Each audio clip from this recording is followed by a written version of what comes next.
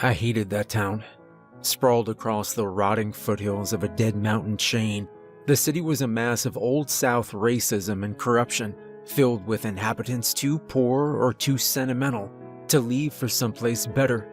The city sweltered in the midsummer heat, smog from traffic mixing with lethal amounts of pollen and dust to form a soup that killed asthmatics as effectively as a whiff of mustard gas. I'd acquired a sum of money from a job a few months back, and my needs were modest, so I had nothing better to do than hang out at the fountain downtown or at the coffee shop nearby. I met Charlie first when I noticed some truly phenomenal photographs on his laptop. They were all beautiful, decayed structures, some of which I'd seen around town. Charlie never made eye contact as he explained in his mild, halting speech that he didn't take the photos. Those were Jack's, but he handled setting up Jack's website. A few evenings later, I was sitting on the floor of Jack's tiny apartment, drinking beer and talking with a small group of kids that were most excited by abandoned and condemned buildings, fire hazards, and other signs of urban decay. They called themselves urbexers, or urban explorers. The leader of the group, Jack, was passionate about his photography and was working his art into his college thesis. Jack was tall, with a surfer's build that could have landed him a contract to model for Abercrombie & Fitch if it weren't for his shock of unruly blonde hair. Jack's girlfriend, Annie, at first glance seemed to perform no function aside from looking very good and hanging on to Jack. I asked Charlie about her once, and he said that Annie was a very good listener, which is what Jack seemed to want. Shane was huge. He topped 400 pounds, standing well over 6 feet tall, with thick slabs of muscle overlaid by thicker slabs of fat. He was from some no-name community in the forested hills of Middle Alabama, and he dressed as if he was prepping for a deer hunt.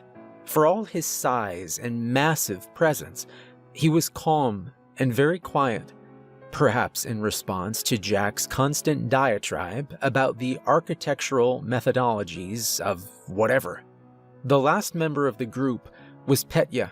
She was a transplant from some formerly Soviet bloc country, uprooted from all that she knew and rudely shoved into the semi-rural Alabama soil, watered a bit and told to deal with it.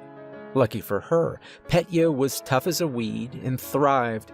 She was short and hard, looking more like a 13-year-old boy than a 19-year-old woman.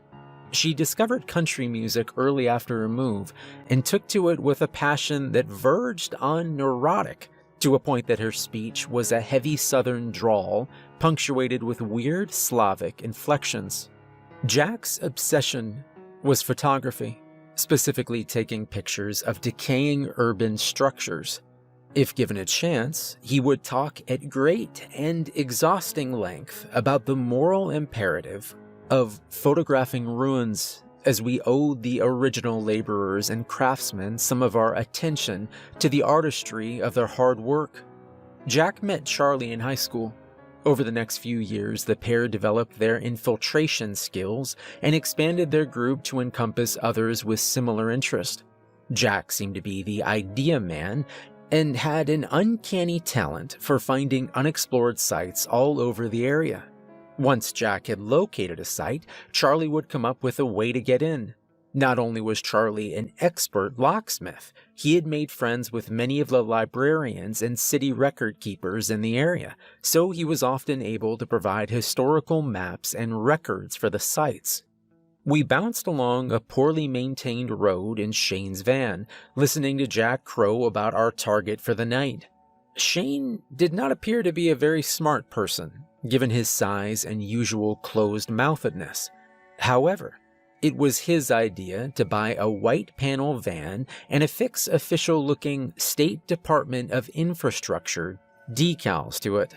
He had mounted yellow bubble lights to the top and black and yellow caution tape around the bottom. When we stopped, he pulled a few orange traffic cones off of a metal mount on the front of the van and placed them in front and behind the van. "Isn't that kind of conspicuous?" I asked. Shane smiled. "Yep. Ain't no damn hooligan kids want to be conspicuous, so the van must be here on official business. Here it is, man. Jack clapped me on the back. Holy of holies, the waterworks tunnel. 1/2 mile straight through a mountain, and Charlie can get us in. I turned and looked at the small metal door set into the side of a hill. It doesn't look like much, and I didn't think it was that hard to get into. It's not, Charlie said, but we're going into the side tunnel. Charlie walked around to the near of the van and pulled out a pickaxe. I wouldn't have been more shocked if he'd pulled out a severed head. As a rule, urbexers greatly disapprove of any actions that change a site.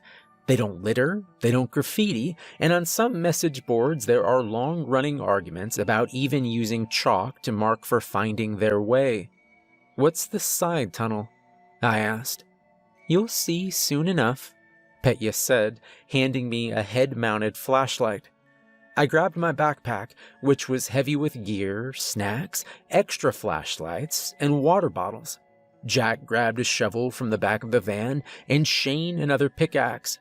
Moments later, the van was closed and locked, orange cones glowing in the dim light. Charlie produced an actual key to the lock on the metal door and hauled it open. He caught my look and said, "Helps to have friends at City Hall." One by one, we walked single file through the door into the waterworks tunnel. Petya closed the metal door with a grunt, and the boom echoed through the darkness.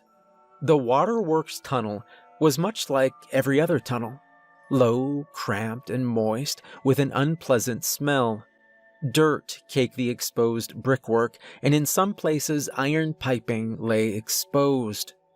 Back like 100 years ago, when the Dunn brothers built this thing, there wasn't a good way to get water from the Cahaba River into town, Jack said. So they bored this tunnel right through the mountain, out the other side to where the river is. The side tunnel, though.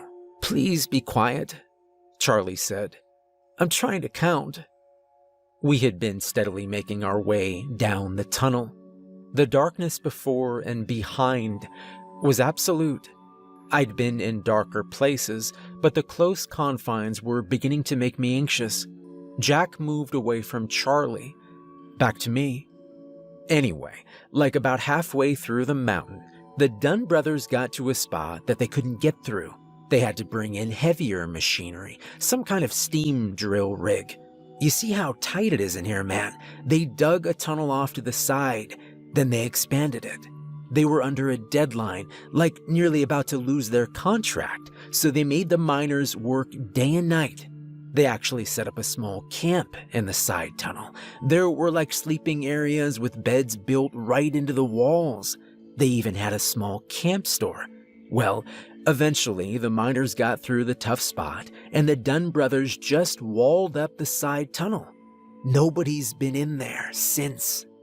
Jack's words echoed sibilantly down the tunnel. Nobody until us. Shane laughed. It's bullshit, Petya said.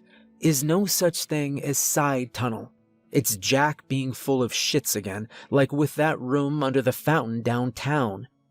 Hey, that was real, Annie said. He couldn't get the... Please be quiet, guys, Charlie said, playing his flashlight around the floor and signs of the tunnel.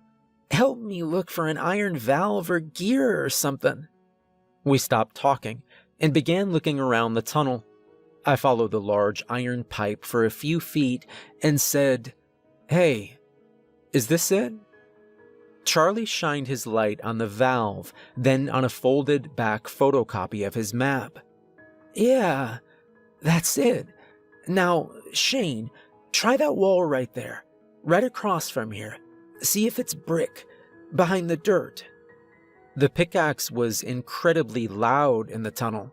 Good thing there's a mountain between us and anyone that might hear that, I said, holding my hands over my ears. Petya smirked and handed out ear covers from her backpack. Shane bashed the wall with a pickaxe a few more times, then scraped at it with the side of the axe. Yep, that's concrete over brick right there, Shane said, pulling a crumbling red brick loose with his pick. Jack eagerly grabbed the sledgehammer. He and I took up positions on either side of Shane, and we began to hammer away at small spots on the wall. Several minutes later, Jack's sledge punched through the wall a few feet farther down the tunnel. "Hey, I'm through," Jack yelled. "Come on, help me." Shane and I moved near him, breaking the 100-year-old brickwork. Annie made a few feeble attempts at moving bricks out of the way until Petya shoved her aside. "You might break a nail," Petya growled, and began stacking the rubble into 2 careful piles on either side of the widening hole in the wall. Charlie donned gloves and helped, and soon we stood before a small hole that appeared to open into another larger chamber. Charlie handed Jack the large spotlight. "After you, sir," Charlie said, bowing slightly and extending his arm towards the hole in the wall. Jack grinned and ducked into the hole, followed by Annie, Charlie, Shane, Petya, and finally, me. From the other side, the bricked-over section was much larger than the small opening we'd made, at nearly 6 yards across. There were a few wooden crates stacked on the sides of the tunnel, covered by dirt and dust-covered tarpaulins. The tunnel was narrow at first, but seemed to widen at some distance away. Its walls receded into the gloom, out of the reach of the small bright beam of light cast by Jack's spotlight. Jack moved the light around slowly, illuminating the side tunnel for the first time in over 100 years. "How big was this tunnel supposed to be?" I asked. "According to the map, maybe 30 feet wide and 200 feet long," Charlie said. "It's a hell of a lot bigger than that," Shane said, staring off into the darkness. "I think it gets a lot wider down there." "Okay, guys, let's get what we came for," Jack said. "Annie, hand me my camera back. We need to document this as we go through it so we can have photos of the tunnel in its pristine state." As Jack set up his photography gear, we dispersed, each of us shining lights around the first part of the tunnel. I noted to myself that none of the group seemed particularly willing to go further down the tunnel. Jack began snapping photos, the flash flaring like lightning. "Hey guys, look at this," Shane called from farther down the tunnel. The light from his flashlight made him seem small in the darkness, and his voice echoed strangely. Charlie, Petya, and I walked down the tunnel to where Shane stood. "This isn't supposed to be here," Charlie whispered. I'd heard that line before. Hell, I've said it before. Suddenly, I was gripped with a panicky certainty that I should leave, drop my pack, ditch these fools, and run all the way to the doorway in the mountainside, open it, and keep running, maybe all the way to the ocean. I shuddered once, swallowed, and pushed it down. I had a job to do.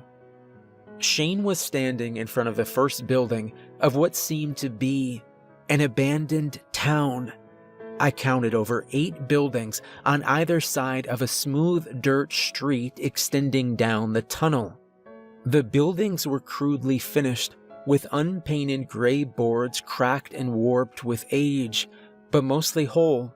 The cavern in which they stood was quite large, but the roof was low enough to see by flashlight. "Jesus," Jack said, startling all of us.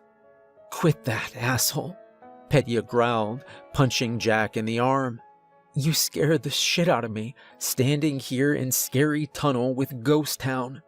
She got closer to him, with a finger in his face. "You're full of shit again, Jack. You set this up to pull prank on the new guy, yes? Y'all knew this was down here." Jack backed up a step. "Hey, back off. We had no idea this was down here. Are you serious? We had to break through a damn wall. How could we have known this place was even down here?" "The news articles I found did say they built a camp for the miners," Charlie said. The whole area was sealed up until we knocked a hole in the wall, and it seems pretty dry down here. So the buildings were basically mummified." Petya rolled her eyes. "Is exactly what we need. Mummy bridges." She slugged Jack on the arm again and stomped off. "Yeah, a camp, Charlie," Shane said. "This ain't a camp. This is a whole town. There's what, a dozen old buildings down here." "I want to get out of here, Jack. Take me back to the van," Annie said, and leaned on Jack in such a way as to press many exciting parts against him. Petya rolled her eyes. "We're not going back now, Annie. We just got here. If Jack is right, we're first. We're never first at anything." That seemed to steal Jack's resolve. "She's right, Annie. This is the type of thing that lands me a National Geographic deal." Charlie glanced at Jack. "Us, Jack? All of us?" "Of course, man. We'll be famous. Let's get a shot of that building there," Jack said, with a distracted look that indicated he was no longer thinking about the current conversation. Annie and Shane cautiously investigated the shack on the opposite side of the tunnel. Petya and I walked down the tunnel, past the first few buildings, to a larger clearing. The center of the clearing held a large stack of ancient, mostly burned wood in a circular fire pit. A few rusted metal cans lay scattered around the pit. To the left and the right of the fire pit, tunnels extended and disappeared into the darkness. I'd done my research for months, looking in the basements of dusty college libraries and used bookstores, scouring thrift stores, yard sales, and once I got to Birmingham, reading the papers, looking for reports of the missing. I had more doubts than clues, with only the scars upon my face as evidence that the thing I sought was real and not a paranoid fantasy of my own making. I knew I was in the right place when I saw what lay in front of us. At the end of the side tunnel, carved into the raw rock wall like some hillbilly Petra, rose the face of a large building that could only be a church. The carvings had a crude look to them, columns and lintels hammered out of the stone with minors chiseled by men who might have seen a drawing of a Roman column in a newsprint. Crosses decorated the facing at various points, but my eyes were immediately drawn to the symbol above the only door. I recognized the symbol's loops and angles, but only in reverse, as I have only seen it in one other place, my own mirror, as a faint white tracery only visible now under the bright glare of the light, reflecting off the scarred skin of my forehead. At that moment of recognition, as if in sympathy, my scars began to itch, faintly, but the itch was there, a subtle warning. Get out. I knew I should listen, but it had taken so long to catch the faintest trace of the trail. Hey, look, a cave. I wonder what's inside, Petya said, with a knowing smirk. She shouldered her pack and walked into the doorway. I had no choice but to follow her. The doorway opened into a small low tunnel, carved out of solid rock. After a few feet, the tunnel turned sharply left and turned again to the right, then opened into a larger room with a downward sloping floor. The remnants of wooden pews sat rotting silently on either side of the narrow aisle leading down to the front of the room.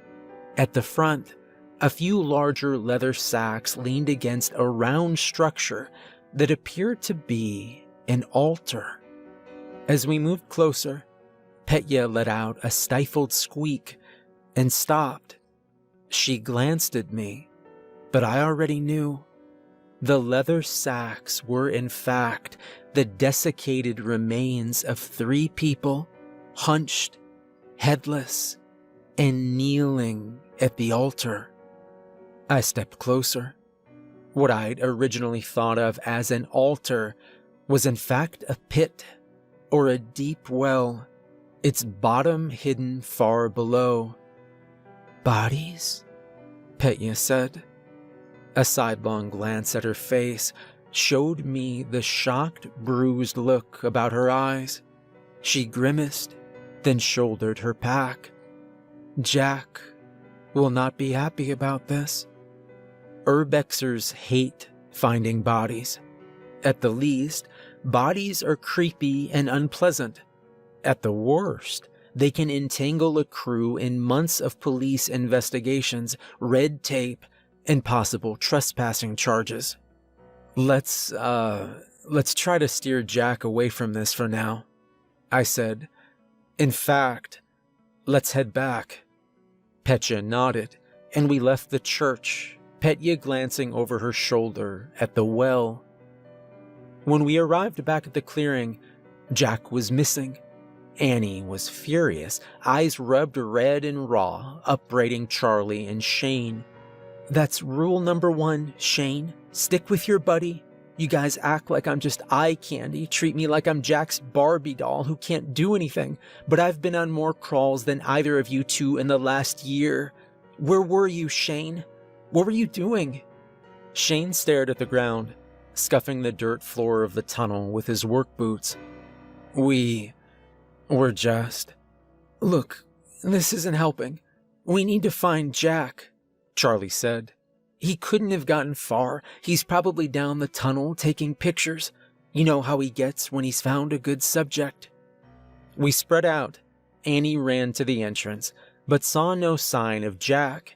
I checked a few of the wooden structures, but found nothing. When we reached the end of the side tunnel, in front of the church, Charlie wanted to check inside. "Petya and I just came from inside there," I said. I glanced at Petya, who shook her head. She knew as well as I that the revelation of the 3 mummified corpses in the church would send the rest of the crew into a panic. "If you want, I'll run in and check. Go look in these other buildings. I'll be right back." Charlie rounded up the others and walked down the tunnel to the right, calling Jack's name as they went. I turned and walked back into the church. As I followed the tunnel's turns, I noticed light shining from the well room. Dreading what I would find, I walked into the small room and found it as Petya and I had left it, empty, save for the 3 mummified bodies clustered around the well and Jack's large spotlight positioned at the top of the well. "Well, shit," Shane said, in that peculiar southern way that splits a single-syllable word into 7 or more syllables.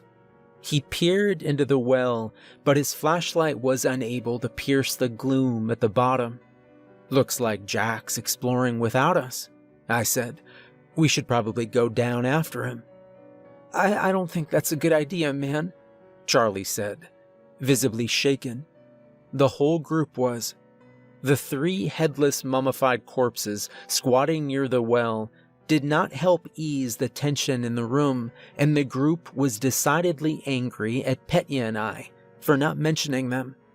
"You're going in there after them, Charlie," Annie said. "You owe it to him. And if you're too afraid to go, I'll go." "We all go," Petya said. "I've seen the scary movies. We don't split up. Splitting up is when monsters get us." She shoved Shane out of the way, adjusted her headlamp, and began the descent. Annie followed, then Shane, and then Charlie.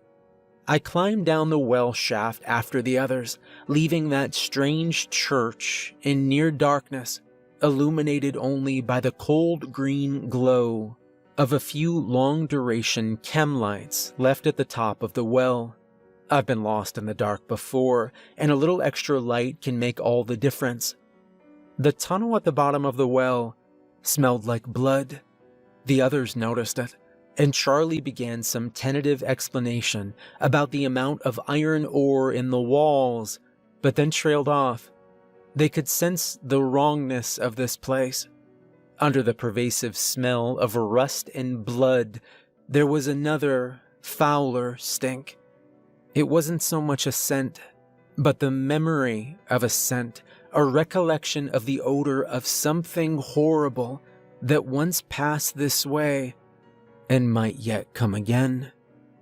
When we reached the first intersection, Charlie asked us to stop. He fished in his backpack and pulled out a can of highly reflective spray paint. "Charlie," Shane said, "urbexers don't leave traces. Worst case, they use chalk because it washes away with water. They don't spray paint anything." "Screw this place, man." Charlie popped the top, shook the can, and sprayed a large arrow on the tunnel wall, pointing back to the well. "Screw it in the ear." Petya startled us all with her cackled laughter. "In ear? Good one, Charlie." That set the rest of the group off, and for a time, eased their growing fear. We turned to the right and followed the new tunnel, periodically calling for Jack. The tunnel forked, split, and forked again. "There's miles of tunnels down here," Shane said. "How the hell are we gonna find Jack in all this? He's not leaving any markers, and the floor's too hard to see his footprints." "We'll find him," Charlie said. "These tunnels have to go somewhere. What I'd like to know is why they're here. At first I thought this was a coal mine, but there's no bracing like I expected. So I thought maybe it was a saltpeter mine. That would explain the lack of bracing and the crazy tunnels. But I haven't seen niter on any of these walls.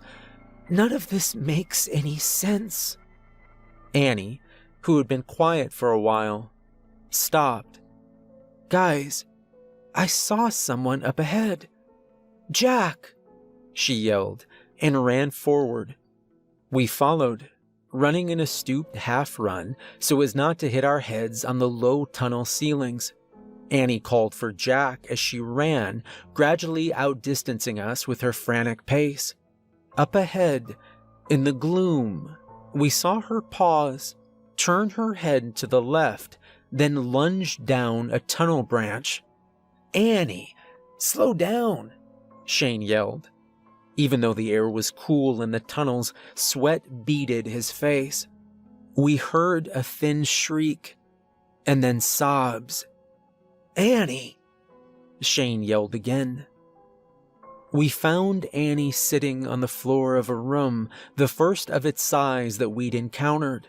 The floor was hard-packed earth, like the rest of the tunnels, but there were a few old wooden boards scattered around. Her pack was open in front of her, and she was muttering a quiet stream of obscenities. She'd removed a boot and was wrapping her foot in gauze from a first aid kit. "Sorry, guys. I tripped over a damn board. I guess I was going too fast. I didn't watch where I was going." Shane and Charlie hurried over to her, clucking like upset hens. Charlie pronounced Annie's ankle sprained. "I guess we should take a rest break," Shane said. "What time is it?" "About 3 a.m, Charlie said, looking at his watch. "It feels like we've been down here for hours." "We should go back," Petya said. Annie shook her head firmly. "No, I'm not leaving without Jack." "Look, Annie, I know you thought you saw him," Shane said. "But we don't even know if he's down here," Charlie said. "Yes, he is. We saw his spotlight at the top of the well," Annie said. "I know, but that's just it," Charlie said, taking a bite of a protein bar. "Jack's a pro. He wouldn't come down here without us. I've been thinking, what if we have it wrong? What if he left the spotlight behind while he went to find us, and we somehow missed him?"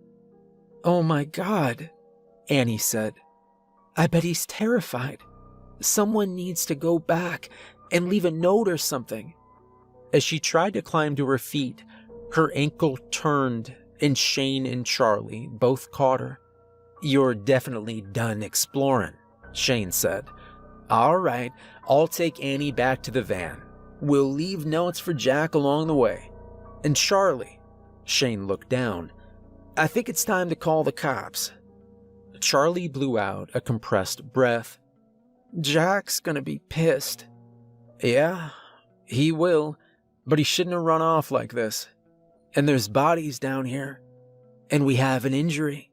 You want to keep going on these field trips, we better play by the rules. Give us 3 more hours, Shane, I said. If we can't find Jack by dawn, no problem. We'll pack up and head to the entrance and we'll call the cops, but I think we'll find it before then. And call Roberto, Charlie said. Shane tightened his jaw. Roberto was Shane's ex, and they'd had a bad breakup, but Roberto was a long-term detective on the city's police force and could smooth things over for the group. I know you're still pissed at him, but we need his help. Shane helped Annie up, and she leaned on him as they staggered out of the room. I could tell from the set of Shane's jaw that he was pissed, but I knew Annie would make him call the cops.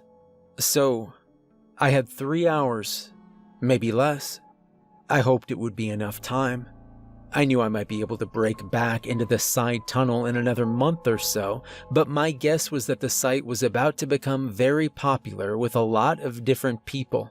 I clenched my fist. I was very, very close, closer than I had really ever been. I was not about to let this opportunity slip away. I stood up, dusted off my jeans, and gathered the few items I'd pulled from the pack. Time to go find Jack. There's a lot of branching tunnels down here, so remember to mark them, Charlie. I think we missed a few when we were running after Annie. I turned to Petya. You're the best mapper down here. Do you have any ideas of where we are? Yep, Petya said. We're about half a kilometer from the well, in pretty much straight line from there. Plenty of places for Jack to be. I say we do maze logic, pick right-hand wall, and follow it until it ends or loops back. We go for 90 minutes. If no Jack, we head back to well. Surely we'll find him before then, Charlie said. It's after 3 in the morning. He has to be tired. There couldn't possibly be anything that interesting. Charlie stopped, turned his head. Then I heard the screams. Mentally, I was prepared for this. I knew that I'd made a conscious decision to lead these kids into a trap and to use them as bait. I rationalized that by putting a few people at risk, I would be ultimately protecting many more. I knew that was just rationalization. In truth, I didn't feel guilty about putting my friends in danger. I felt guilty about not caring about them at all when endangering them put me closer to my goal. Annie, Charlie yelled. We ran out of the room and down a tunnel towards the sound of her voice. I saw her first, lurching against the tunnel wall, dragging her injured foot, eyes deep-socketed and huge in the bleached white mask of her face. Her shirt was splattered with a spray of blood. Shane, she said. It got Shane. What got Shane? Petya asked. I don't know. We were close to the well. Shane kept saying he heard something walking behind us, but when we looked, there was nothing there. So we kept walking, and then there was something there, and it took him. Her face crumbled in grief. It just pulled him right out of my hands. I don't know if he knew what happened. His face, he just looked so confused. Petya took Annie's hand, and Annie clung to her, sobbing. I knelt with my pack on the tunnel floor and rummaged through it. When Charlie saw the gun, he stepped back a pace. Jesus, what the hell is that thing? It's a shotgun revolver, 6 chambers all loaded. If you have to use it, be really careful. It's got no safety to speak of. The gun scared the shit out of me. It was huge, making Dirty Harry's Magnum look like a squirt gun. It was heavy and unwieldy and hurt like a bastard to fire, but it was shorter than a shotgun and took shot shells, which was useful, as I had hand-loaded every shell. I had no idea what might kill or even hurt the thing I hunted, but I had my hopes. Buckshot mixed with either rock salt, silver shot, gold shot, mercury, garlic, or finally, communion wafers and holy water. If that didn't work, I had some hollow point solid rounds that I could use on myself if it came to it. I pulled out 2 long hunting knives. "Why would I have to use it?" Charlie asked, pushing his glasses up and blinking rapidly. "In case the thing down here with us gets me before it gets you." I handed the 2 knives to Charlie and Petya. "Careful with those 2. They're sharp. I electroplated them myself." "Will they work?" Petya asked. "I have no idea," I said. "I picked most of this stuff up by watching Supernatural reruns. I'm making the rest up as I go." "We're so screwed," Petya said, and shook her head. "I think they'll work. Worst case, it'll drive the thing off for long enough that we can get away." Annie, who had been very quiet, looked up at me. "You knew." She lunged forward and punched me hard in the side of my face. I fell back and cracked my head on the tunnel wall. "You knew! You knew something was down here, you bastard! You let us all down here as bait," Petya said, and sighed. She stood up from her near crouch and eyed me with contempt. I got up, rubbing my throbbing forehead. "Look, I've been hunting this thing for a long time. It's killed people, and it's my fault. I let it out, so it's my responsibility to take it down." "And you're the one with the gun," Charlie said. "Right? I'm the best chance any of you have of living through this, and I think that if there's anyone with a chance of hurting this thing, it's me." I stood and put the gun into a holster and put 2 moon clips each into my jacket pockets. I shouldered my pack. "Let's go. Annie, take us back to where it got Shane. Everyone, stay behind me." I pulled the gun out again, and we started walking back down the tunnel toward the well. The trek back was far worse. Charlie's markers glittered like cat's eyes in the distant gloom, and we all kept seeing shadows at the corners of our vision. Twice, I nearly wasted ammo on a slight imperfection in the tunnel wall. The weight and bulk of the shotgun pistol made it extremely uncomfortable to carry for any length of time, so I eventually settled for keeping it in the holster, pulling it out any time I thought I saw something. We could see the handholds of the well when we reached the area where Shane was taken. There was a great deal of blood splashed on the wall, and more trailed off down a tunnel that forked off from the main one. "There's the well," I said. "You 3 take the knives, climb up, and get out of here. Call for help. I'm going after it." "I'm not leaving without Jack," Petya said. She looked at Annie, then looked away. I remembered the way Petya looked at Jack when she thought nobody was looking at her.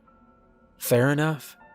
"I think we all know Jack didn't make it," Charlie said, wiping his eyes.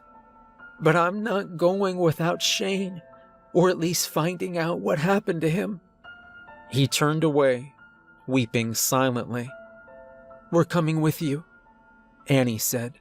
"I'm not leaving without Jack either, or at least without knowing what happened to him. And like Petya said, we don't split up. You saw what happened to me and Shane when we went off on our own." I looked at all the blood on the ground. Nobody knows we're down here. They might find the van, but they won't find the entrance to the side tunnel. I've been in this kind of situation before. Things change when the cops show up. There will be a cave-in, or a flood, or the cops will walk all down the length of the waterworks tunnel and they simply won't see the hole we made because they can't, or because they don't really want to. If you follow me, I'm probably not going to survive this, so you won't either. Annie took a step closer to me and shook a fist in my face. You can get off your white knight hero horse now, asshole. She grabbed my collar and began to punctuate her sentences by shaking my head. Find my boyfriend, now. I stepped back against the wall and pushed her away. Fine. So be it. We followed the spatters and smears of blood down a long tunnel that snaked and twisted and sloped downward, gently at first, then more steeply. My scars had been itching faintly since I climbed down the well, but the itching had increased to a shrill, insistent whine against the nerve endings of my skin. I could feel the looping scrawl of each scar, so faint as to be invisible in daylight, etched into my face as if held in place by a net of white-hot wires. The air in the tunnel began to thicken with moisture, the walls shining wetly in the reflected beams of our lights. I stopped, holding up a hand to warn the others. I see light from up ahead, I whispered. Somewhere down the tunnel, a pale golden light flickered. I pulled the revolver from its holster, cursing its weight for the 100th time. We continued down the corridor, cautiously and slowly, partly due to fear, and partly due to the floor, which was very steep and slick with moisture. The tunnel ended abruptly, at a thin ledge that bordered a space wide and open and chaotic with shapes. At first I couldn't make sense of what I saw, the lines and forms overlapping and merging, like looking skyward at the moon through an ancient tree. We all stood on that ledge for a moment, gasping, maybe making some small sounds as our minds fought to process that view. Gradually, my eyes traced the subtle lines and edges of structures clustered against the walls in claustrophobic clots and knots like a type of architectural tumor.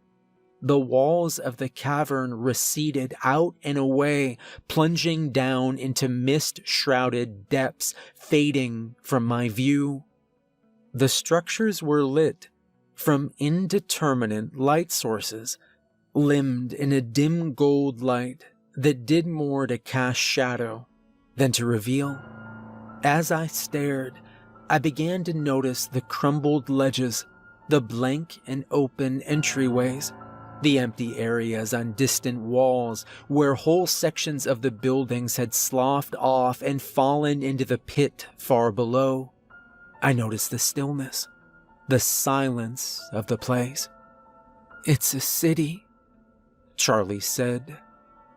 A dead city, I replied. How can it be a city? There's no streets. Those doors open out onto thin air. That makes no sense, Annie said. It makes perfect sense. If you have wings, I said. I gestured at a brighter area down the ledge to our right. That's where we're going. The ledge was smooth, its surface glassy but not slick. It seemed to emit a faint gold light that was only visible from the corner of my vision. We crept down the ledge for a few 100 yards, reaching a wide platform. Against one low wall was a large seat of sorts, and in front of that seat was a long, rounded, metallic table. Shane's corpse glistened wetly on the table, chest cracked open, ribs splayed wide like two open, skeletal hands.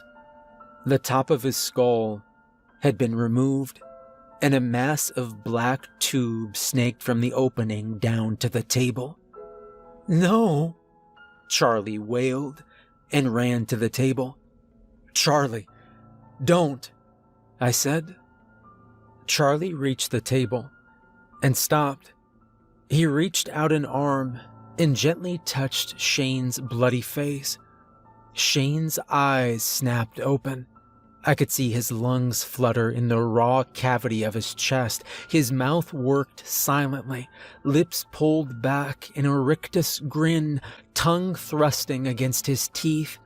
His whole body began to twitch and spasm, then the black tubes penetrating his skull writhed and pulled taut, and the spasm ceased. Shane's eyes rolled up in his sockets, and his eyelids closed, almost peacefully. Charlie whirled to face me, face contorted with rage and grief, silvered hunting knife held in a murderous grip in his hand. What did this? What the hell did this to him? As if in answer, the thing hit him so fast it was a blur. Charlie let out a brief scream as he was hooked high up into the air, then screamed again in rage. I saw Charlie plunge the knife deep into the thing's abdomen, pull it out, and plunge it in again. The thing let out an ear-splitting shriek and let Charlie go. Annie, Petya, and I watched as Charlie fell, tumbling over and over into the depths. The thing crashed to the floor and skidded to a stop against the cavern wall. "Shoot it!" Annie yelled. "Kill it now!" The creature stood as I raised the gun with two shaking hands. The thing was huge, standing over 12 feet high. It took a staggering step forward on curiously back-bent legs, then another. It shuddered, and I could see a milky iridescent fluid seeping out of a wound on its belly.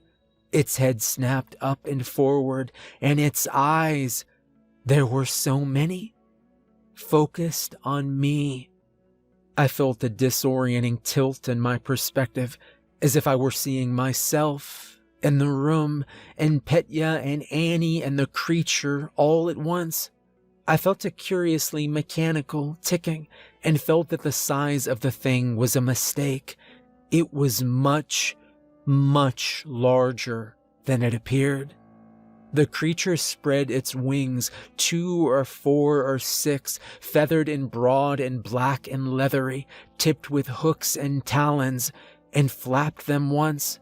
Its scent billowed over all of us, the scent we smelled in the tunnels, acrid and dry, like oranges rotting in the desert sun.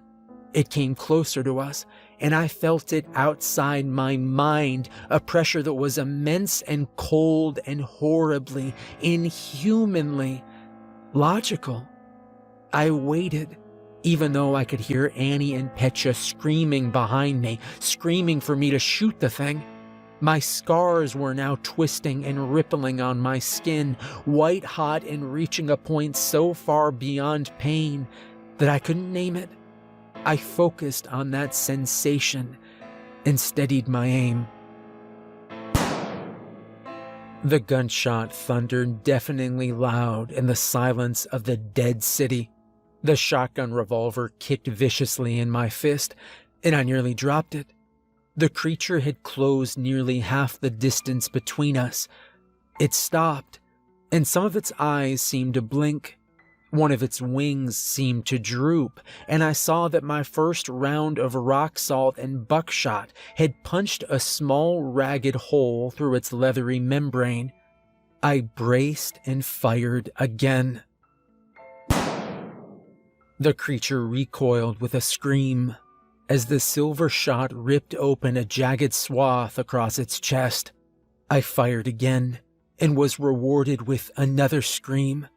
It was so close that its stink was suffocating. I fired again and again, the thing reaching out for me with so many arms, its wings fluttering so fast, they were a blur. Then, it had me.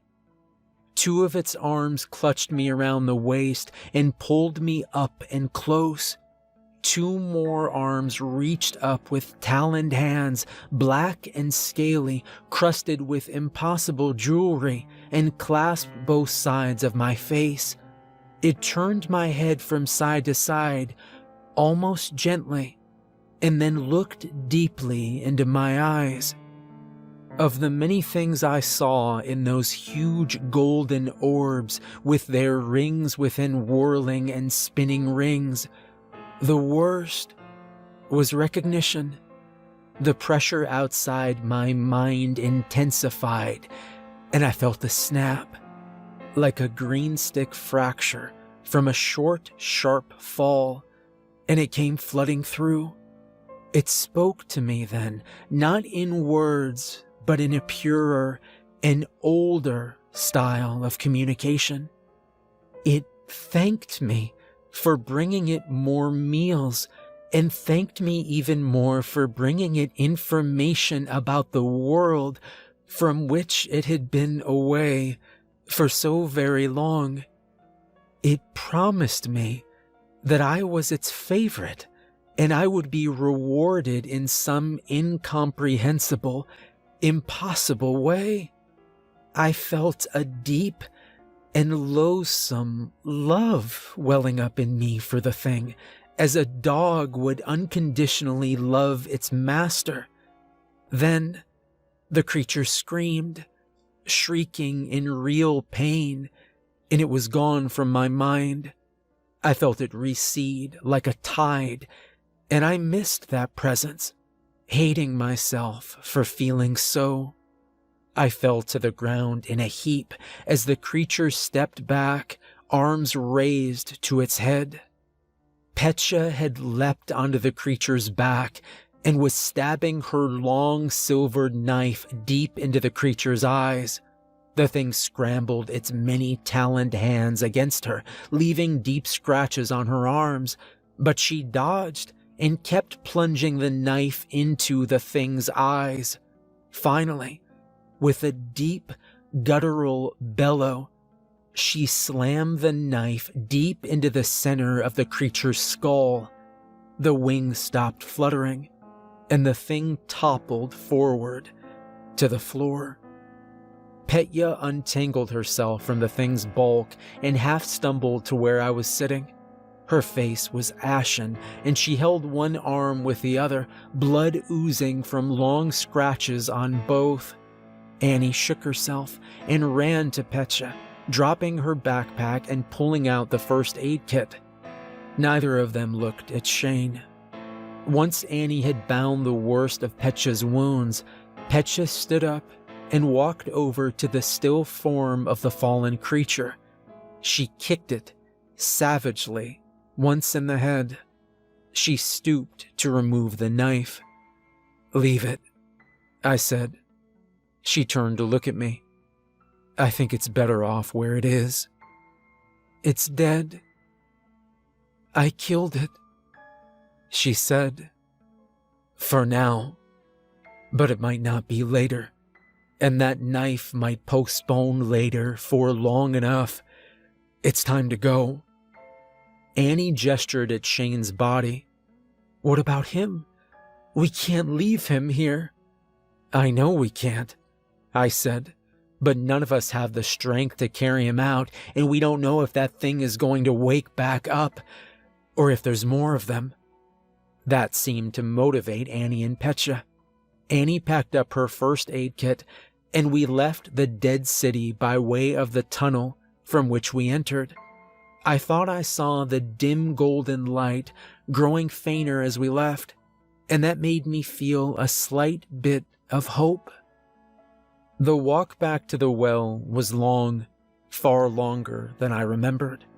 The lower tunnel floors were sloped upwards and slick. Annie and I both fell at least twice, which did nothing to improve my headache or Annie's sprained ankle. Petya had lost a shoe in the fight and had kicked off the other one before leaving the cavern. I thought about that shoe a lot while walking out of those tunnels.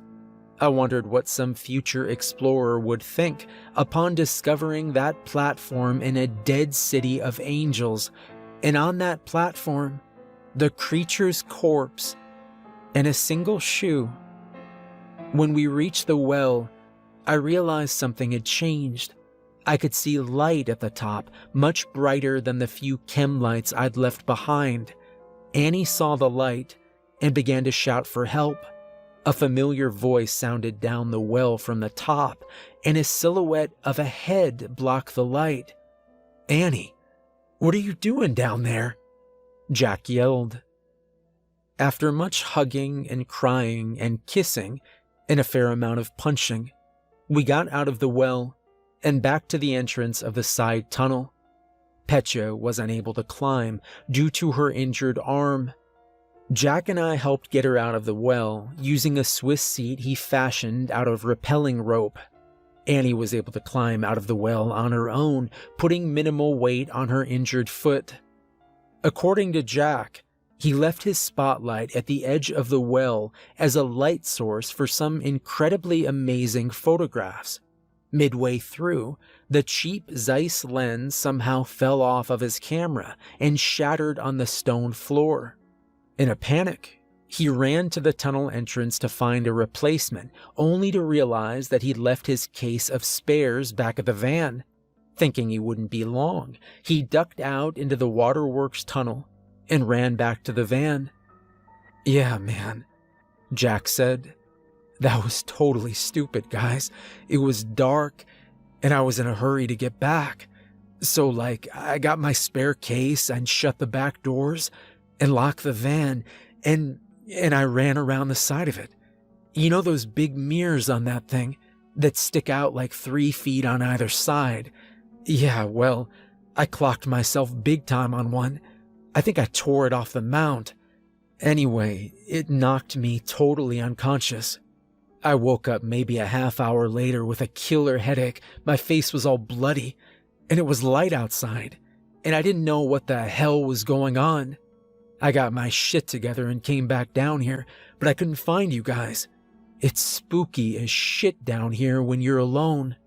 I was about to freak out until I heard some noises coming from the well, and then I was really gonna freak out." He paused to take a breath and a sip of water from a bottle. "Man, Shane's gonna be pissed when he sees what I did to the van. Hey, where's Shane?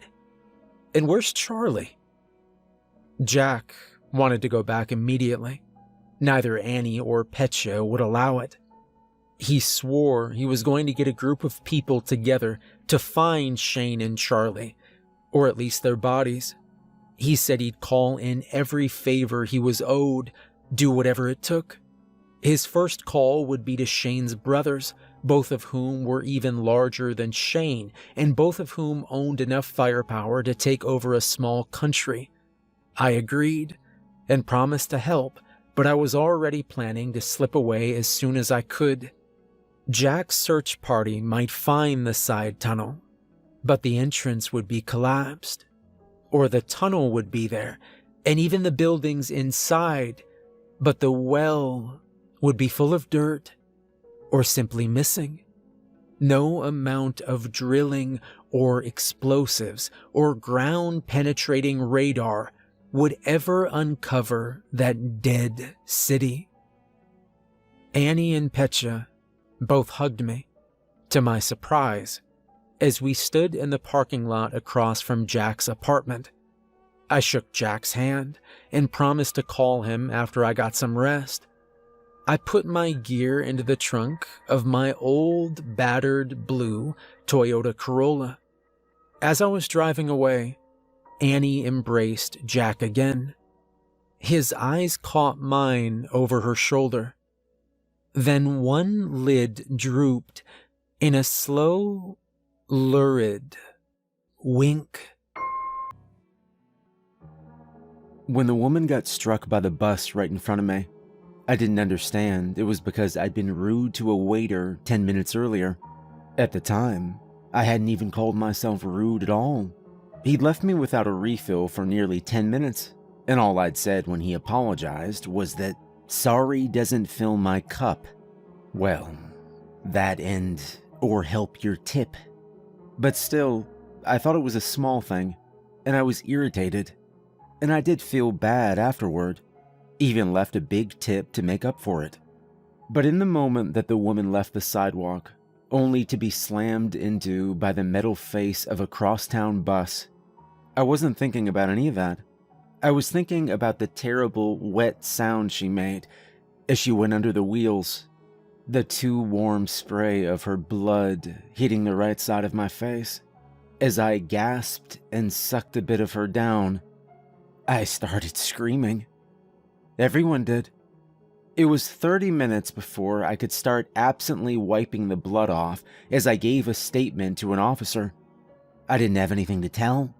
I'd not even noticed the woman beside me until she stepped into oncoming traffic, and I had no idea that she might have been pushed at all, much less because of my prior sin. It wasn't until I got home and started stripping off everything that I found it.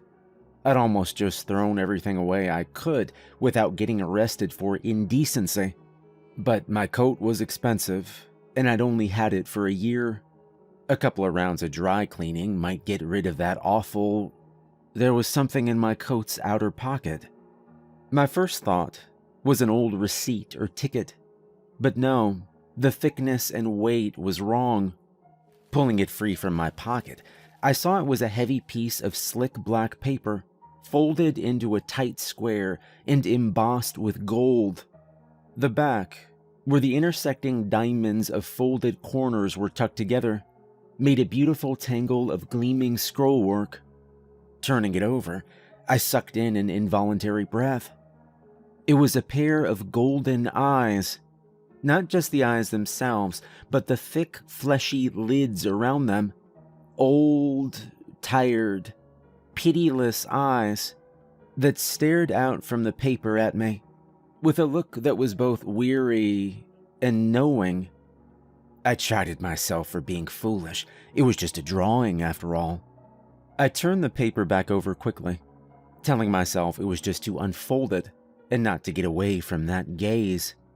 Opening it up, I found the inside was a nighttime blue, glittering with lines of silver text set to mimic a small and efficient style of handwritten note. It said, "If you found this note, you've acquired a very unique companion.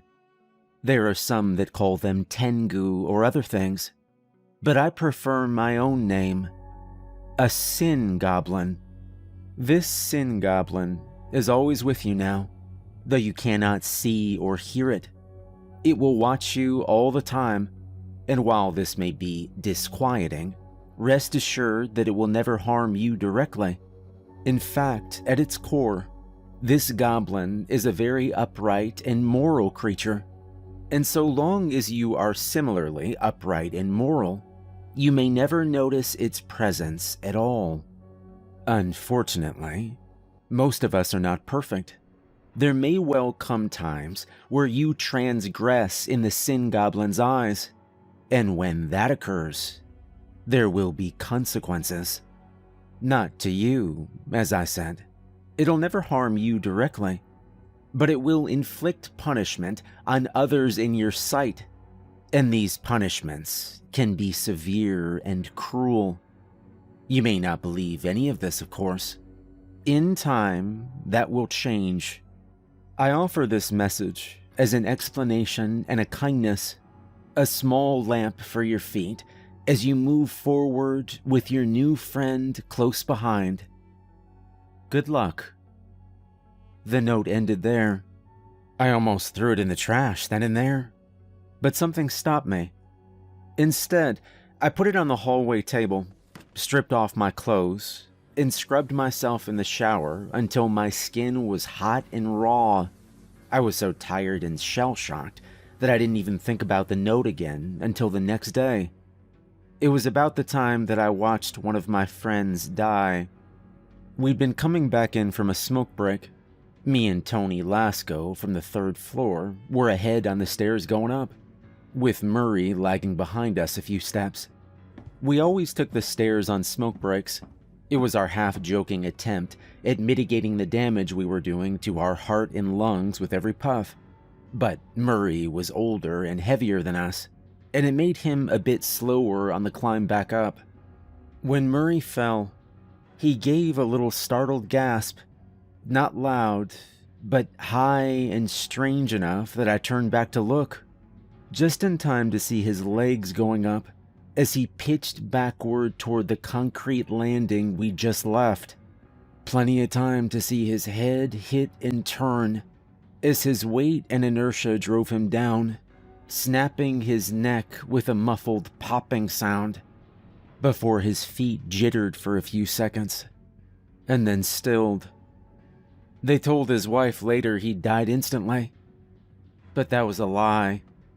We watched him gasp wetly for breath, his eyes rolling like a scared fish as he tried to understand why the world was suddenly upside down and closing in. I was wondering the same thing. Over the last 2 years, I've been responsible for 22 deaths, 18 cripplings, 5 blindings, 2 deafenings, and 1 animal attack that, well, that person's still in ICU and isn't expected to survive. For the first few days, I was in disbelief, but by the 5th accident in my proximity, I was being questioned by police as a person of interest instead of a suspect. When they started questioning my bosses at work, my job didn't last long. Not that anyone could actually say I'd done anything.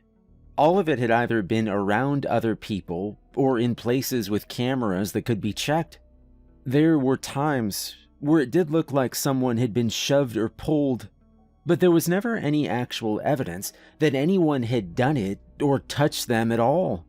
By the time they got tired of talking to me, I'd already reached the point where I barely left my house, and when I did, it was like exiting a space capsule to gather resources on some alien and hostile world. I guarded everything I said or did, every look I gave, or tone I had when speaking. I'd practice phrases and expressions in the mirror, canned responses and requests for every scenario I thought might occur during my expeditions out into the world. I found remote work that required no real interaction beyond emails, and I'd spend hours scrutinizing every detail of a paragraph before hitting send. And for a time it worked. The horror started declining, and by 6 months, I was averaging only 1 incident every few weeks. By my first anniversary of getting the card, I was on a streak that lasted for nearly 13 months. I almost bought one of those workplace signs to hang in your office. You know, the ones that let you brag about how many days it's been since an incident. But then I thought the Sin Goblin might take offense at that, and I quickly clicked off the website. I moved to a different state in the meantime. My few remaining friends and contacts in my old town, well, I'd cut them all off out of fear of hurting them. And truth be told, they didn't seem to mind. I thought things would be easier with a fresh start, and I was right.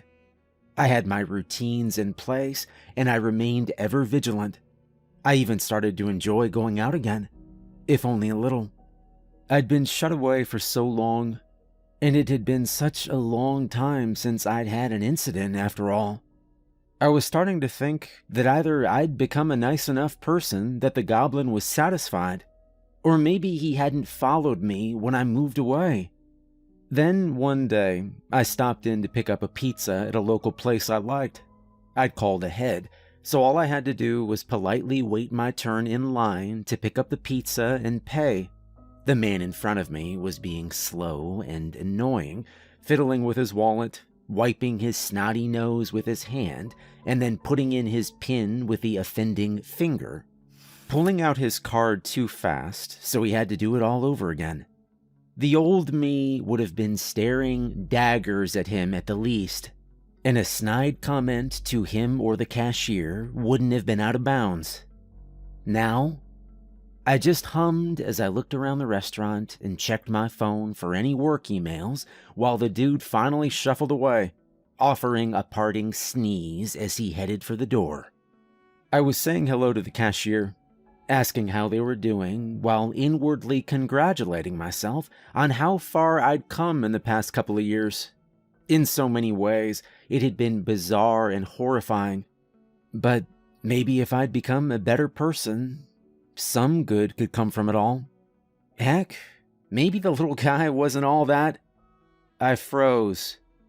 Apologizing breathlessly to the cashier, I ran for the door, opening it as quickly as I could without risking bumping anyone or knocking a passerby outside.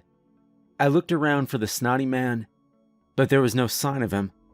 Heart about to burst out of my chest, I raised my voice for the first time in months. "Bless you! Bless you!" He must not have heard. Or if he did, the goblin judged it as too late. Because that night, my next-door neighbor burned to death in her bed. She lived long enough to knock a small hole through the wall into my living room. Not enough to get through, of course. Just enough for me to smell her cooking and watch as she curled up like a spent match on what was left of her bed. The next day, I took $3,000 out of my savings, and I went to a private detective I found online. I didn't tell him about the sin goblin, of course, but I did outline a rough timeline of 2 years of me being stalked and harassed, going all the way back to the day I got a sinister message left in my coat pocket. I tried to retrace my steps at the time, figure out when I'd gotten the goblin and from who, but it never went anywhere. I couldn't remember any strange encounters that day, and all I'd done is go to an eye appointment, rode the train across town to get lunch, and then watch that poor woman get hit by the bus. I didn't hold out a lot of hope the detective would find out anything new, and at first he didn't think he had. He told me he'd spoken to people at the eye doctor's office and the restaurant I'd eaten at, but in 2 years, memories had faded and some staff had changed. Still, no one remembered seeing or hearing anything strange that day. Turning on his computer monitor, he took out a DVD and fumbled it into his desktop. "My last option was the train. No real chance of finding a person to talk to, but I know a guy that knows a guy," he said. "$1,000 of your money got me a copy of the security cam footage from the day you rode the train. I was afraid it was a waste, but then I saw this." Hitting play on the video, he leaned back so I could see it more clearly. It only took a moment for me to find myself sitting on one of the aisle seats of a crowded midday train.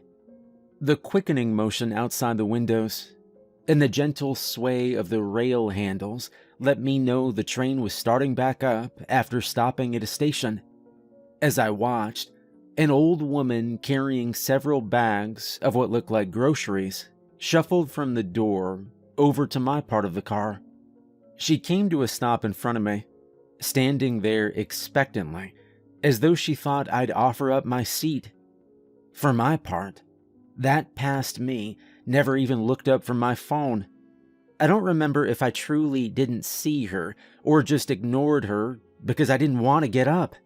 But after a few seconds, it didn't matter. A kid in the row behind me stood up and gave the woman his seat, even going so far as to help her put her bags in the overhead rack before finding another seat further back. I felt anger boiling in me as I stared at the small, monochrome woman on the screen. Was that her? Was that it? Had she really ruined my life and destroyed all these other people because I didn't hop up to give her my seat? Gritting my teeth, I watched her like a hawk as the train rolled toward my station. She was right behind me.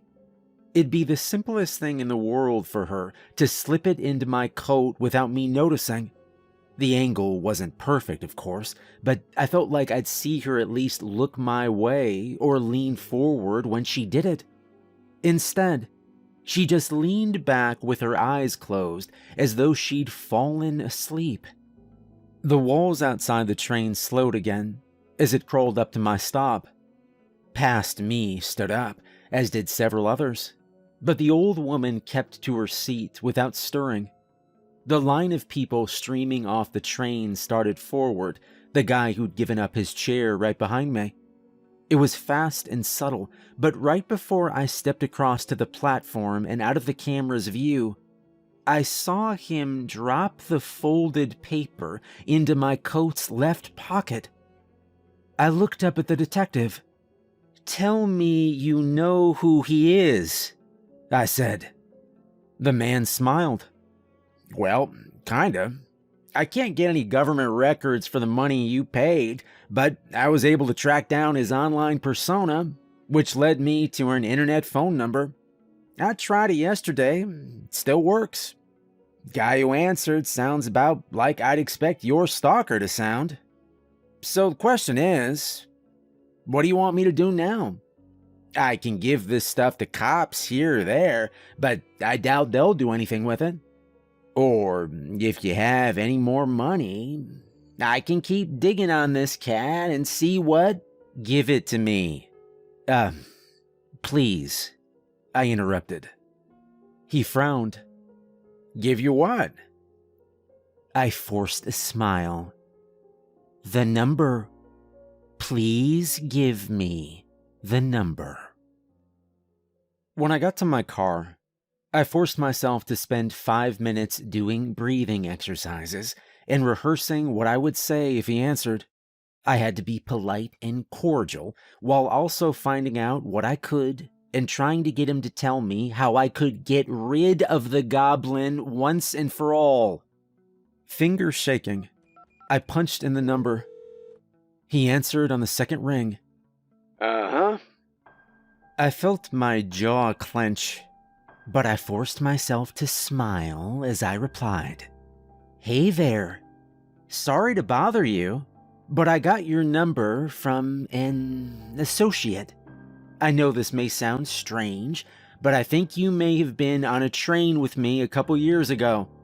You let an nice elderly lady have your seat, and I was sitting in front of you. This was in..." "Oh, so you're the guy, huh?" I felt my face contracting into a frown. "Yes. I think you gave me an envelope. And, a new friend." There was a short bray of laughter on the other end of the line. "Shit, yeah, I did. Shit, man. How did you track me down?" Swallowing, I tried to keep my voice even.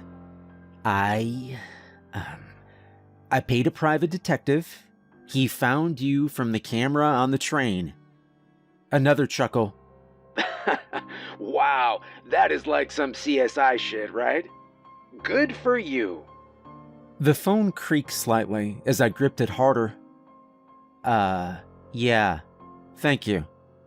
I just wanted to know how to leave my new companion behind so my life can get back to normal." "Oh, so you can go back to being an asshole like the rest of us, right? I feel ya. The thing is, you can't." "What? Why? I mean, there has to be some way to get rid of it. You gave it to me, didn't you?" "Yeah, that's true. But that's like my family's thing." There was a pause, and then he spoke again, his tone more serious. "Look, man, my family got cursed with this thing like 200 years ago, right?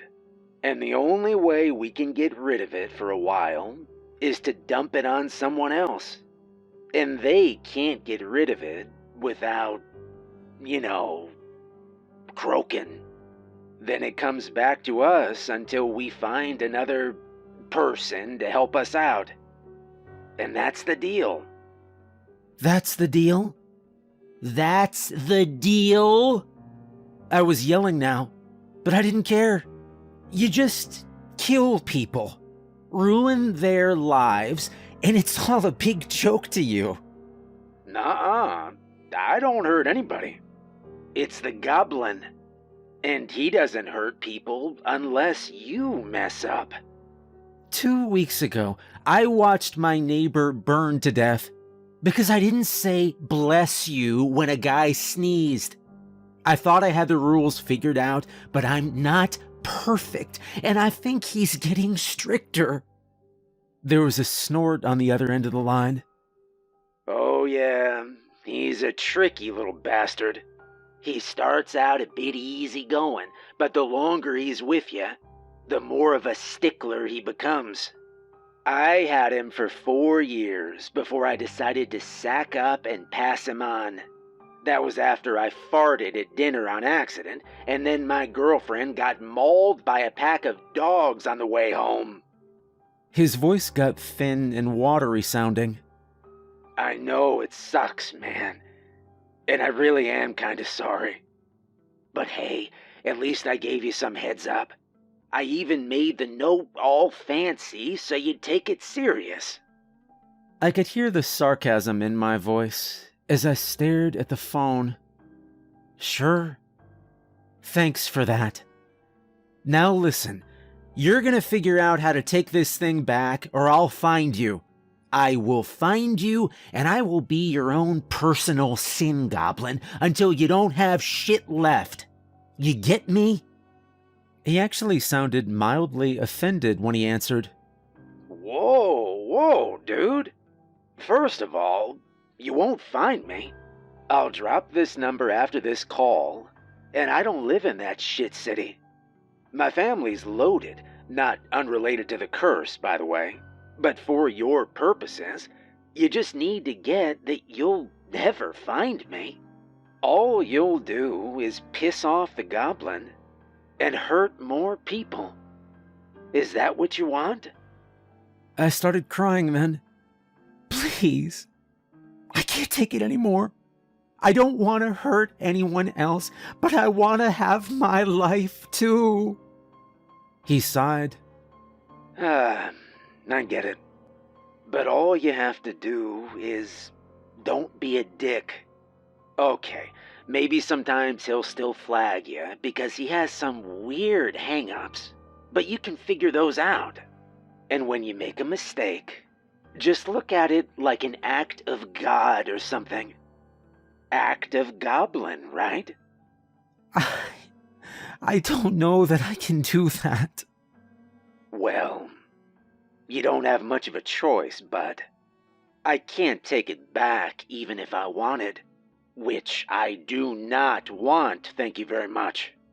I mean, you can take the permanent way out, but I discourage that. And not just because it'll mean I have to find someone else to sick that little bastard on. Just be a good person. And try not to worry about it. How hard can that be? He took a deep breath and went on. Though, truth time, you were pretty aggro during this call, so you might see a bit of fallout from it. Just push past it and do better, alright? That's easy for you to... Oh shit, my food's here. Then the line went dead. I went to recall the number when I saw something at the edge of my vision.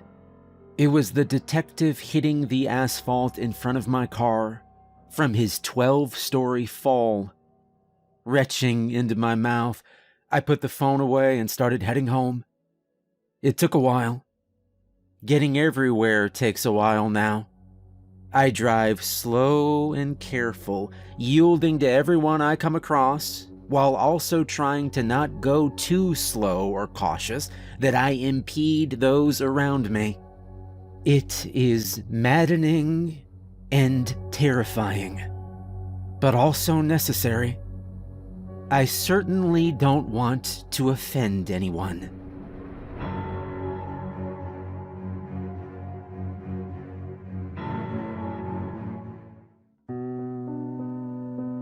You're always welcome. That was the sign that hung outside the motel that my family had owned for generations. A relic from the heyday of Route 66 nestled among large pines just off a 2-lane mountain road. My grandfather was a smart man and very opportunistic. When the cave system nearby was incorporated into the National Park Services, he capitalized on it. He built the motel and shortly after our home right next to it. As tourism expanded, so did the motel, one room at a time. Eventually, our old living room was converted into the offices and the door behind the lobby desk led directly into our kitchen. Eventually, our home and the motel were one and the same, and this is where I grew up. My grandfather passed down the business to my father when my sister and I were born. My father had also grown up in this isolated motel, so my mother always said he was hesitant to force the same fate on us. When my grandfather died suddenly, though, it was less of a choice and more of fate forcing itself on him. I have memories of my father talking about selling it, but that seemed to fade as we settled in as a family. Things seemed to go well for us, for a while at least. I remember this part of my childhood fondly. We lived in a place that seemed to only be described in fantasy books. My sister and I would play in the woods and wander down to the caves, where we enjoyed free admission just for being cute kids and the only locals for miles around. These were the good times. Unfortunately, shortly after my older sister's 9th birthday, she began to get sick.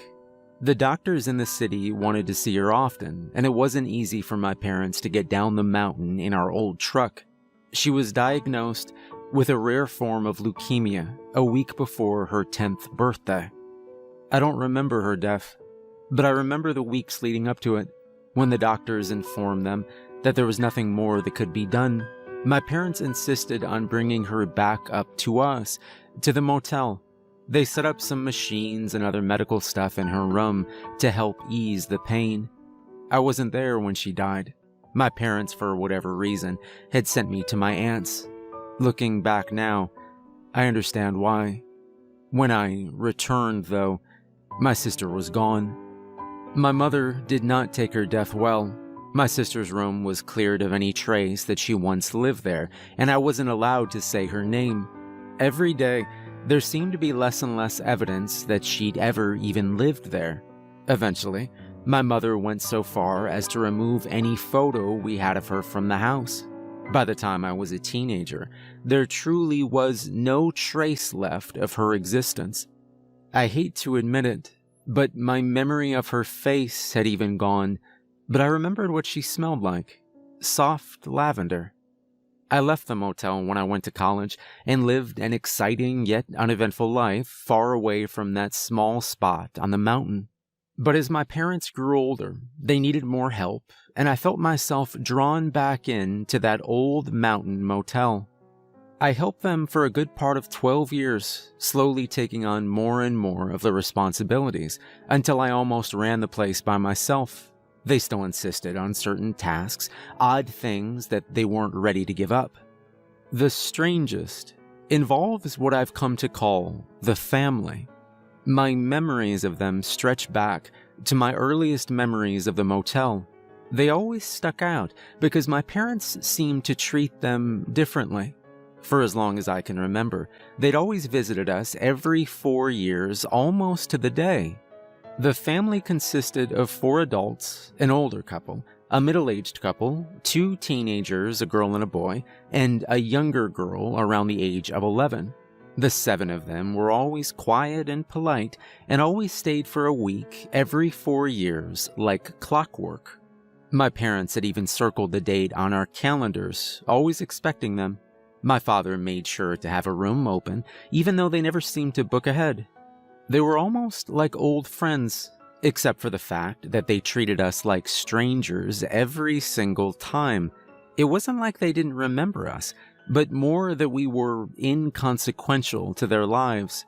The interactions we had with them were so brief and infrequent that if it weren't for one odd thing, I doubt I'd have remembered them. But it was that one odd thing that hung over my head, never explained, but never acknowledged by my parents. Eventually, I came to accept it as well, as something as ordinary as apple pie. But it wasn't ordinary. There was nothing ordinary about the fact that this family never seemed to age. They came every 4 years, and they never missed a visit. There were years, though, that I missed them, especially after my sister died. My parents would send me to live with my aunt for a bit, and it always seemed to coincide with their visit. There was over a decade where I went without seeing them until my aunt and mother had a falling out. I was never told what it was over, but I never saw my aunt again after that last visit. One time, when I was back from college, they were there, same as always, just as I remembered. They'd spend their days in their room and would leave at night, always dressed like they were going someplace special. Every evening except for the last, I would clean the room after they left. The beds were always made, and the room was very tidy except for the ashtrays. Whoever it was, the old man, I expect, smoked like a chimney. Even after my parents stopped allowing smoking inside, they made an exception for the family. On the final day, though, my parents always insisted on cleaning the room. Despite their tidiness, it always took my parents hours to clean that room. One time, they took nearly 2 days, but they still wouldn't allow me to help. On the family's last visit while my parents were alive, I had to help my father carry carpet into the room. We had spare rolls of carpet, saved in case we ever had to fix a cigarette burn or a particularly nasty stain. We usually only needed a few inches or a foot at a time. The family's room, however, had the carpet replaced more times than I could count. On this last time, my father was tired and struggled with the work. I could tell my mother didn't want to help, but they had no choice. They'd already pulled up the old carpet before I was allowed in, but I still noticed it. Deep brown stains in the wood beneath the carpet, just outside the bathroom. My mother was still scrubbing when I carried in the replacement roll. "Is that blood?" I asked, pointing at the frothy pink foam beneath my mother's brush. She shot my father a look of anger. "They're hunters," he said, with a dismissive wave of his hand. The dark-stained ring that always seemed to exist in the bathtub of this room suddenly started to make sense. "This is a lot of blood," I said, hoping for more answers. "It was probably a big animal," my father replied, annoyed. It made no sense to slaughter an animal in a motel bathroom, but I realized that I wouldn't be getting any more answers from my father. I let it be. I figured I'd ask him again in 4 years. I didn't get a chance, though, as both of my parents passed within months of each other. I'd like to say they died peacefully at home, same as my sister, but they did not. My father had a heart attack, and while he was in the hospital, my mother had a stroke. My father died shortly after, but my mother seemed to hold on for longer than anybody thought possible. She was waiting for something, but she never revealed what it was. She died in her sleep with an immense look of sadness on her face. As was expected, they left the motel to me. The lawyer explained that the will was very brief and uncomplicated. My parents had no money saved, and the motel was their only asset, so I was given everything.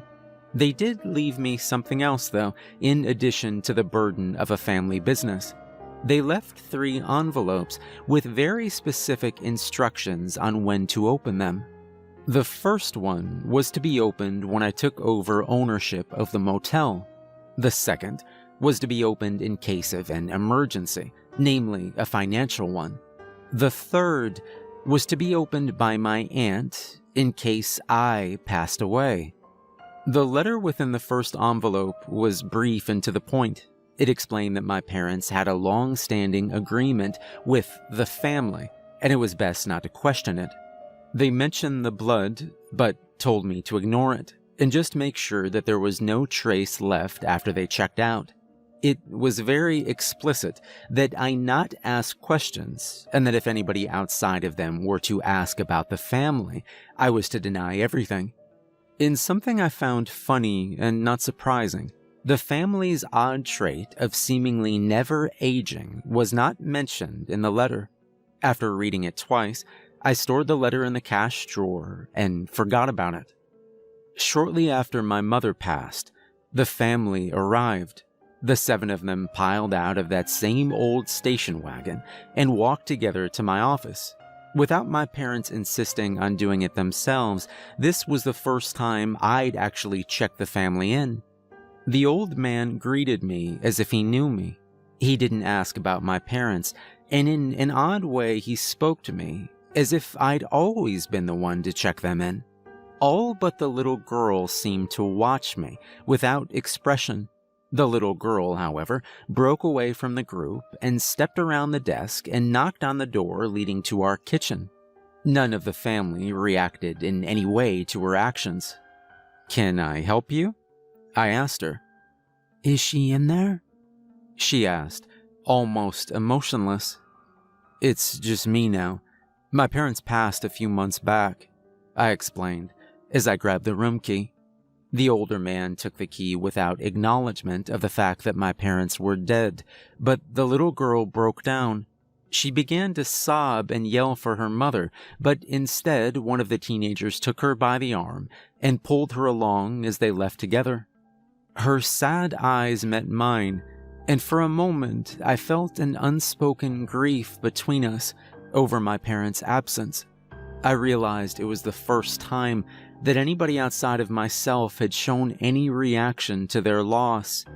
It felt good. It made me feel less alone in this isolated little motel. I watched as the family dragged the little girl back to their room to unpack and settle in.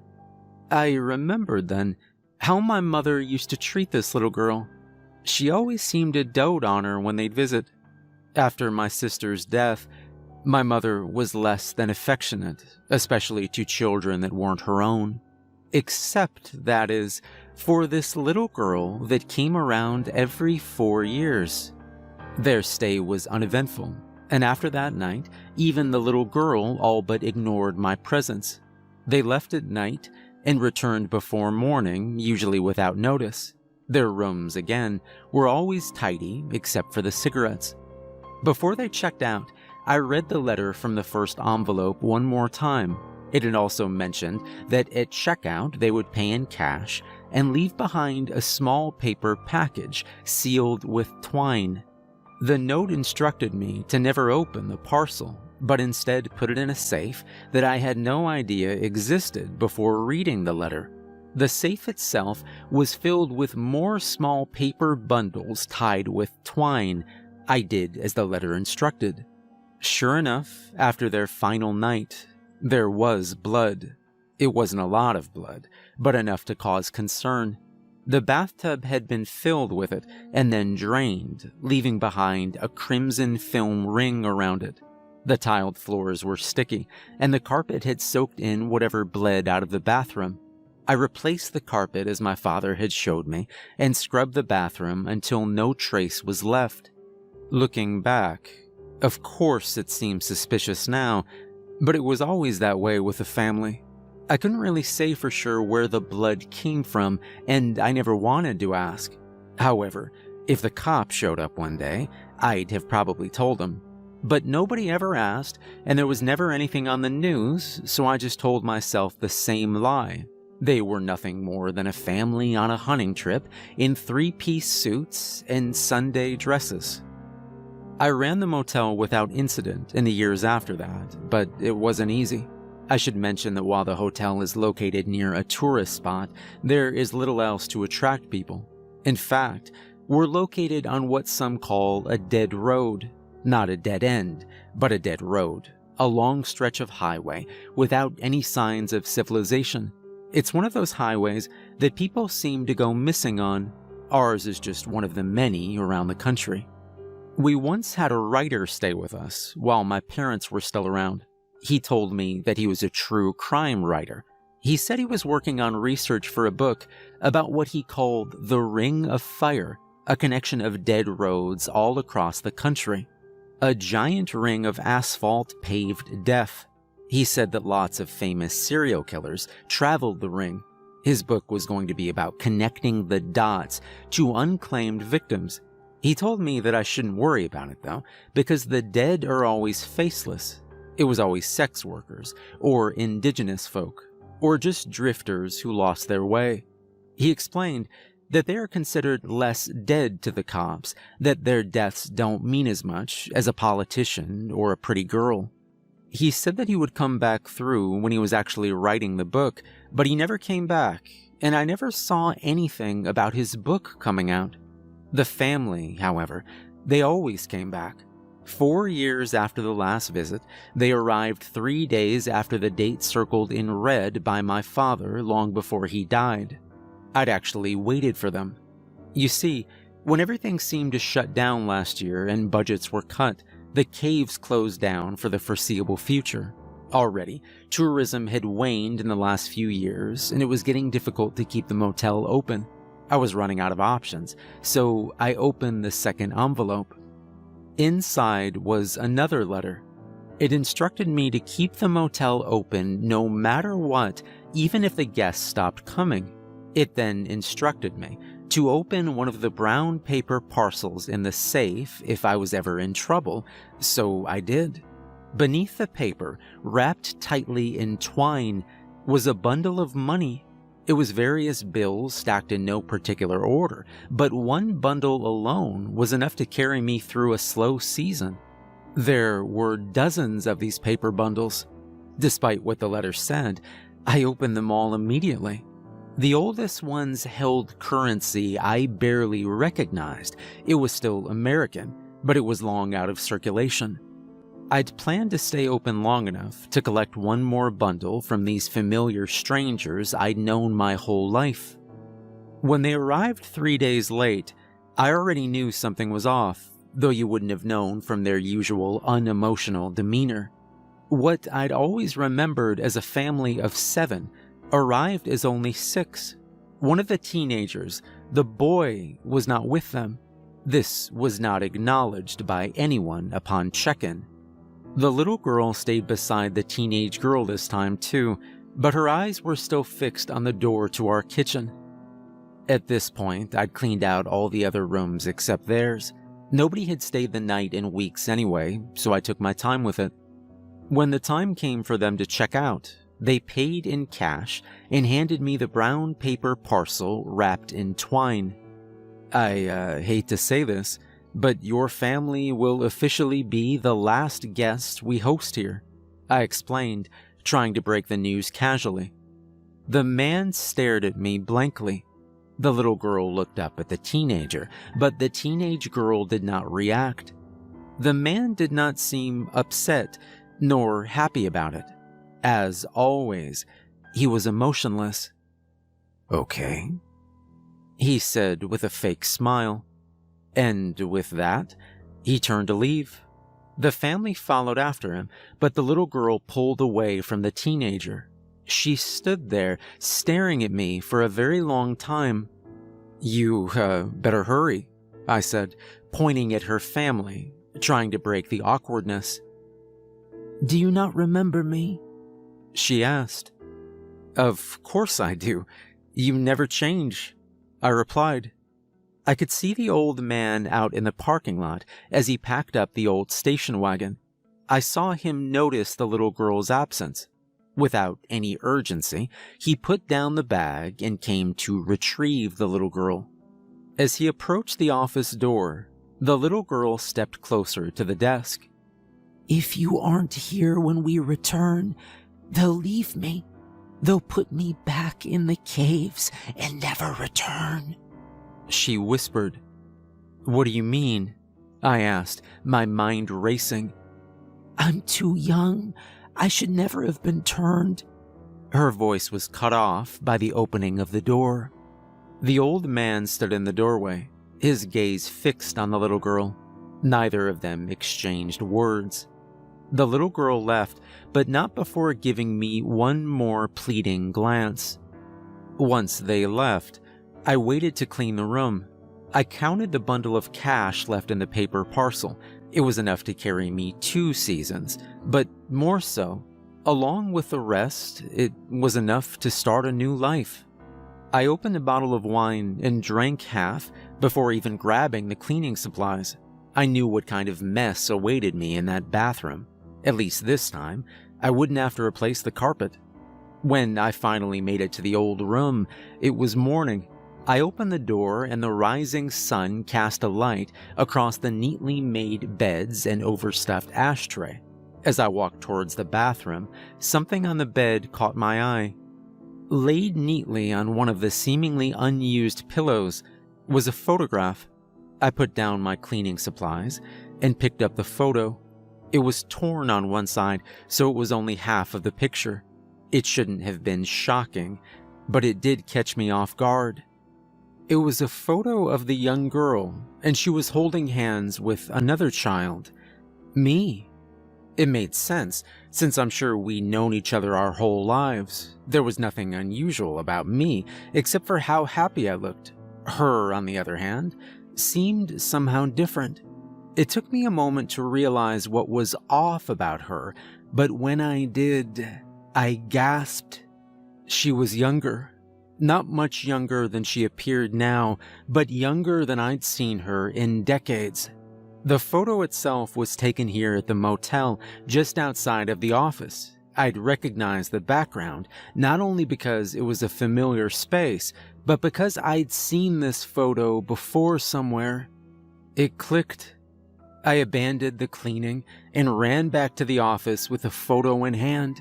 Hung above the fireplace in the office, just across from the desk, was a collection of photos my mother had curated over the years.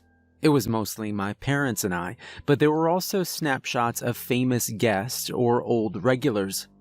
I ran my fingers over the torn edge of the photo of myself and the little girl, and I remembered one specific photo that hung over the fireplace.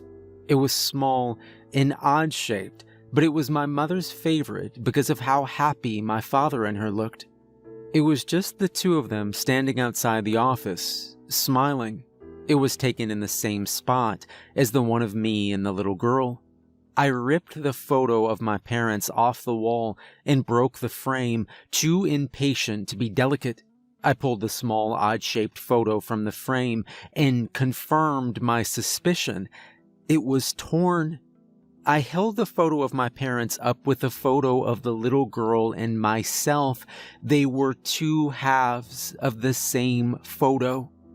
And though I couldn't remember her face, I knew immediately who the little girl was. I held the photo close to my nose and breathed in deep, soft lavender. She was my older sister. I now understood the deal my parents had made.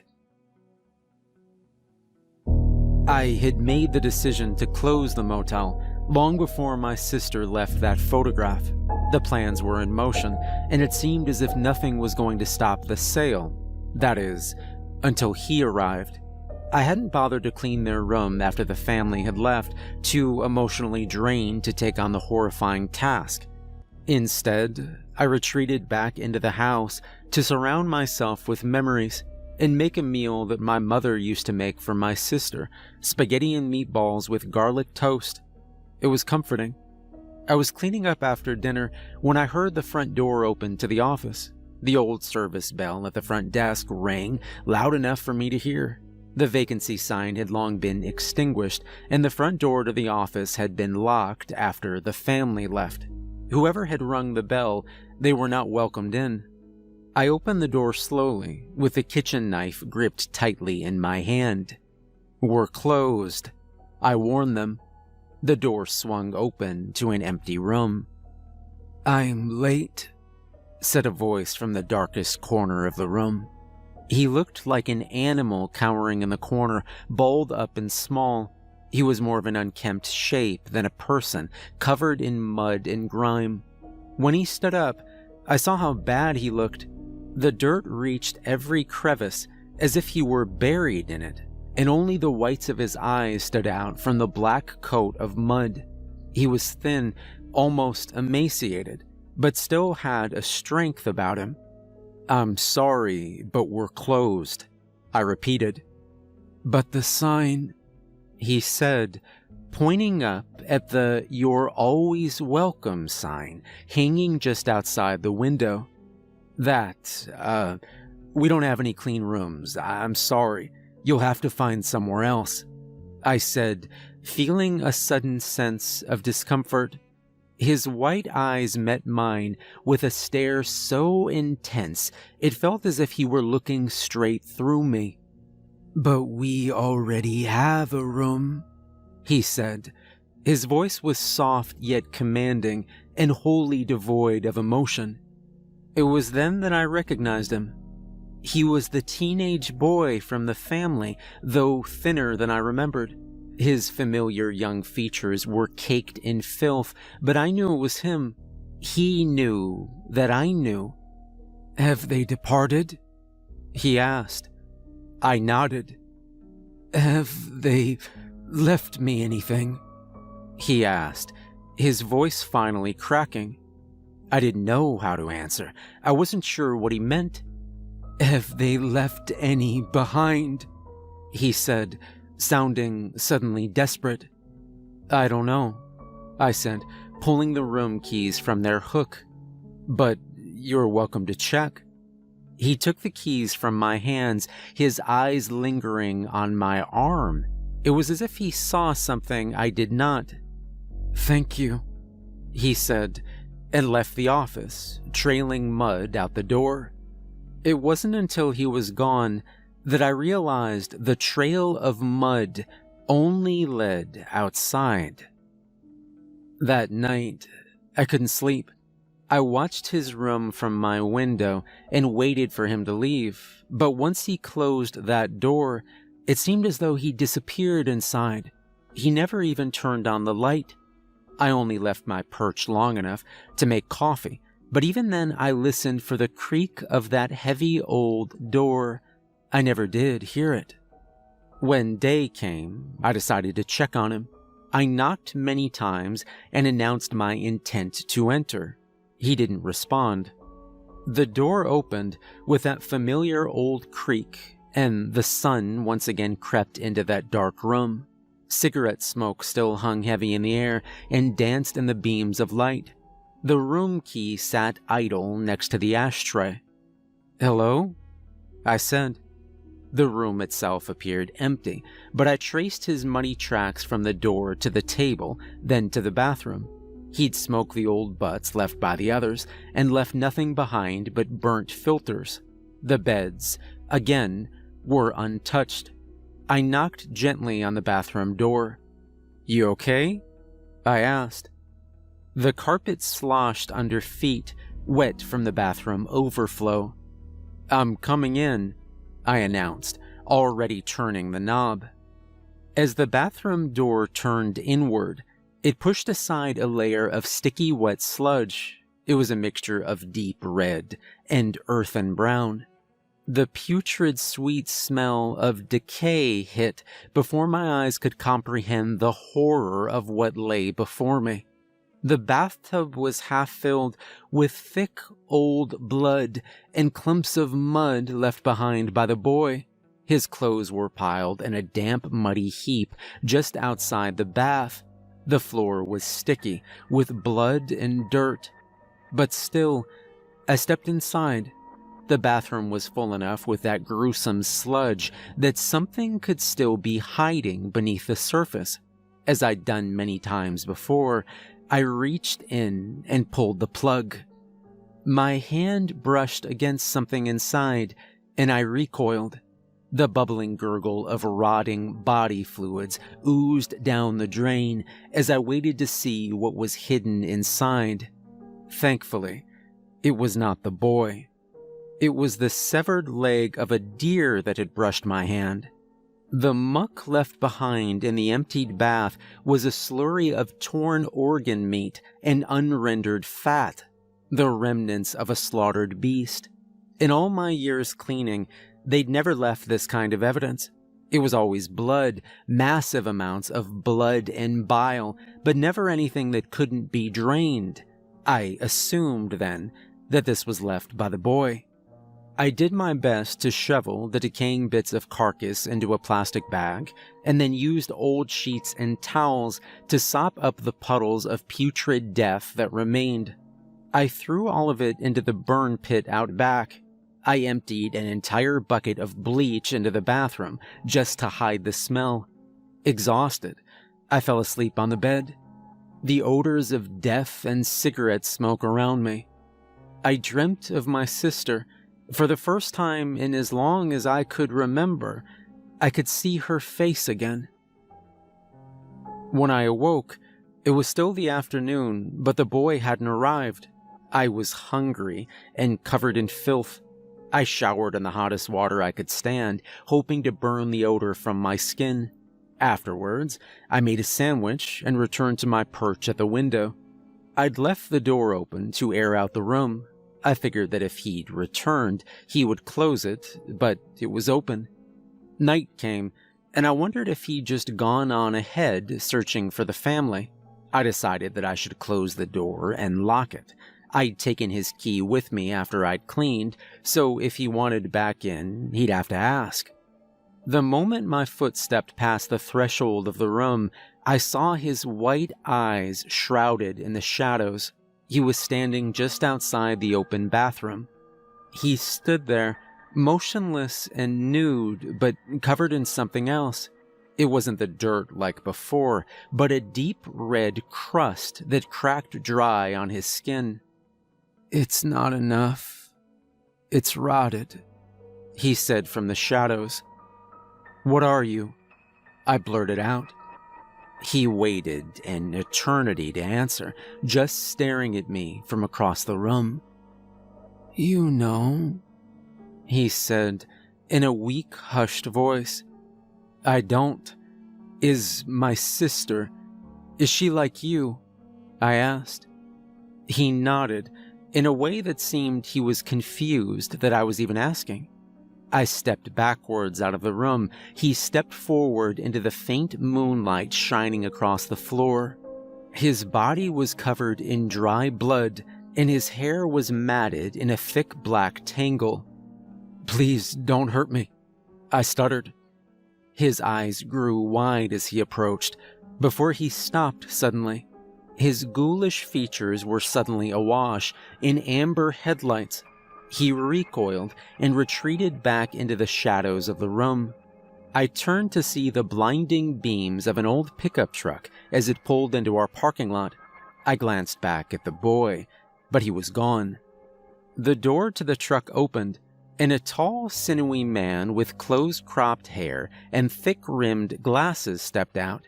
He was an older gentleman, gray around the temples, but not elderly by any means. His stature was intimidating, and his voice was deep. "Hello," he said, still hidden behind the bright lights of the truck. "Can I help you?" I asked, shielding my eyes. "Sorry," he apologized, then leaned back into the cab and turned off the lights.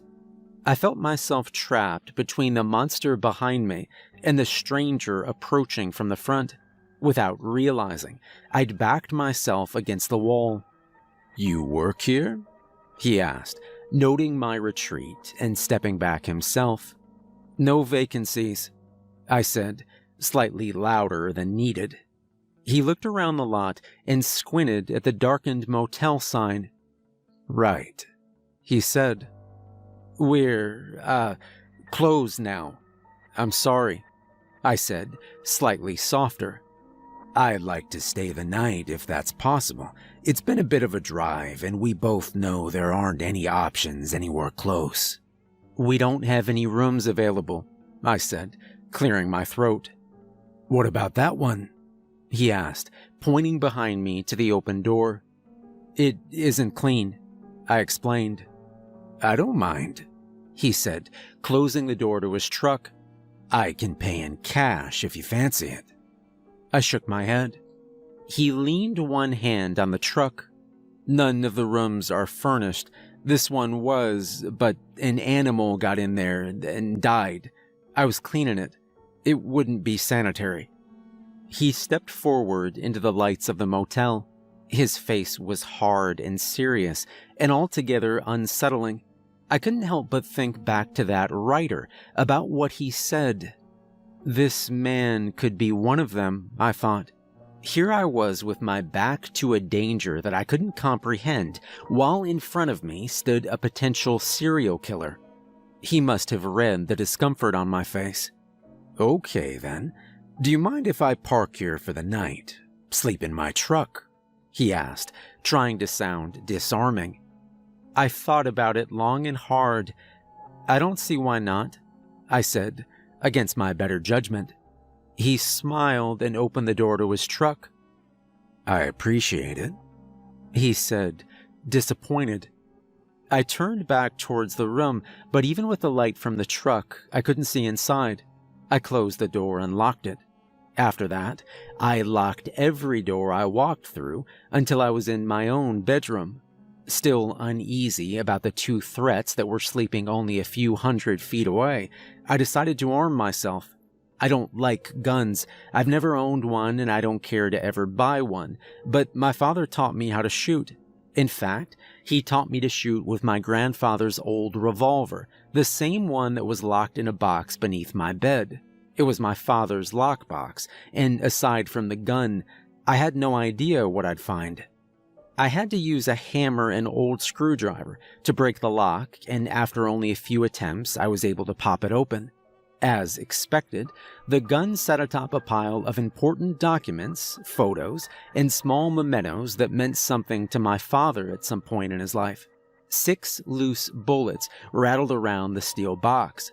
They appeared to be handmade, not purchased, and somehow older than myself. Each one tipped in shiny, polished silver. I loaded the revolver and set it aside. The photos hidden beneath it were not ones I'd recognized from my childhood. These were all for some reason private to him. The top photograph was of my parents, years before I was born.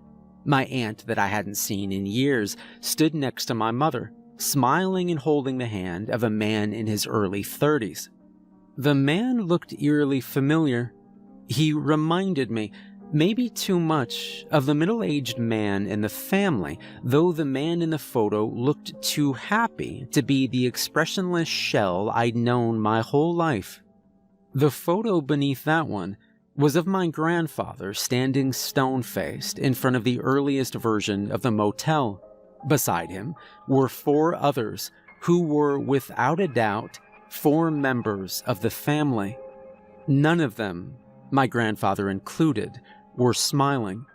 To the right of my grandfather stood the older 2 members of the family, then the middle-aged woman and the teenage girl. The boy and the middle-aged man were missing. The photo was old and faded, but even then it was clear they looked the same as they did only a few days ago. Beneath that, I found my sister's birth certificate, old bonds, the deed to the motel, and other uninteresting documents of worth. Below everything, though, was one more thing. A stiff card wrapped in the same paper the family's money was wrapped in, tied with the same twine. I opened it. I unwrapped it to reveal the backside of a photograph newer than the others, with Chicago 1974 written in a handwriting that was foreign to me. It was not my mother's or father's. I flipped the photo and felt a cold chill run down my spine. I saw myself younger than I'd ever seen in any family photo. I was dressed in corduroy overalls and standing in front of an old building. The oddest thing, though, was that I was standing between 2 vaguely familiar adults holding their hands. All 3 of us were smiling. I wish I could say I was able to place their faces, but I could not. I had to assume they were family friends, but to my knowledge, my parents never had many friends, and those that did would be the ones to visit us. My entire life, my parents made the motel the priority.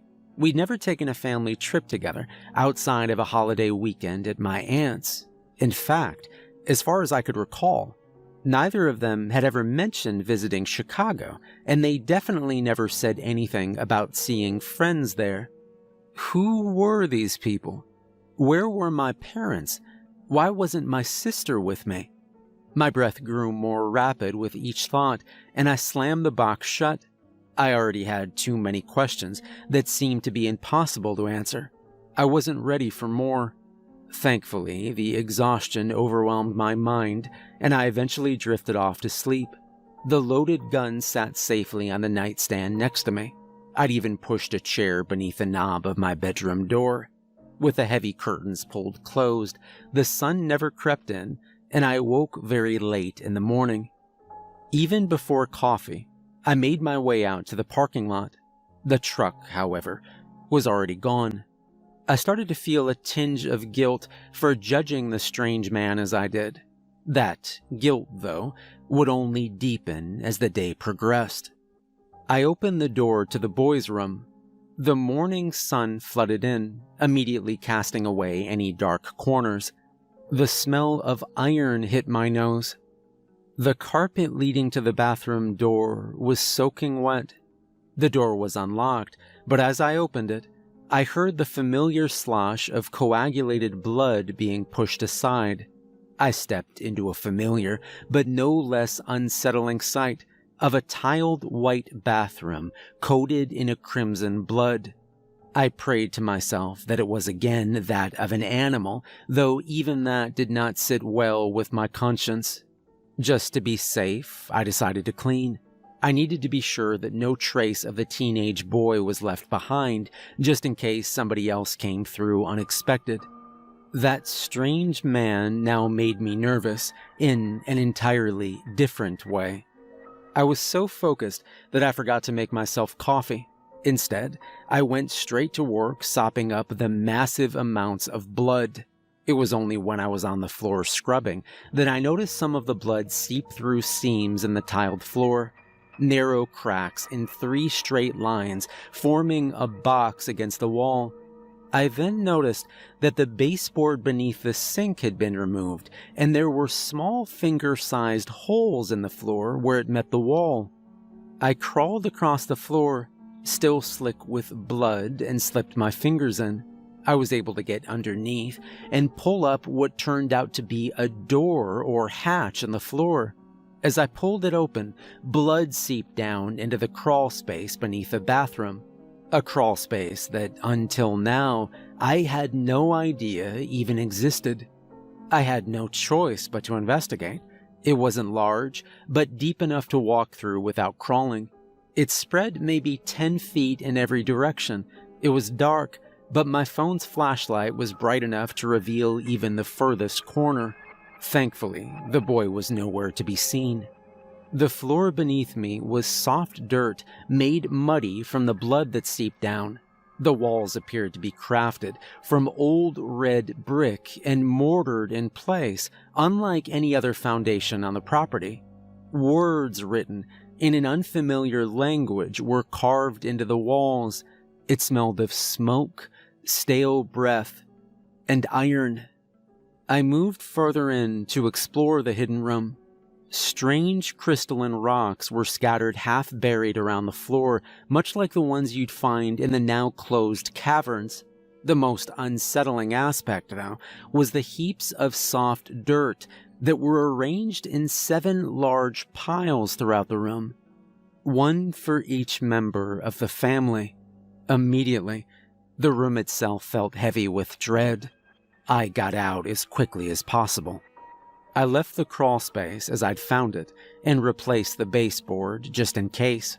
I finished cleaning the bathroom and doused everything in bleach, careful to avoid the cracks in the floor. When I returned to the office, there was a message flashing in red on the office phone. I checked it, and it was from my lawyer, so I returned the call. He informed me that the buyer from the property was expected to stop by. I was told he wanted to see it firsthand, but he was an odd fellow and may not announce his intentions.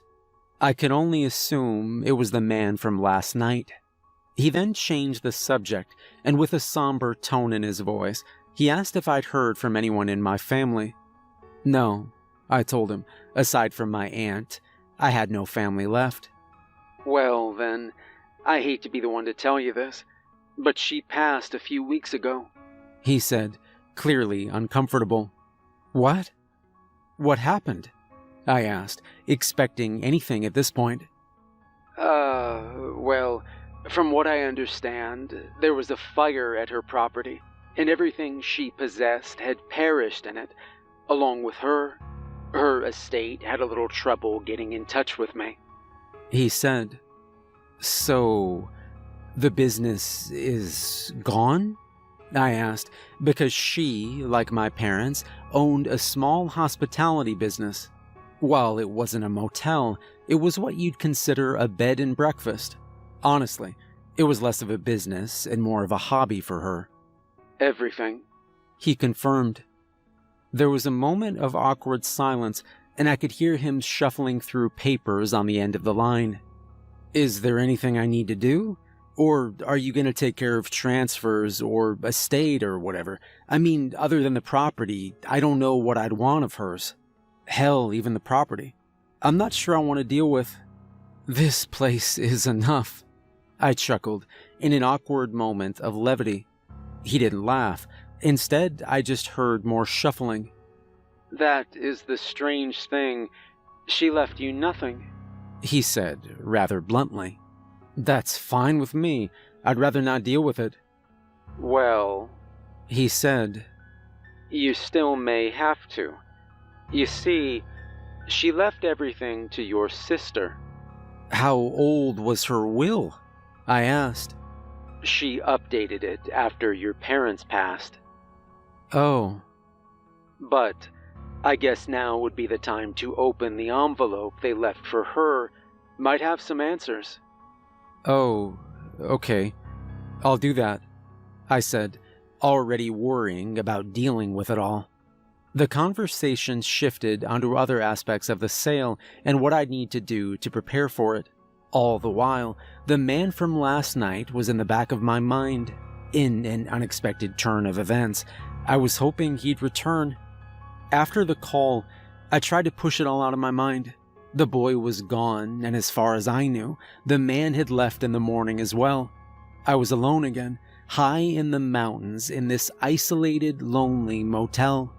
I wasn't hungry, but I fixed myself a drink and decided to take my lawyer's advice. I retrieved the third letter left by my parents from the cabinet where it had stayed since the day he dropped it off. Carefully, I tore open one end.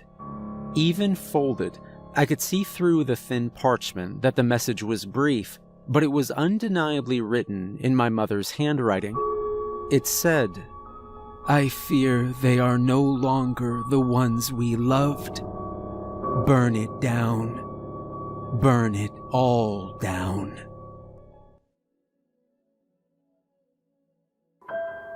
Those words rung clear in my head, as if my mother were whispering them in my ear.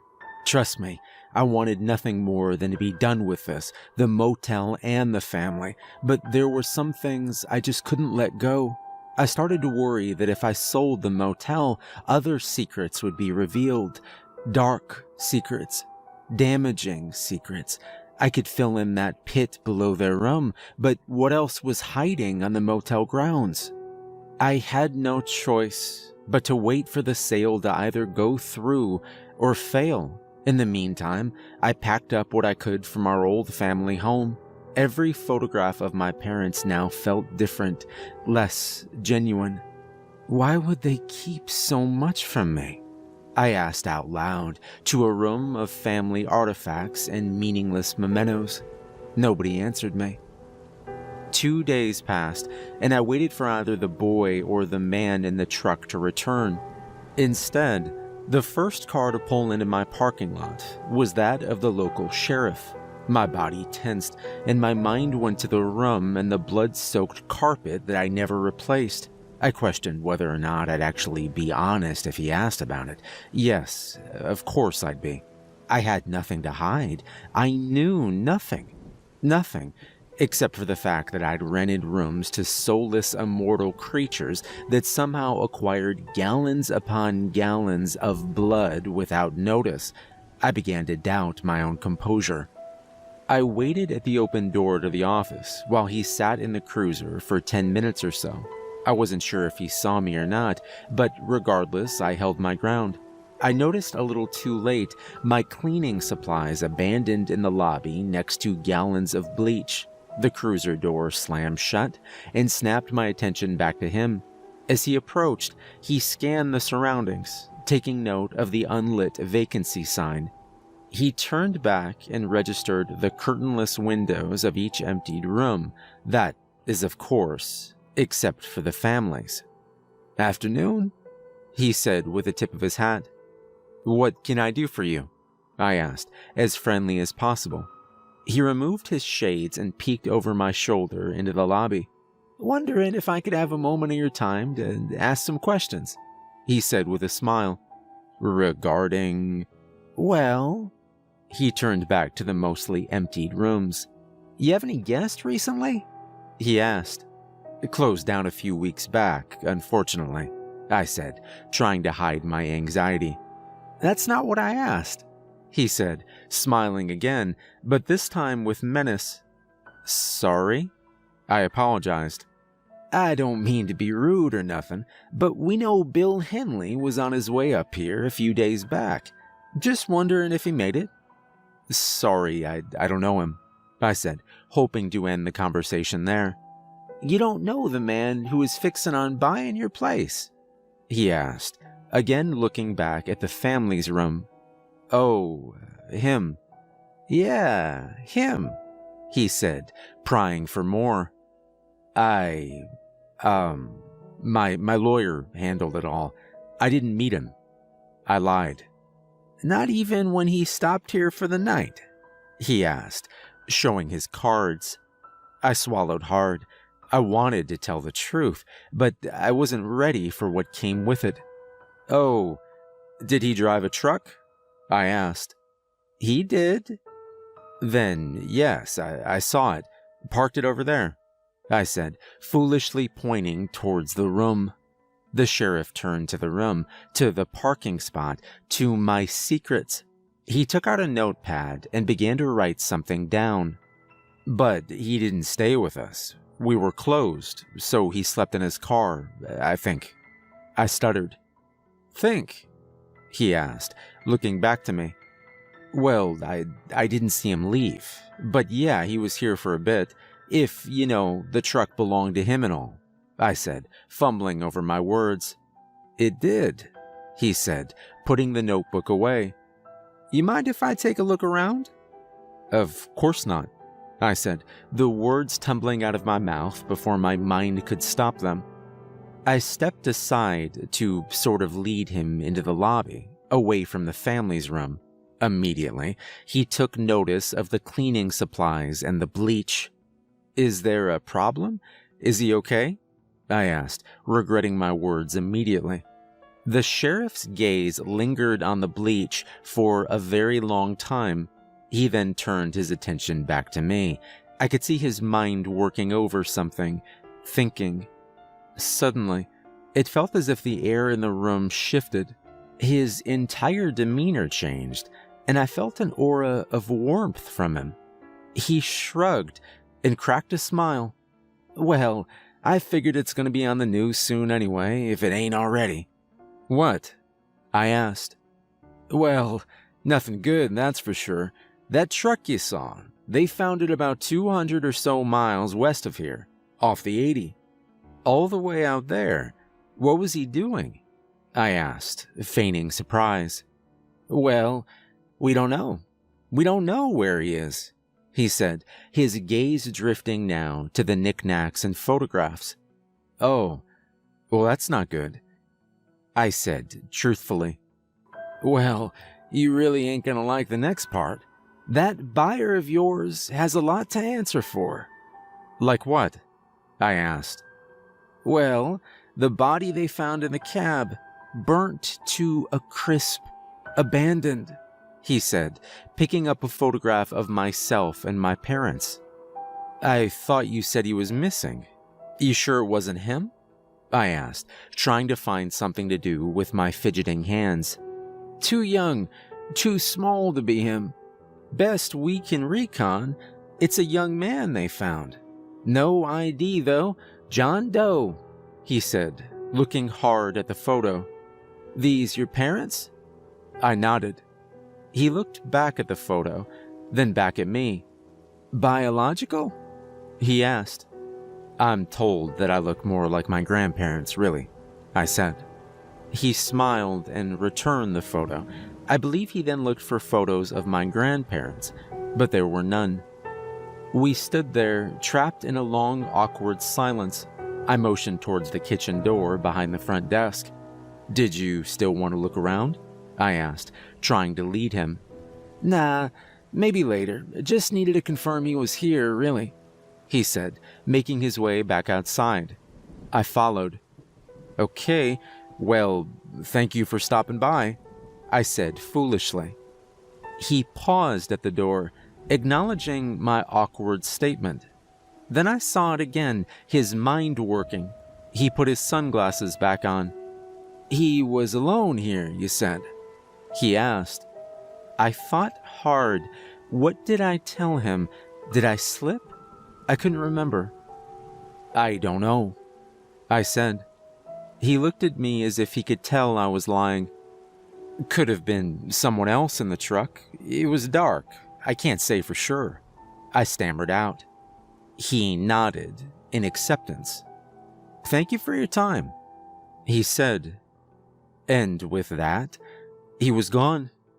But as he drove by the only remaining curtain still hanging in the motel rooms, he made a point to slow and look as he passed. I waited until he was out of sight and then ran back home as fast as I could. As soon as I reached the bathroom, I vomited. My nerves were a tangle of anxiety and guilt. I knew that the body they found had to belong to the teenage boy, but what about the man? He was either still alive or still here. I searched the motel grounds for any sign of the man or other secret spots. I wandered past the property line into the clearing, and with the sunlight beating down on me, I had an epiphany. The teenage boy was on his way to another place like ours, a sanctuary. He would never have let himself get caught outside like that, not on purpose. In all my years of knowing the family, I'd never seen them at any time close to dawn or dusk. They were experts at avoiding the sun. Wherever he was going, he couldn't have been far from his destination. I knew what I had to do. I had to find their next stop. I had to know if it was anything like the motel, and if it was, how? Why? Could there be more of these earthen rooms cluttered with crystals and soft dirt, covered in strangely written runes? I had to know. I packed what I could into a small car and locked up the motel.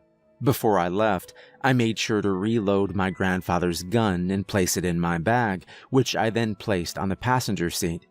I wasn't sure what I was looking for, but I was fairly certain that if I found anything, I had to be ready. The drive was long, but I drove slowly. I kept an eye out for any building or structure that could hide them. Luckily, the highway was an extension of the one that the motel sat on. It was another dead road, a long stretch of nothing, so spotting anything would be easy. As I passed the 200-mile marker, I slowed to a crawl and leaned over my steering wheel. An old barn crept into view around the 220 mark, and I knew it had to be there. It was the only building within miles. I pulled into the old dark road alongside deep tire tracks left when the rain softened it into mud. I stepped out of my car and pocketed the revolver. The sky overhead was gray and made for a dark afternoon. I followed the tracks as they led into the old rotted barn. The heavy doors were in disrepair, but the hinges swung as if they were new.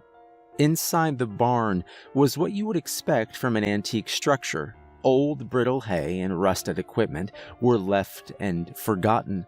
Everything looked as if it hadn't been touched in decades, everything except for a strange metal watering trough in the center of the barn. The sickening realization of what it was had set in before I even saw the familiar dark rings around the inside. Like the bath in their room, this had been filled with blood. The ground surrounding the trough was stained from decades of crimson ichor seeping into it. As I stepped close, I stomped. The hollow echo of an empty chamber could be heard below. I kicked aside the dust and hay to reveal the trap door. There was less effort put into hiding this one, but then again, the location itself was a hiding spot. I found the finger holes and pulled open the door. That familiar scent of smoke, stale breath, and iron wafted up. I pulled the revolver from my pocket and climbed down. The room was smaller than the one at the hotel, but it was very much the same. Odd words were again carved into the walls, but wood replaced brick in this more ramshackle construction. The strange crystalline rocks were placed around the room in a pattern I hadn't noticed at the motel. There were fewer here, but enough to catch my eye. I pulled one out of the dirt and held it in my hand. Soft, dusted salt seemed to rub off with the slightest touch. It was heavy in my hand, more than you'd expect. I held it into the light from my phone. There were dark red and blue mineral veins streaking through the otherwise milky white crystal. It was so dry, it felt as if it sucked the moisture from my fingertips. I pocketed it and continued on into the darkness. My foot sunk into an exceptionally soft patch of dirt. I realized I was standing on one of the earthen mounds, same as the 7 in the motel chamber. One, however, was unlike the rest. The dirt was discolored and more dry than the other mounds. There was also a fleck of white protruding just beneath the gray, unfertile soil. Hunched over, I made my way to the dying mound and uncovered a note written on a white piece of paper. A white piece of paper that just so happened to be stationery from our motel. It read, "Father, if you found your way here, I'm sorry. We waited for 3 days, but the fire burned so hot, Master said you could not return. I begged her to wait, but the soil grew damp and we had to move on. If you've made it here, you know about the orphan. Our oldest home is in danger. In my slumber, I still feel your presence, so I have hope you will find us soon. Hopefully so, as we've left you a meal in the old farmhouse far from the road. I hope that it gives you the strength to find us again. Signed, Matthew." I left the note where it laid. The farmhouse in question was far from the barn, but I worried that driving up might bring unwanted attention. I walked through waist-high grass on the untilled soil of dirt farmland. This plot of land had long been forgotten. The house itself was in better condition than the farm, but not by much. It had been lived in recently, but how recent I couldn't be sure. It was far from the highway and isolated in a way only rural homes can be. I approached from the side of the home and peered through the dust-covered windows. The decor had a timeless, untethered look, and it was unclear if it had been abandoned for years or if the residents just had peculiar taste. Regardless, I saw no signs of movement inside. I thought about entering through the window, but caught myself and did the rational thing. I knocked on the front door. I thought I heard a brief flurry of restrained movement somewhere inside the house. My hand went immediately to the revolver. My voice was knotted and stuck in my throat. I swallowed hard and tried to call out, but my nerves wouldn't allow it. Instead, I reached out for the doorknob, and the moment my fingers made contact, the door drifted open. I felt as if I were being invited inside. My shoes slipped slightly on an old pile of mail stacked up from years of neglect. Some were postmarked from as far back as the late 90s. My first instinct about the decor was correct. Thick layers of dust seemed to coat most things in the home, but certain spots had been wiped clean with use. A path in the hallway rug was worn down from recent footsteps. I followed them to the kitchen. There were dishes in the sink and a box of discontinued cereal on the counter next to an empty jug of milk. The power had long ago been shut off, and the contents of the fridge had rotted past the state of decay and no longer even smelled. The ashtray on the kitchen table, however, was packed full of fresh butts. A single unsmoked cigarette was left next to a matchbook. One thing became obvious. The meal was not left in the kitchen. "Hello?" I called out, adjusting my grip on the revolver. A metallic rattle and a pained moan came from somewhere in another room. I stepped carefully in the direction of the ghostly noise. I could hear a subtle rhythmic tapping coming from behind the door of a room at the end of the hallway. The distance to that door felt longer than the distance from the house to the barn. The long, drawn-out moan seemed to seep out from beneath the cracks in the door. I removed the gun from my jacket pocket, and with my other hand, I carefully opened the door. The ghoulish noise ceased in the moments that the door opened. Replaced by the squeak of unused hinges, I stepped back and aimed. But it was just a bathroom. The soft blue and Pepto-pink tiles were not the horror I expected on the other side of the door. The pipes beneath the sink let out another ghostly moan as they groaned from unuse, and the steady drip of a leaky faucet pattered behind the shower curtain. I understand now that it wasn't the brightest idea, but I'd driven for hours and I had no other options, none that would provide the comfort of a seat. So I placed the gun on the sink and sat down. I only had a moment of relief before I saw the silhouette behind the semi-opaque shower curtain. I pushed on the curtain, thinking it was just a trick of the light, but my hand made contact with something solid. Before I could stand, the silhouette formed into the figure of a person as it reached out towards me. I stood quickly, but a withered white hand covered in blood emerged from the shower. I tripped and tried to catch myself. I grabbed hold of the only thing standing between myself and the figure, the shower curtain. As I fell back, the curtain tore from the rings and fell onto me. Frantically, I crawled backwards out from under the curtain and out of the room, away from the gun. I struggled to my feet, realizing that the thing standing in front of me was not pursuing me. Instead, the emaciated figure of a dead man hung suspended above the bathtub, swaying slightly from my push. The room began to spin as the horror of what was in front of me became clearer, with the sound of every wet drop of blood dripping into the bath. He was the meal. I grabbed the gun, and before I knew it, I was already outside. I considered my options. I thought about burning it down, but that would only bring attention. I knew nothing about fingerprints and fire and evidence. The safest option was to do nothing. This house had remained hidden for so long, why wouldn't it stay that way?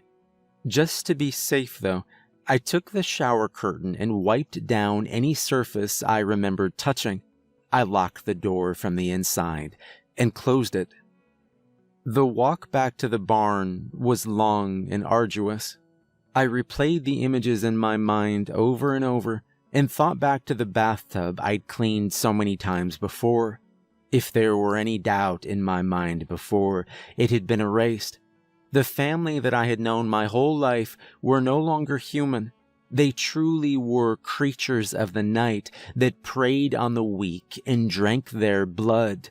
It should have been obvious, and maybe it was. Maybe my parents knew all along. They had to.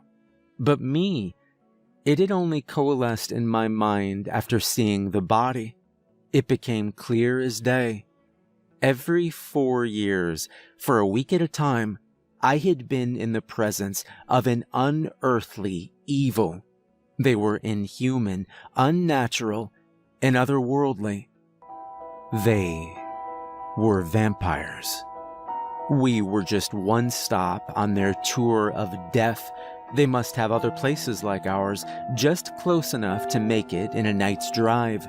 My aunt lived only a few hours east of us. My memories of visiting her came flooding back.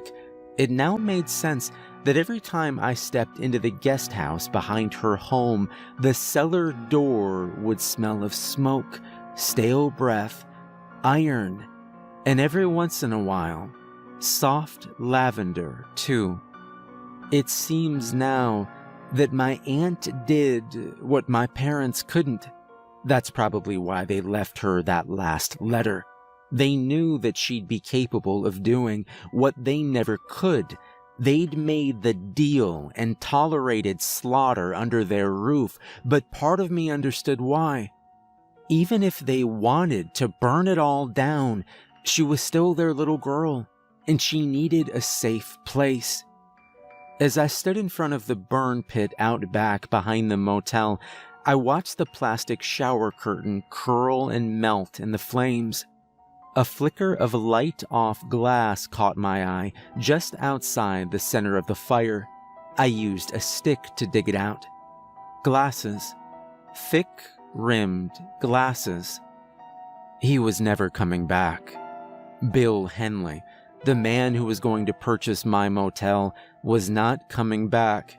Like it or not, this motel was still mine, and as far as I knew, I still had 4 years to figure out what to do with it. Over the next few days, I was little more than a ghost haunting the motel grounds. I drifted from room to room, trying to cobble together a purpose. I'd quickly realized that I was bound to this property. And whether it was an ancient family curse or a legal contract, I was supposed to stay here and maintain the property. I felt obligated to protect my sister, even if she barely resembled the little girl I remembered. My mother, for all her faults, had done what she could to protect her daughter. Working over the events in my mind and recounting the visits of the family, I'd come to the conclusion that my parents had made a deal to save my sister. I remember her illness. I remember her withering away before my eyes. She was going to die. It was a fact, but somehow she didn't. She continued living as an eternal child, cursed to walk an ever-evolving earth as she herself was frozen in prepubescence. They'd changed her, and I was determined to figure out how. I looked for clues in my father's old lockbox, but found little more than unfamiliar photos and documents that no longer had any relevance. One thing that stood out, though, was an early memento that my grandfather had kept. It was the first brochure for the cave system. If not for the scribbled red circle on the map, it may have been worth something. I spent an entire day sifting through the dirt in the space below their room. The soft earth that filled their mounds was starting to change. With the exception of what I assume was the teenage boys, the dark earthen mounds were starting to dry and crumble. The boys' spot was still dark, with a fresh dampness about it, though it grew more dry and brittle with every passing day. The salty crystalline rocks placed near each mound seemed to draw out whatever moisture was in the dirt, drying it into a dead, useless dust. The crystals themselves were not unique, nor rare by any means. They were the same ones that lined the ceilings and floors in the deepest chambers of the caverns. I remembered them from my childhood visits. I felt a strange longing to return there. I needed to uncover its secrets. While they'd been closed for almost a year now, there was still a park ranger named Graham who remained on the premises. He would sometimes stop by for some of our free lobby coffee, always overpaying.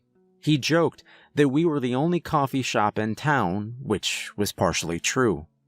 I hadn't seen him in a few months, but his truck would pass by regularly as he would survey the outlying grounds.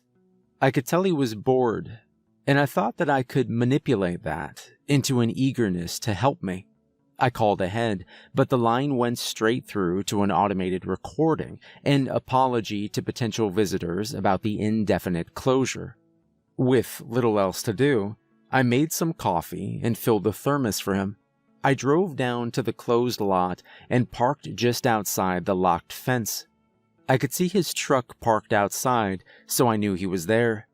He saw me arriving on the security camera, so he was already greeting me with a wave as I crossed the closed parking lot. "Afternoon, Graham," I said on approach. "What brings you down here?" "Research," I said, asking myself the same question. "When was the last time you made it here?" "Years. My folks were still around." "Ah, well, there's a lot to see. The remodel finished right before the shutdown. I've been dying to show somebody around, so I'm glad you're here," he said, opening the door. I gave him the coffee, and his eyes went wide. He stopped coming by after I closed up shop, so I could tell he was grateful to have one last cup. We walked into the dimly lit lobby, potent with the smell of new carpet and fresh paint. "Wait here. I'm gonna go turn everything on," he said, clearly excited. I stood in the darkness for almost a minute before the lights came on with a quiet hum of electric life. The lobby was filled with media displays of the cavern's history. There were photos and stories of opening day with updates for each anniversary. As I waited for Graham to return, I studied the older photos behind the glass case nearest to me. Suddenly, the hairs on my neck stood straight. I swore I could feel someone watching me. It was only then that I noticed his gaze staring back from one very old photograph. In it, a familiar figure stood at the center of a group of visitors looking back at me. It was the old man from the family. It was as if he were somehow staring at me through the photo. His eyes locked on the lens of the camera and, in turn, on me. It was hard to discern his age in that old faded photo, but he looked very much the same as he did today. The only difference was that instead of his usual gray suit, he was wearing a park ranger uniform. "Ah, you've met Jerry," said Graham with a laugh. "Jerry?" I asked. "I mean, we don't actually know his name, but we all call him Jerry. He was one of the first rangers to work the park. Him and his colleagues were responsible for a lot of the early mapping of the cave system. This photo and a bunch of other stuff was found locked in an old utility closet. Didn't even know it existed, 'cause that particular cave was closed off. Check it out," he said, leading me over to the illustrated map covering the entire wall. He pointed to a blank spot on the map. "Found it right there, actually." I'd brought my grandfather's old brochure, so I pulled it out to compare to the current map. The black tunnel he was pointing to still existed on my grandfather's map. "Yeah, they left out a few of the trickier spots on the new maps. They didn't want to entice explorers into places they might not get out of," he said. "Might not get out of?" I asked. "Yeah, steep inclines, drop-offs, or just plain tight squeezes, you know. They left those spots off, and the map you see today is just the safest, what we call vanilla trails." I showed him the red circle at the end of a pathway that they decided to omit in the modern map. "Any idea why that's circled?" I asked. "Looks like the gulch, or at least whatever is past it." "What's past it? What's the gulch?" I asked. "Not much to tell. It's one of those steepest descents, and it's almost impassable without gear or a ladder, which is a shame, really. I hear it's the most beautiful place in the system. It's got very unique veined stalagmites." "Like this?" I said, pulling the crystalline rock from my pocket. "You're showing me a federal offense. I hope you know that," he said with a chuckle. "I mean, you're literally showing me plundered goods. Where'd you even get it?" "My grandfather's collection," I confessed. They were a little more willy-nilly with the rules back then. Everybody was taking tokens and souvenirs. Before the Tucker boy, they kinda let people just roam," he said, pointing at a photo of well-dressed folks climbing a dangerous rock formation. "What happened to the Tucker boy?" I asked. "No clue. That was the problem. They looked for him for weeks. He was visiting with his wife and son and went missing. Well, right around the gulch, actually. Which is why it's not on the maps," he said with another educational chuckle. "I thought you said he was a boy." 18, but he was married with a son. Times were different back then. Graham walked over to another glass case away from the main display. "They've talked about taking this down for the renovation. I mean, it is a little dark," he said, pointing at a display of old missing persons photos spanning the decades of the park's operations. "I had no idea," I gasped. "That's him right there, Mr. Tucker himself," he said, pointing at a class photo of a face I knew all too well. The teenage boy from the family stared back, younger and happier. I was transfixed, but Graham was already moving on. "Listen, I got nothing on the docket today, so if you want, I can take you close to the gulch. I just gotta get some lights," he said, already on his way to get them. As I waited for his return, I made my way to the elevators that would bring us down into the caverns. The gift shop was located just across from them, so it would be the first thing visitors would see when they resurfaced. Cheesy t-shirts, postcards, and other junk were crammed into the small space. The entire shop seemed to be designed to frame a bookshelf filled entirely with copies of a history book about the caverns. Curious, I opened the book and flipped through the first few pages. It was as if the old man were haunting me through time itself. Again, his blank stare caught my eyes immediately, looking out from a full-page photograph of a staff photo inside the largest chamber of the caverns. It was labeled as October 23rd, 1924, 1 year after opening day. Even in his friendly park ranger uniform, his presence was so chilling that I almost missed her. Holding the hand of the old man was the teenage girl. She looked very much the same, but thinner and more gaunt. My attention was suddenly stolen by the cluttered clank of Graham approaching with his gear. "Did he have a daughter?" I asked, pointing at the photo of the old man. Graham leaned over to give a half-involved glance. "Like I said, we don't even know his real name," he said with a half-shrug. He then walked over and hit the button for the elevator. His excitement was doing nothing to soften my growing anxiety over the photographs. The ride down took longer than I remembered, and my ears popped from the pressure change as we descended deep underground. As soon as the elevator doors opened into the first chamber, Graham disappeared into the darkness. "Wait here," he said, stepping out. I followed, but stopped right outside the elevator. The dim emergency lights cast haunting shadows across the cavern walls. It was just enough light for Graham to navigate without his flashlight.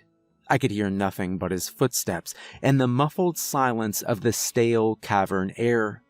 When he reached his destination, his footsteps ceased and the silence settled in. To my right, I heard a distant flutter and what I thought was a faint screech. A loud mechanical click signaled the lights turning on and filling even the deepest corners of the cavern with comforting light. Graham returned, and with a wave he ushered me to follow him. "All right, let's start this private tour," he said, heading right in the direction of the eerie sounds I'd just heard. "There's no, creaky plumbing down here, is there?" I asked, remembering the sink in the old house. "Nope, all creaky sounds are natural cave occurrences," he joked. At least, I hoped he was joking.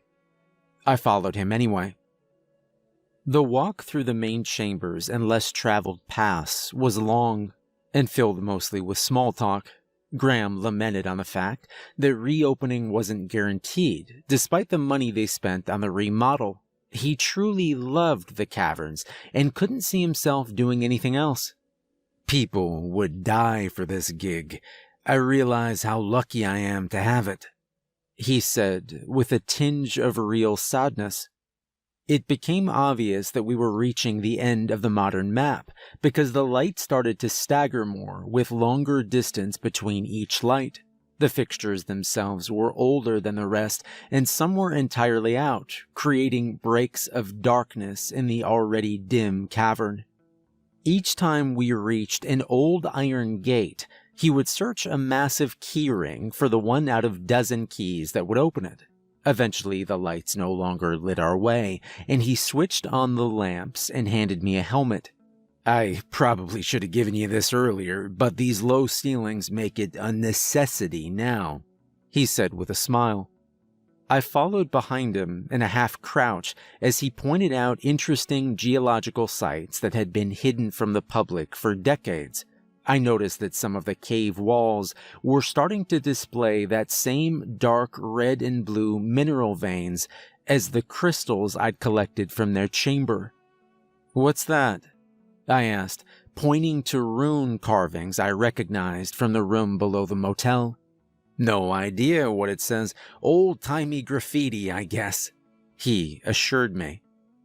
As the ceiling and walls seemed to close in around us with each step, the warm air seemed thicker as well. I felt as though it was getting difficult to breathe, and my back was starting to ache from the unnatural posture. Graham must have sensed my discomfort. "It opens up a little bit further ahead. We're almost there," he said, trying to comfort me. He was right, and as soon as we reached the next chamber, the air seemed to grow colder as well. The floor that had until now been paved with a gripping cement had given way to the cavern's natural floor, a slippery surface that felt very much like sandstone. "I present the Gulch," he said, while grabbing a hold of my jacket to prevent me from passing him.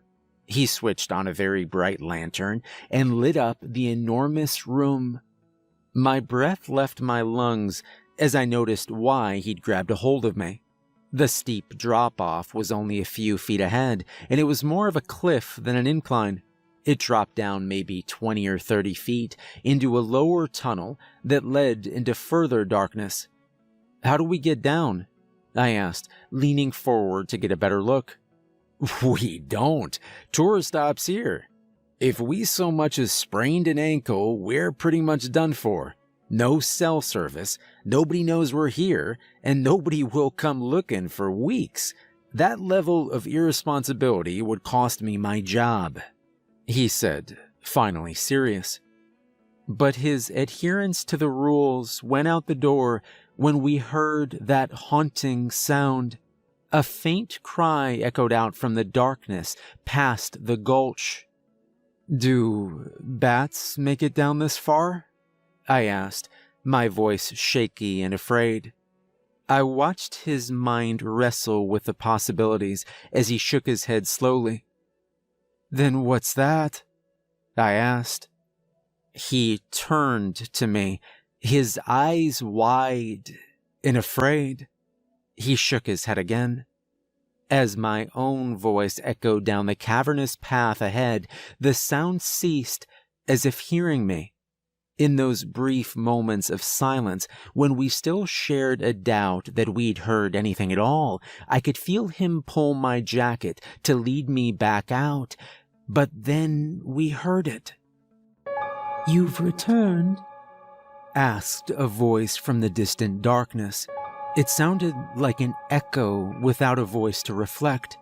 I could feel Graham's body tense and stiffen with the acceptance that what we heard was very real and not from our own imaginations. "What have you brought me?" It called out, vulnerable and afraid. Nobody should be down here. How'd you get down here? Graham asked, as if he wanted an answer from himself and not the ghostly voice below. There was a moment where neither spoke. It was as if both of them were working out what to say next. "Who's up there? Please help," it said, the voice now small and almost childlike, more vulnerable than before. "I'm a park ranger.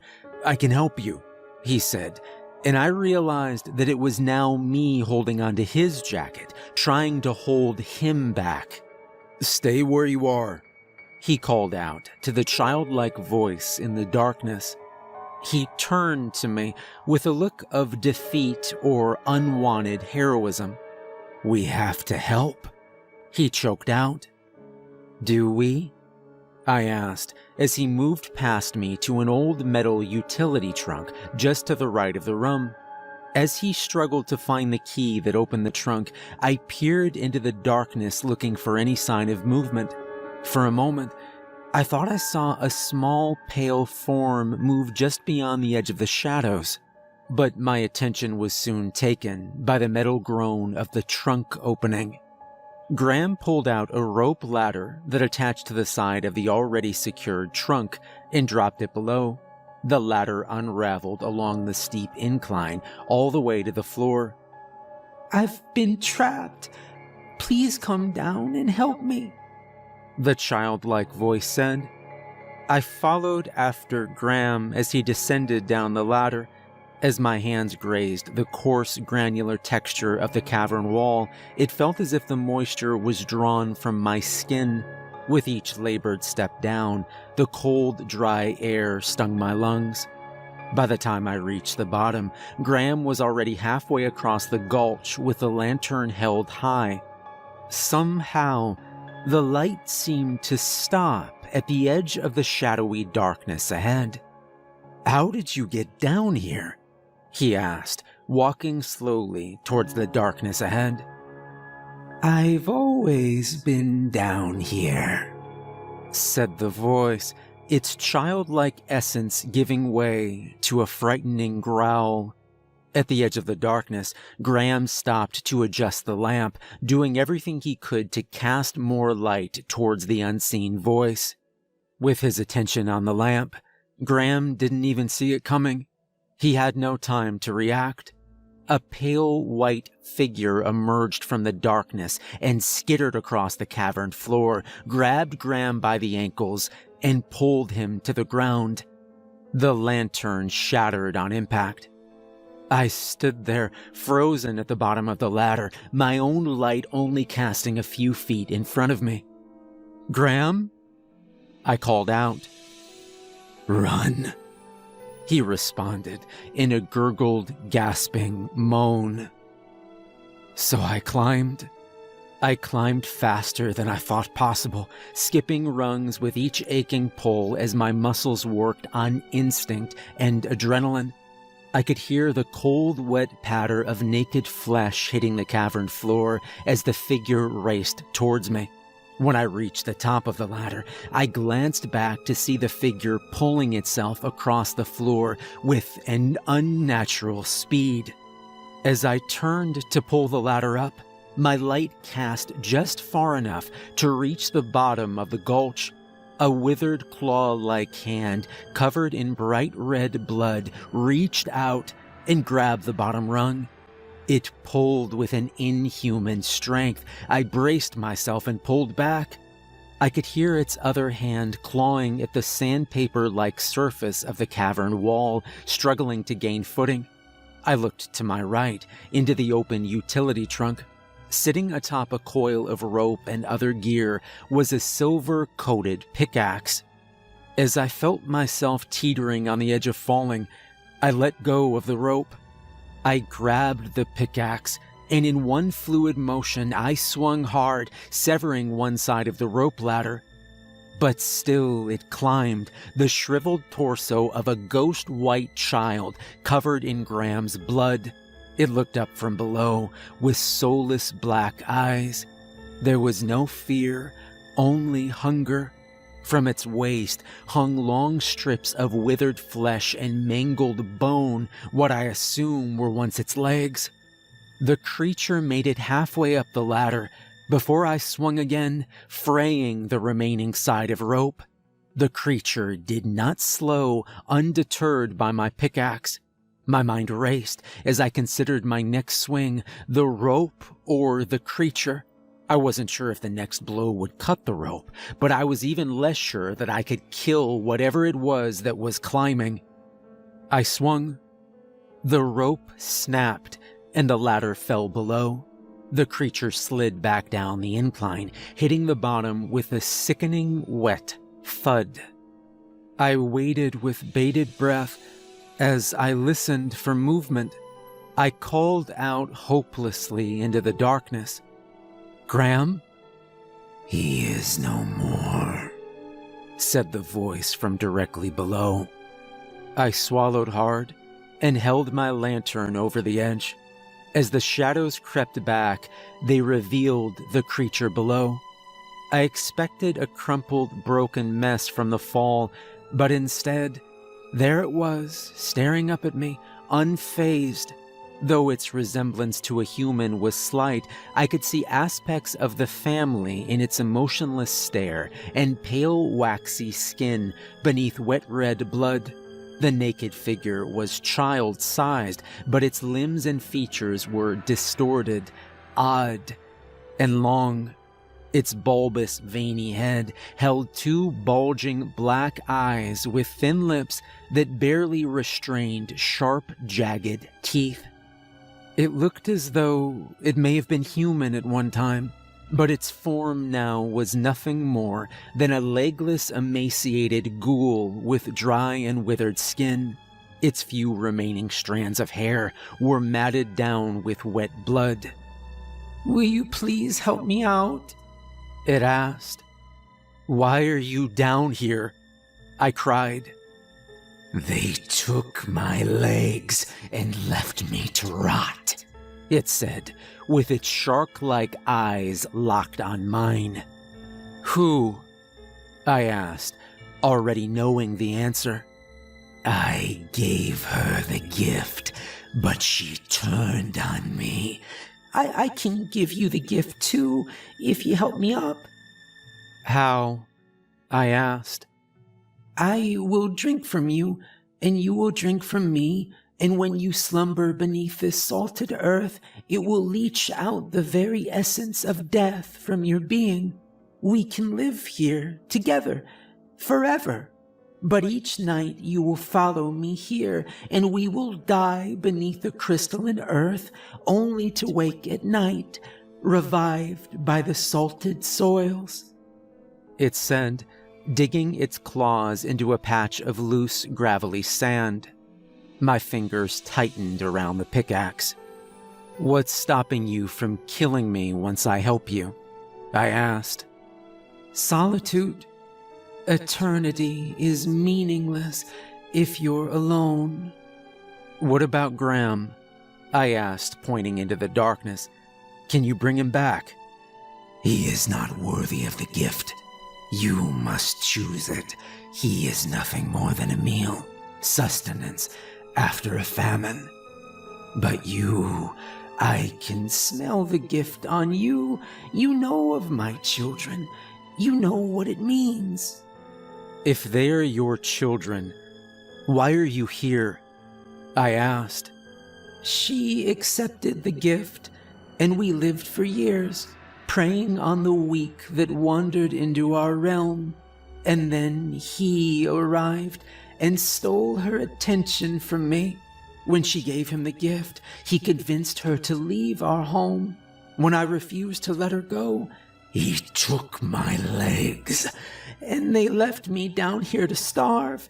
But as I said, death does not come easy down here. Not for us. If I help you, you can make me like you? I asked, my voice shaky and unsure. Yes. It smiled. I looked down at the silver axe in my hands. I thought back to the silver-tipped bullets in my grandfather's box. He must have known. The pickaxe was here for a reason, coated in shimmering silver. I knew what I had to do. I tied off the coiled rope in the box and dropped it down. The creature quickly grabbed hold and pulled itself up, one clawed hand over the other. It climbed as its mangled lower half dangled below. I stepped back and readied myself. As the creature crested the incline and pulled itself onto my level, I raised the pickaxe high over my head. Quickly, I brought it down on the creature's skull with a sickening crunch. I let go, and the blood-covered ghoul fell forward onto the ground in front of me. Slowly, it turned its head, and the black, expressionless eyes locked on mine. Silly, silver slows, but cannot kill us. It smiled, baring its rows of sharp teeth. As it wrapped its sickeningly long fingers around the handle of the axe, I reached into my pocket. It pulled at the handle, trying to free the pickaxe from its head, too focused on what was in my hand. I lurched forward with the only weapon I had left, the sharp crystalline rock. But the creature was fast and swiped at my feet with an incredible quickness, just as it did with Graham. I fell backwards hard and hit my head on the rocks, but the helmet saved me from an almost certain concussion, or worse. I was still woozy when the creature climbed on top of me, the pickaxe still embedded in its skull. With one arm, I fought it back, holding it by the neck. With the other, I gripped crystalline rock. With its face only inches from mine, I closed my eyes and plunged it into the creature's chest. Almost immediately, the skin around the puncture withered and cracked as the rock leached the life from the creature. I pushed it off of me and crawled backwards. The creature's blank stare gave way to true horror as it looked down at the fatal piercing blow. Confused, its hands weakly clawed at the embedded stone. I stood up and removed the axe from its skull. Again, I raised it high and then brought it down hard. This time, the skull collapsed beneath the blow. Its flesh crumbled in decay until nothing but dust and blood sat before me, soaking into a sludgy mess. Confident that I'd ended this ancient evil, I pushed curdled blood and mudded flesh into the gulch below. I then used the rope to climb back down into the gulch, unwilling to take the creature's word that Graham was gone. As I stepped into the darkness, the ground squished beneath me. I directed the light to my feet and the massive amounts of blood that surrounded them. I found Graham only a few feet into the darkness. His body was cold, but I could have sworn I still felt a pulse.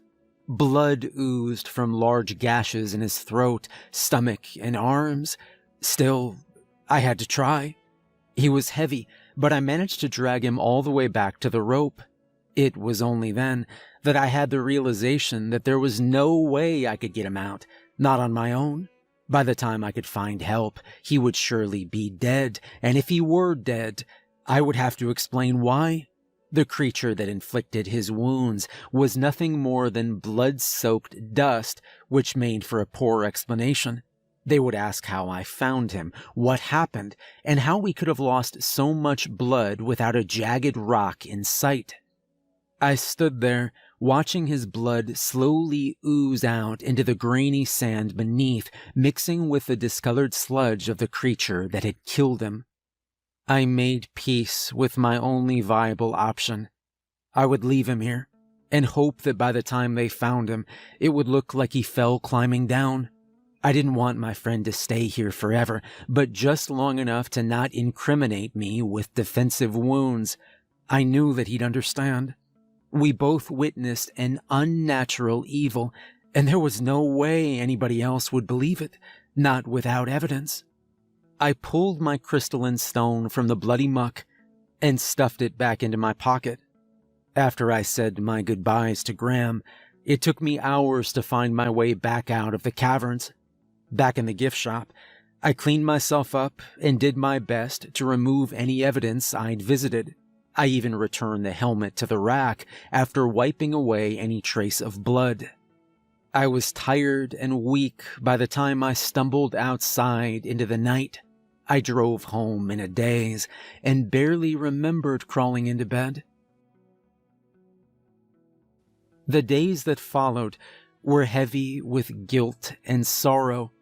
Graham lost his life because of my foolish actions, and even though it meant the evil down there was finally gone, I couldn't help but wish it was me instead of Graham down there, rotting, waiting to be found.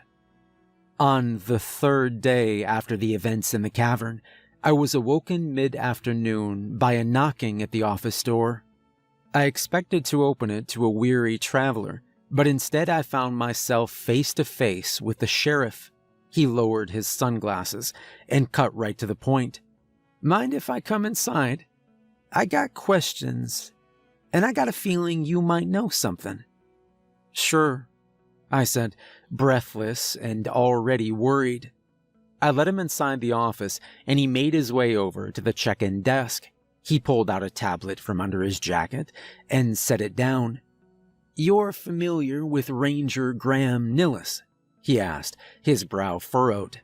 I glanced at the coffee counter in the lobby and nodded. "You were with him on Thursday, correct?" he asked, as if I'd already admitted to it. With him?" I stumbled. The sheriff turned on the tablet, and as he navigated it, he said, "We have CCTV footage showing you at the cavern's visitor center." Before I could even answer, the video was already playing. I watched myself walking across the parking lot and waving to a smiling, still living Graham. "Yes, I brought him coffee. He used to come in often, but it had been a while, so I stopped by. Is he okay?" I asked, regretting my last question. The sheriff cocked his head to the side, questioning me. "Just coffee?" he asked. My brain seemed to shut down, overloaded with the possibilities of what he knew, why he was there, and why he hadn't arrested me yet. "Well, he showed me around the renovations," I offered. He nodded, accepting my answer. "Gotcha," he said, already navigating to another video. "Is there a problem? Did he get in trouble?" I asked, feigning ignorance. "Well, there is a problem. Not that you did anything wrong," he said, in an almost apologetic manner. He could sense my discomfort and cleared his throat. Before he hit play on the video, he explained, "Did he mention anything strange when you met? Did he seem afraid of anybody? Anything?" "No," I lied. "So, after you left, he missed his rounds. We believe he slept in the center that evening, which isn't illegal. He has late nights and early days, I get it. But when he did emerge later that night, well," he said, hitting play. I watched the grainy video fast forward until the door to the center opened. The sheriff then slowed the video, and I watched as Graham staggered out of the visitor center, still alive. I bit my tongue to hide my surprise. "Notice that he's possibly impaired," he said, pointing to Graham as he stumbled across the parking lot. We think he may have hit his head while, well, I don't know," he added. "Is he okay?" I asked with genuine hope. Without answering my question, he asked another, "Do you recognize this car?" I watched as the familiar old station wagon pulled into the parking lot. I was too shocked to answer. The family had returned, almost 4 years too early. I watched as they pounced on Graham, but they didn't hurt him. Instead, they dragged him to the bed of his own truck and tied him down at the ankles and wrists. His arms and legs were splayed out to each corner of the bed, the 2 men holding each arm, while the middle-aged woman and older woman held his legs. The teenage girl just stood there watching him. And even though the footage was grainy, I swear I could see somebody else watching from the car window. My sister. "Hold on. You don't need to see this," he stumbled, trying to end the video, but instead fast-forwarding it. I watched as the family got back in their car and left, leaving Graham exposed in his truck. I watched as the sun crept across the parking lot as it rose above the trees. I watched his body ignite the moment the sunrise reached his foot. I watched it burn him slowly from his feet all the way to his head until there was nothing more than a charred corpse. I watched my friend die a second time. "I'm so sorry. You shouldn't have seen that," he stuttered, finally just powering down the tablet. There was a moment of silence as he let me process the horrific murder I'd just witnessed. "We believe they doused him in an unknown accelerant. We're not sure how, but they burned him alive. We just want to know why." "Do you recognize them?" he asked. I shook my head in disbelief. "We don't know who they are, but we feel they may be responsible for both deaths," he trailed off. I felt my head spin and asked to sit down. Realizing that I just witnessed my friend's death, the sheriff eased up on the questions and tried to soften the situation. He offered me his card and told me to call him if I remembered anything. He left me there on the couch in the lobby, reeling from the realization that I no longer had 4 years to figure it out. They were already here, and that means they would be checking in sooner than later. I couldn't help but feel that somehow they knew what I'd done. I needed to come up with a plan to keep myself safe and somehow free my sister from their grasp, but instead, all I could do is replay the last words the sheriff said before I completely shut down. He'd pointed again to the frozen frame of the old man, the old woman, the middle-aged couple, and the teenage girl and asked, "Have you ever rented a room to this family?" I lied and told him, "No."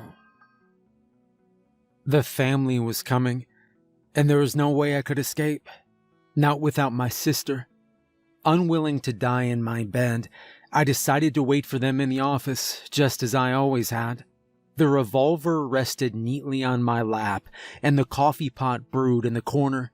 I considered collecting the crystalline rocks beneath the room to fashion some sort of weapon, but I feared they would notice their absence and act before I could. I still had the one that ended that ravenous fiend in the caverns, but there was no way I could dispatch all of them in the same manner. Not like that. They were never alone. So I sat in the office, plotting their demise and fighting the overwhelming urge to sleep. It was sometime after midnight when they arrived. Despite the unlit vacancy sign and the empty parking lot, they pulled in as they always did, parking right outside their room. The middle-aged man was the first to exit from the car, rushing to the door with a restrained urgency. The middle-aged woman followed behind. When they found it locked, both stood at the door. In unison, They turned towards the old man as he stepped out of the car. There he was, the park ranger from the photos, with the same haunting stare. The three exchanged knowing glances, then turned their attention to the office, to me. I gripped the revolver tight and watched as the old man opened the back door of the station wagon.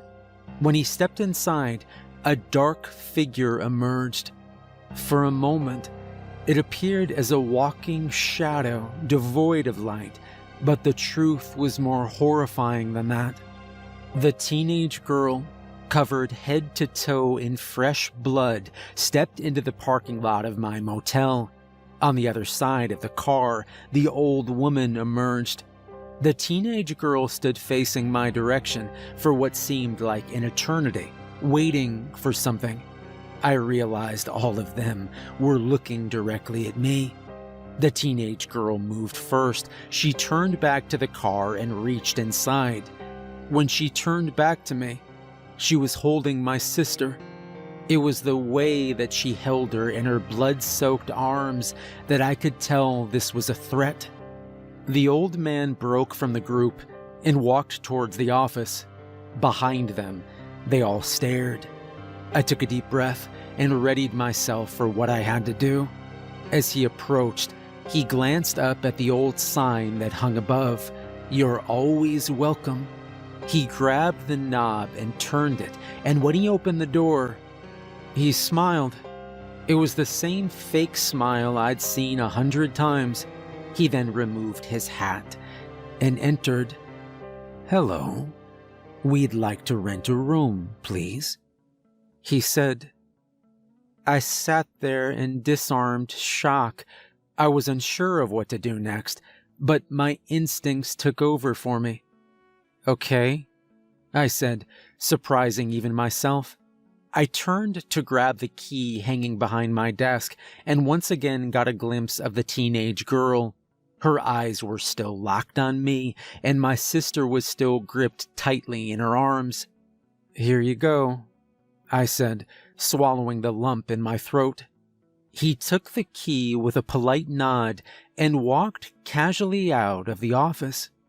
I watched him join the family and head directly to the room. With an unnerving sense of normalcy, he opened the door and entered. The rest followed in a straight line, except for the teenage girl. She put down my sister, who then ran into the unlit room behind the others. The teenage girl remained. She watched me through the window with an unnerving gaze. I only looked away for a moment, but it was long enough for her to disappear. Immediately, I reached for the phone. I had lied for too long and brought pain and despair to everyone around me. I pulled the sheriff's card from my pocket and dialed. He picked up after one ring. "Sheriff," I whispered. "Ah, you again. Did you happen to remember?" "They're here," I said, cutting him off. There was a moment of silence. "The motel?" he asked. "Yes, same room. There." The line went dead. I dialed again. No answer. I gathered my thoughts and tried to work out a plan. I had to figure out a way to separate them from my sister. I needed to get her alone so that we could escape together. Monster or not, she was still my only family. I'd only gotten as far in my plan as I need to get her alone when I heard the car approach. The red and blue lights flashed in the distance as the cruiser approached at a very high speed. However, the moment he hit the parking lot, he killed the lights and slowed to a crawl. I watched him park too close to the family's station wagon. Then, again, he was the only other vehicle in the parking lot. There was nowhere to hide. I went to the door, revolver in hand, and peered out through the window next to it. With one hand on the knob, I waited for him. Again, he stayed in his car for an uncomfortably long time, his sense of urgency seemingly lost. I then realized he was probably calling in support, but I thought wrong. Instead, he opened the door and with a casual saunter, he made his way to the family's room. "No," I said in a hoarse whisper. I opened the door to warn him, but before I could get out a word, he knocked. He waited, then opened the door himself and went inside. Terrified, I wanted nothing more than to go back inside the office, but it was foolish to think anywhere was safe. I stepped outside with the gun in my hand and crept towards the room. I lingered back by the cars, listening for any sign of a struggle. That sign came in the form of 6 gunshots. They were followed by silence.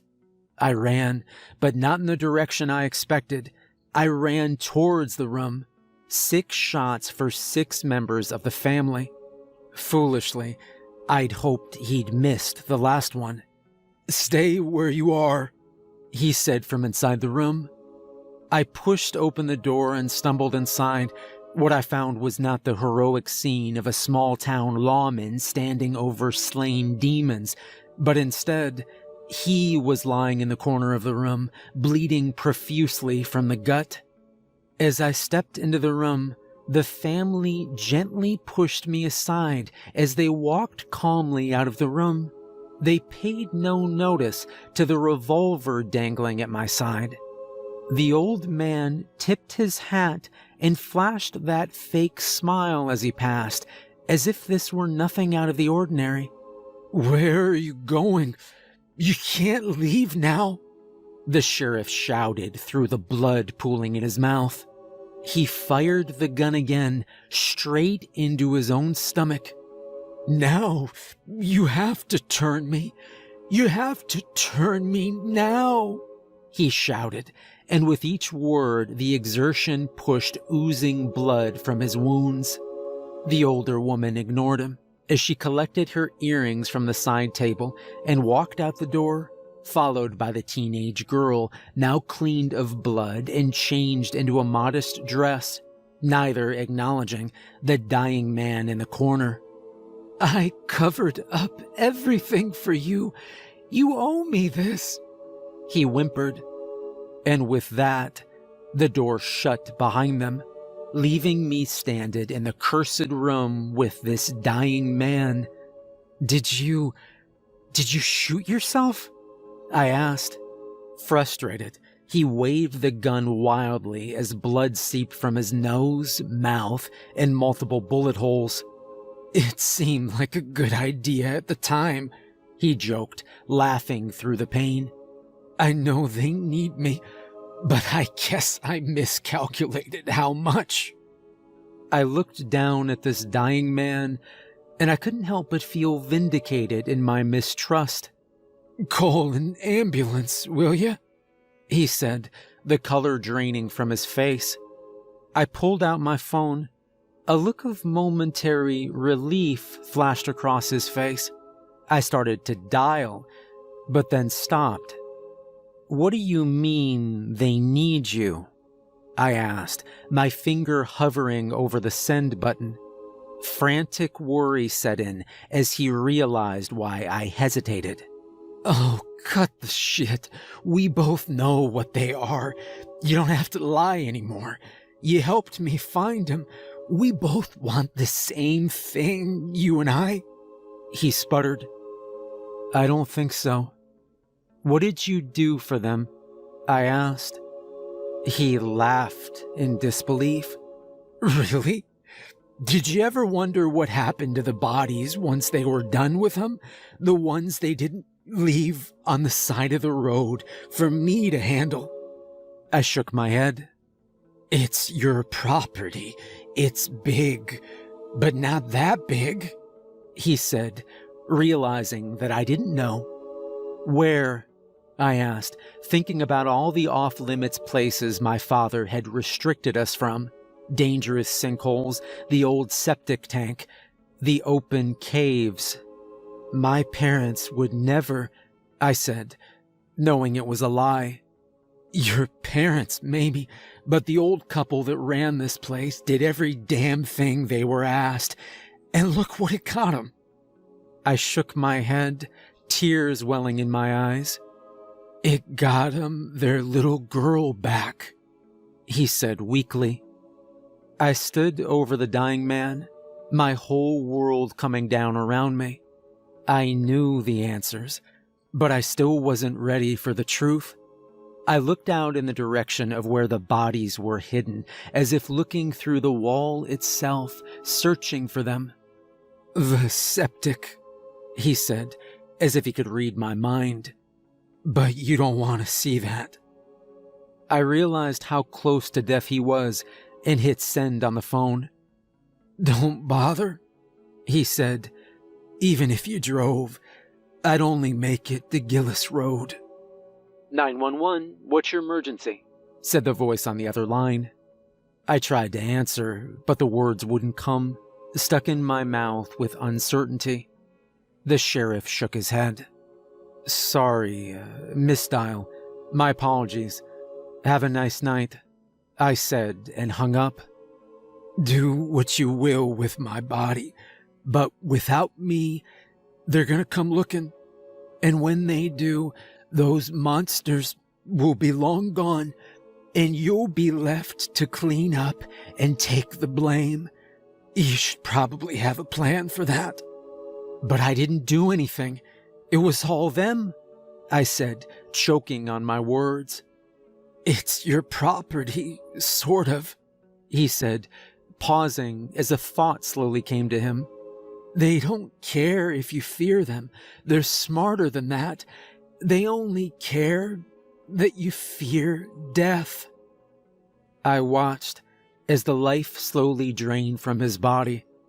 I wanted to hold his hand, to comfort him, but my own repulsion of what he'd done overrode my empathy.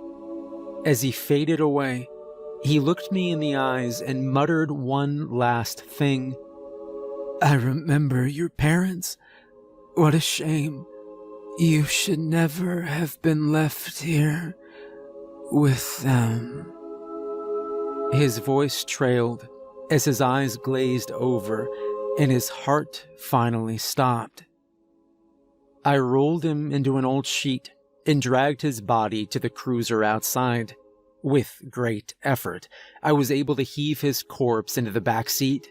I drove it around to the back of the motel and then returned to clean up the trail of streaked blood that led from the room to the parking lot.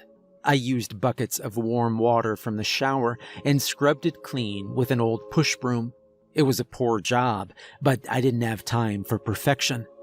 I drove the cruiser along the strange path I'd avoided my entire life. My father had told me as a child that this place was unsafe, and as an adult he further emphasized the danger of it. This is where he took old rusted propane tanks that had sat for so long the sulfur smell had faded into a deadly absence.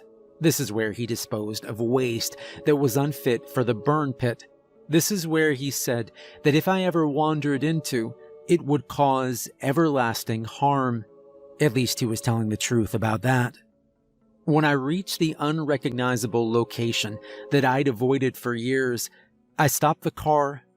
I retrieved the large flashlight from the trunk and continued on, looking for any sign of, well, death. I saw the rusted white paint of old propane tanks buried halfway beneath a layer of dirt and fallen leaves, and walked in that direction. The smell hit first, the putrid stench of decay that was so thick you could taste it. The ground beneath me seemed to soften as I neared the trench where an old septic tank once was. It was never used and removed some time after I was born. It was the remnants of the dream home my father always promised to build for my mother. Instead, they settled into their macabre routine and lived out their lives in the small cottage attached to the motel. I always thought that my sister's death was the reason the dream was abandoned, but it turns out they just found other uses for the plot. As my view crested over the ditch, my mind struggled to comprehend the amount of death that was discarded just a few feet in front of me. Bodies in various states of decay, most of them were years or decades old, stacked without regard to their humanity. Rotted bodies sat atop sun-bleached bones resting on a thick layer of decayed flesh, and on top of it all was poor Bill Henley. His body was almost unrecognizable. No longer the strong, imposing man that stood outside his truck. Now, he was nothing more than a withered white corpse, drained of everything that gave him life. Small incisions covered his legs, arms, belly, and neck. He was drained of blood and wiped clean. His eyes were now nothing more than deep black sockets. I felt guilt for not warning him, but I realized I had a chance to make it right.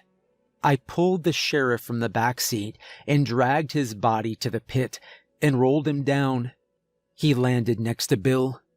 I collected the bloody sheet and carried them over to the nearby burn pit, the one my father rarely used. I lit a match and tossed it onto the sheets. As I watched the flames consume and burn the bloody sheets, I laughed at the futility of burning evidence when I had a pit of dead bodies only a few feet away. What was I trying to hide? In the wake of that epiphany, I formulated a plan. I stomped out the burning sheets and smothered the fire. I would need those later. I returned to the cruiser and siphoned most of the gas from the trunk, spilling it into a bucket I found nearby. I soaked the sheets and any dry wood I could find, which wasn't much. I then maneuvered the cruiser to the edge of the grave so the headlights would illuminate the rotting mound of death. As I walked across the corpses, searching for fat-soaked clothing or anything that would burn, I could feel the old bones snap and crunch beneath my weight. I listened to the nauseating sound of rotted organs rupturing below. By the time I climbed out, the smell of death and gasoline were indistinguishable. It didn't matter, though. I knew exactly how I was going to dispatch these horrible, soulless creatures. I knew exactly how I was going to kill these vampires that had haunted me my entire life, these beings that cursed my family's very existence. I was going to bring justice to these people. I was going to murder every last one of the family, except, of course, my sister. Red blood seeped into the clean white towels sitting where the sheriff took his final breath. It smelled of rusted iron and musty linen. It was an odd feeling to stand in that empty motel room where decades of untold carnage had taken place, so close to where I spent my life. Somehow, though, it still felt like home. In all my years of emptying the ashtray and replacing their unused sheets, I never lingered for longer than I had to. In the back of my mind, I believe I'd always sensed the evil beneath the floorboards. But now, I had all the time in the world to linger. I was waiting for their return. It was only an hour or so before sunrise when I heard the familiar rattling shake of their old station wagon pulling into the parking lot. I gathered up the towels, stuffed them into my cleaning cart, and did my best to remain small and invisible when the door opened. The old man was the first to enter. He greeted me with that eerie fake smile. The others followed in after. I pushed my things aside and waited for my chance to exit. The teenage girl entered last, holding the hand of my sister. They continued about their business as if I weren't even there. Most of them headed straight to the bathroom, where I heard the trap door open to their lair below. The old man stayed behind and lit up a cigarette and then offered one to the old woman. She turned back from the bathroom and joined him at the table. My sister, on the other hand, immediately turned on the old television. She stood in the center of the room and watched as an old black and white Western movie began with a shot of the sunrise. With the old couple paying no attention to me, I leaned in and whispered to my sister. "I think you left this," I said, pulling the photo of her and I from my pocket. She broke her gaze from the cowboy on the screen and glanced at the photo. She took it from my hand. "I have the other half if you want it, with Mama and Papa in it," I said, looking over at the old woman who only spared me a passing glance. I lowered my voice even more. "I can bring it to you in a few hours, but you'll have to wake up early." She glanced at the curtains covering the window and the world outside.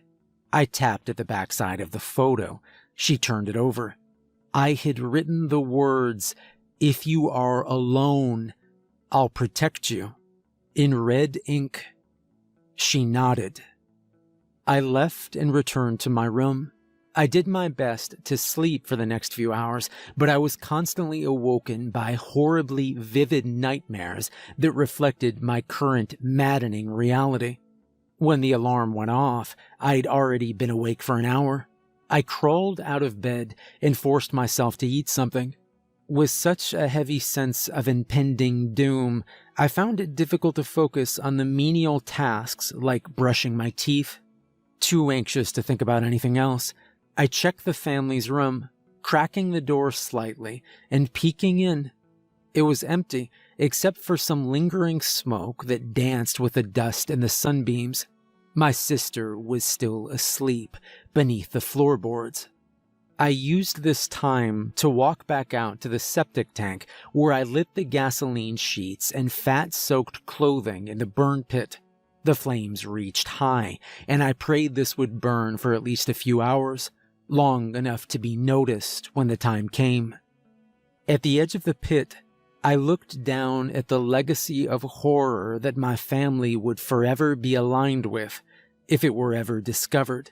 This quaint motel in the mountains would not survive, and my grandfather's legacy would no longer end with its demolition, but live on as macabre folklore. As the corpse-fat-fueled flames danced in the burn pit nearby, it became clear that I was on the precipice of insanity.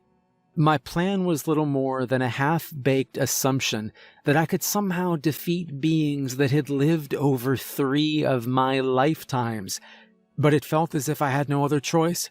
So I collected every single tank of propane that would fit into the cruiser.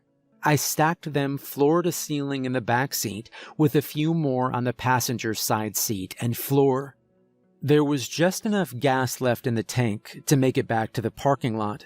Even sputtering on fumes, I was able to coast into a spot near the family station wagon. The sun was low in the sky, and daylight was waning. I checked the room again, knocking lightly as I entered. I slipped inside without opening the door wide and found my sister sitting on the bed, shrouded in the darkness of the heavy blackout curtains. I produced the photograph of my parents from my back pocket, and I handed it to her. "Do you still want to leave?" she asked. "Yes, but I'll make sure you're safe. They won't trap you in those caves. I promise." "They think you changed your mind. Master said you're too afraid to leave this place, that you're weak and insignificant. Master said that you are nothing to fear." "Master's wrong," I said, pulling the comforter from the bed. The light was low, but it was enough harm for her pale, fragile skin. I'd seen how quickly it engulfed Graham. I knew how little it took to kill them. I had my sister lay on the bed and wrapped her in the comforters. I tucked in every last corner and picked her up, holding the seams close to my body. I carried her to the office as fast as I could. Once inside, I took her behind the desk and I told her to hide. The window shades were already drawn, but she remained covered, hunkered down behind the check-in counter. "Do not move until I return. Do you understand?" I asked. She nodded. I sprinted back to the room as fast as my legs would take me. The sun was now setting, and I only had a short time before the family would wake. I remade the bed with the comforters from next door and smoothed them out as if they would even notice. With everything back in place, I returned to the cruiser and dragged each tank into the room, one by one. I took the heaviest ones first and opened the valves wide. Some hissed violently, while others were a low, breathy whistle. The faded odor of sulfur was faint with age, and I barely noticed the scent. With the last tank open, I sealed the door shut and shoved wet towels at the base. I set a timer for sundown and hurried back to my sister. I found her huddled beneath the comforter, with both photos in hand, holding them together as one. She looked up at me with sad eyes. "I wish I never had to leave. I miss being a child," she whimpered. The statement itself sounded so odd, coming from such a little girl. "Do you remember why you left?" I asked. She nodded. "Mother said it was the only way. She promised to always be waiting, though. She lied." "She did her best. But people can't wait forever," I said, brushing her hair back. "We can," she said, looking up at me with eyes that I only now realized were marbled with deep black veins. "Why do you visit when you do?" "Every 4 years," I asked. "The road is long, and the further we go from caverns, the more we must feed. The more we feed, the more dangerous it gets." "Why don't you stay here, where it's safe?" I asked. "We can only stay for as long as the earth allows us. If we stay too long, the soil becomes impure and poisoned, so we must always move. Only in the caverns can we sleep forever." "Then why not stay in the caverns?" I asked. "Would you choose a life of eternal darkness and constant hunger?" she replied, with the slightest hint of indignance. "No," I admitted. "Before now, we'd never stopped, and we'd never turned around." "So why now?" I asked, already knowing the answer. "We had to return so Master could destroy the betrayer," she said. My watch alarm beeped in warning. Dusk was coming. "Graham?" I asked. She leaned in with the intensity of a zealot. "When Uncle Matthew felt his father burn, he begged the Master to come back and seek vengeance, but she refused. She felt he was responsible for his own demise, until she felt her maker die. You see, we can feel the pain of the ones that made us. It keeps us connected. It keeps us safe. It makes us family. When we found that the betrayer had stolen the gift and killed our others, he deserved a painful death." My watch beeped again. I needed to return to the room, but my sister sensed this and grabbed me by the wrist. "He was my friend. He didn't kill them," I said, taken aback by her reveling in his murder. "But he did, and she let him burn in the sun so that his agony would last. Only she decides who lives forever. That's why Mother's sister was mad. She was refused the gift despite what Uncle Matthew promised. So she lit herself on fire and tried to take us with her. Uncle Matthew begged Master to wait for his father, but the boy was buried and the sun was coming soon, so we left him. Master said, 'We do not have room for the weak,'" she said, her eyes ablaze with righteousness. I pulled my arm from her grasp and stood. "That all changes tonight," I said, stepping away from her. "I remember the day you arrived. That was the day that everything changed," she replied. "You were a child when I was born," I said dismissively. "Yes, but I remember the day you arrived here. Mother found you hiding beneath the bed, too small to consume and too young to be worthy of notice. They left you orphaned, and Mother took you in," she said, with a wicked smile, as if she could taste my pain. My mind immediately went back to the photo of myself with those strangers. I thought back to the coldness my mother had for me, while her warmth for other children was always evident. "I don't remember any of that," I said, my hand on the doorknob. "Why would you?" she said, with an evil smirk. I didn't want to believe her. The alarm beeped a final alert, and I realized I was out of time. I sprinted to the family's room and pulled back the wet towel. I held it to my mouth and entered. I smelled nothing, but I swear I could sense a haziness to the air. I tied the towel around my mouth and grabbed the first 2 tanks. They were lighter than before, which means they were emptied. I hurried as fast as I could, throwing them into the parking lot. I just needed them to be out of the room. It was impossible to do quietly, but I did my best to muffle any bump while keeping the door closed as I entered and exited. While it took me a half hour to fill the room, it only took me minutes to empty it of the tanks. My hands bled from cuts on the rusted metal handles. On the way out with the final tank, I heard the floor in the bathroom creak as the hatch opened. I locked the door and returned the towel to the crack beneath it. I moved a few of the tanks around the corner, but abandoned the task when I heard movement inside.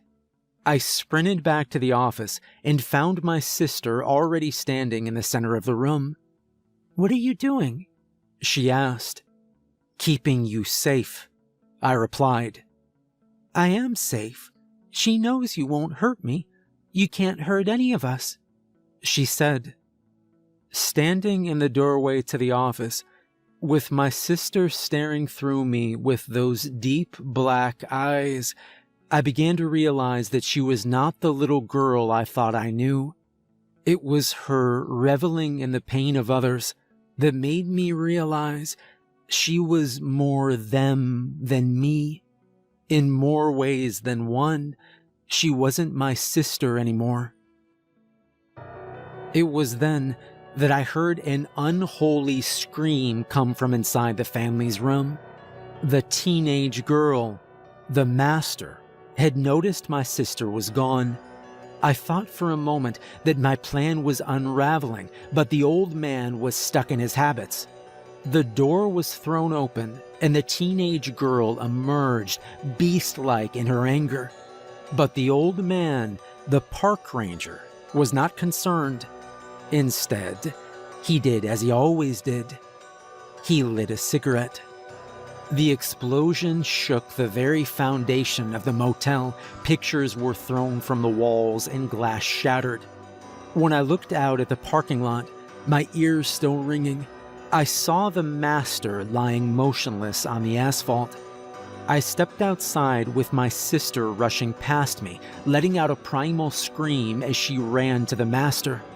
Behind them, the motel room was aflame in hellish fire.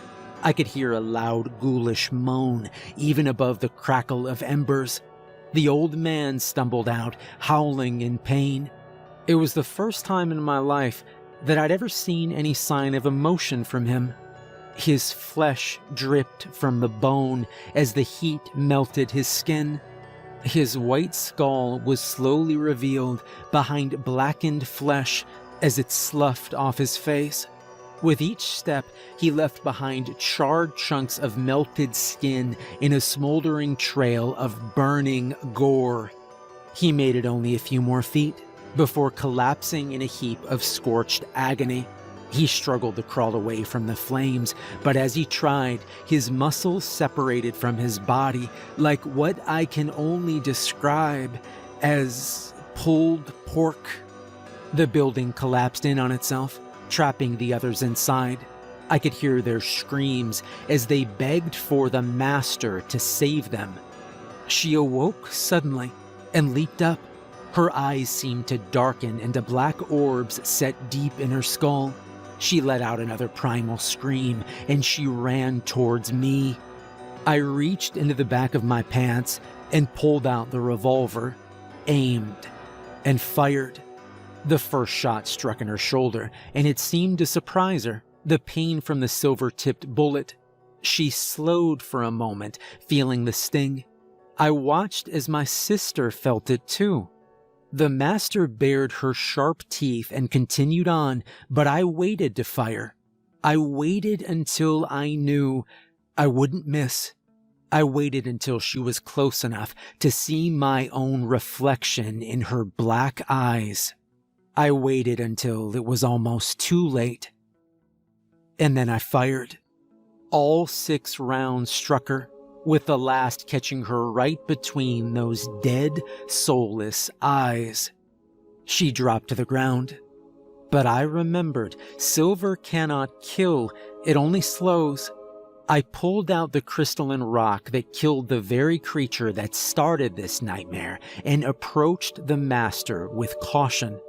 I could hear her rapid short breaths as her body worked to push out the silver-tipped bullets. I rolled her over and raised the crystalline rock above my head, ready to plunge it into her heart, when I was blindsided. My sister tackled me to the ground. "You can't kill us!" she screamed, her eyes now full black orbs. "She is the killer. She is evil. I'm your family," I said back. She showed her teeth and leaned in so close I could feel her cold breath on my neck. "You are food," she hissed, and then she opened wide and bit down. I could feel her sharp, jagged teeth as they pierced my skin, tearing at my flesh. I had no choice. I had to fight back. I only meant to hurt her when I plunged the crystalline rock into her side. She howled in pain and rolled off of me. I saw the strange salted rock do its work as the skin around her wound started to shrivel and dry. I went to pull it out, but she pushed me away and grabbed hold of it herself. She yanked at the deadly stake piercing into her side, trying to remove the crystalline rock. But it broke. The larger part fell to the ground with a dull end. The rest remained inside her, eating away at her innards. She looked me in the eyes one more time, and for a moment, just a moment, I could see the face of the little girl I once knew. She collapsed to the ground as her rib cage collapsed in on itself. She was gone. I looked back to the master, but the place where she fell was now just a spot of wet blood on the asphalt. I looked frantically for her, the orange flames of the fire illuminating everything. She was still alive, and I was defenseless. I picked up the dull crystalline rock and ran towards the cruiser. I could feel the moisture leach out of my hands as I gripped the rock as tight as I could. The explosion shattered the front window of the cruiser, so I had to work fast. From the front seat, I retrieved the items I'd taken from the sheriff's body: handcuffs, keys, and a service pistol. When I stood up and turned around, she was already there, a silhouette among the backdrop of flames. I fired again. The bullet struck her chest, but she didn't even flinch. Instead, she flashed a ghoulish smile. There was nowhere to hide, and I knew that it was impossible to outrun her, so I chose the only safe place I could think of. I threw open the back door to the cruiser and crawled in, though I was careful not to pull it shut just yet. The master leapt out of the hood of the car and sneered at me through the metal gate separating the front and back seats. Slowly, she crossed over to the opposite side of the car, her gaze locked on me like the predator she was. I was backed against the door, ready to push it open behind me, but even then I knew I couldn't outrun her. She opened the rear door across from me. Her long clawed nails gripped the metal grate over the windows as she pushed the door wide open. I know she was sure that she had me trapped, so she toyed with her prey. She moved slow and deliberate as she crawled into the back seat with me, her pitch-black eyes swirling with reflections of the fire outside.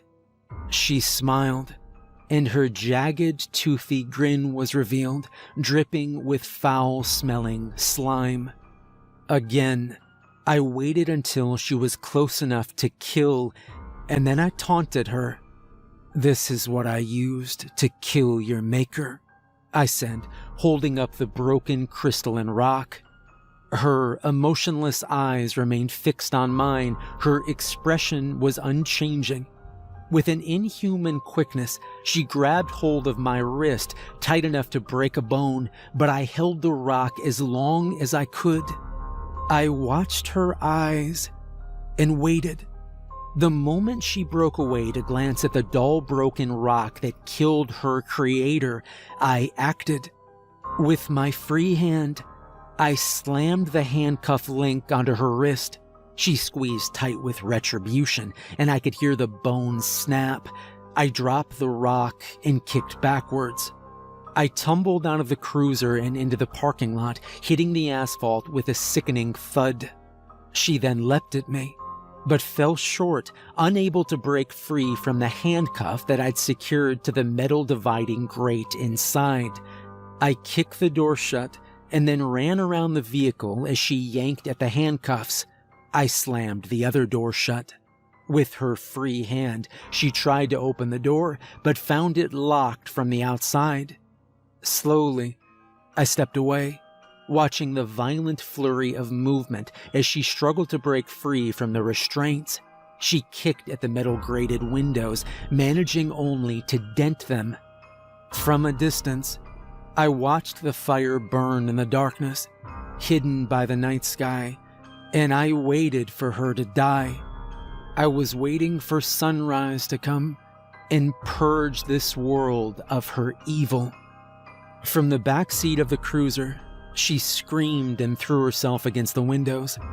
I watched her fight for hours, locked in the back seat. Eventually, she even resorted to gnawing off her own hand. Thick, black blood spurted from her wound, spraying the glass and obstructing my view inside. As the sun crept over the trees, she stopped fighting. I wasn't sure if she accepted her death or just expended the last of her murderous will to live. Just as Graham's body became a charred black husk, so did that of my sister and the old man. The master, though, she burned so hot, nothing but dust remained in the back seat of the cruiser. As I stood over the corpse of what I now knew was never my sister, I realized that I was no longer linked to this hellish place. I was free of the tether of this bloodline that kept me here, burdened by a sense of loyalty to a family that was never mine. I emptied the safe of the blood money that was meant to maintain this motel forever. There was no longer anything that held meaning for me here, so I watched as the flames leapt from room to room, and eventually the office and the cottage itself. The smoke from the septic tank burn pit still billowed thick black smoke, and I hoped that whoever came, it would draw their attention there. I hoped that finding those bodies would bring closure to the families who lost their loved ones to the dead roads. My name is Daniel Brooks, and I work construction in Northern California. That's the easiest way to describe it to people. If somebody asks what I do, that's what I say. Construction. Most people picture putting houses up, maybe a crew pouring concrete somewhere outside Sacramento, or building shopping centers off the highway. What I actually do, it's a little different. Most of my work involves digging holes. Post holes, foundation holes, utility trenches, equipment paths, sometimes access roads cut into hillsides that haven't seen a vehicle in 50 years. If somebody wants to put something in ground where there isn't already a road, a power line, or a flat piece of dirt, guys like us are usually the ones they call. We work all over Northern California, but most of our contracts come out of one region. People call it the Emerald Triangle. That's the stretch of country where Humboldt, Trinity, and Mendocino counties all meet. If you've ever seen pictures of endless green hills covered in pine trees and fog rolling in off the Pacific, there's a good chance they were taken somewhere in that triangle. It's beautiful country. It's also the kind of place where a lot of things happen that nobody talks about too loudly. If you ask people what the most dangerous thing in the Emerald Triangle is, most of them will give you the same answer. Drugs, illegal grow operations, armed landowners, cartel crews hiding out in the forest, booby-trapped properties, people going missing after they wander too far down the wrong logging road. And some of that is true. I have seen grow sites hidden so deep in the woods that the only way to reach them is by walking an hour uphill through brush. I have seen diesel tanks buried under tarps and irrigation pipes running miles through the trees.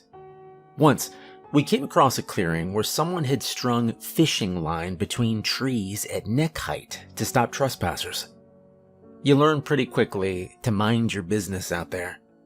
But the drug stories are only part of the reason people disappear in that part of the state. The rest of the time, it's the land itself. The Emerald Triangle, it's full of old mines, collapsed wells, unstable slopes, and logging roads that turn into mud traps after one night of rain. Whole hillsides slide out from under you if you cut the wrong place. Creeks change direction every winter. A truck can vanish down a washed-out ravine and nobody will find it for weeks. We've pulled equipment out of places that look like they'd been abandoned since the 1950s. Rust-colored bulldozers half buried in dirt. Collapsed timber frames from mining operations nobody remembers. Old drilling rigs tipped sideways under blackberry vines. When you work construction in country like that, you get used to strange ground. My crew usually runs 4 men. Kevin Turner is the foreman. He's been doing this kind of work longer than I've been alive. Kevin doesn't talk much unless he needs to, but when he does, we all listen. He's the kind of guy who can walk across a hillside, kick a patch of dirt with his boot, and tell you whether you're about to hit clay, shale, or bedrock 3 feet down. Then there's Brian Foster, who runs the excavator most of the time. Brian is built like the machine he operates. Slow-moving, steady, and nearly impossible to knock off balance. I have seen him thread a 30-foot boom through a stand of trees without scraping bark off a single trunk. The youngest guy in the crew is Ethan Reed. Ethan handles grade stakes, shovels, fuel cans, and whatever else needs doing. He's strong, quick to learn, and just reckless enough that Kevin spends half his time yelling at him to slow down. And then there's me. I run equipment when Brian's off the seat, do ground checks, measure cuts, and keep the job moving. I've worked construction long enough that none of it feels new anymore. Dirt is dirt, right? Machines are machines, and if you follow the right procedures, most problems can be fixed with a shovel and enough patience. At least that's what I believed when I first took this job. The company we work for takes contracts most construction outfits won't touch. Remote telecom towers, private water systems, utility trenches for survey stations miles from the nearest highway. The kind of jobs where you haul equipment up dirt roads so narrow you can see the drop through the driver's side window the whole way up. Those contracts pay, well, a lot better than normal construction work. And the reason, it's simple, nobody wants them. The locations are remote, the ground is unpredictable, and if something goes wrong, it can take hours for help to reach you.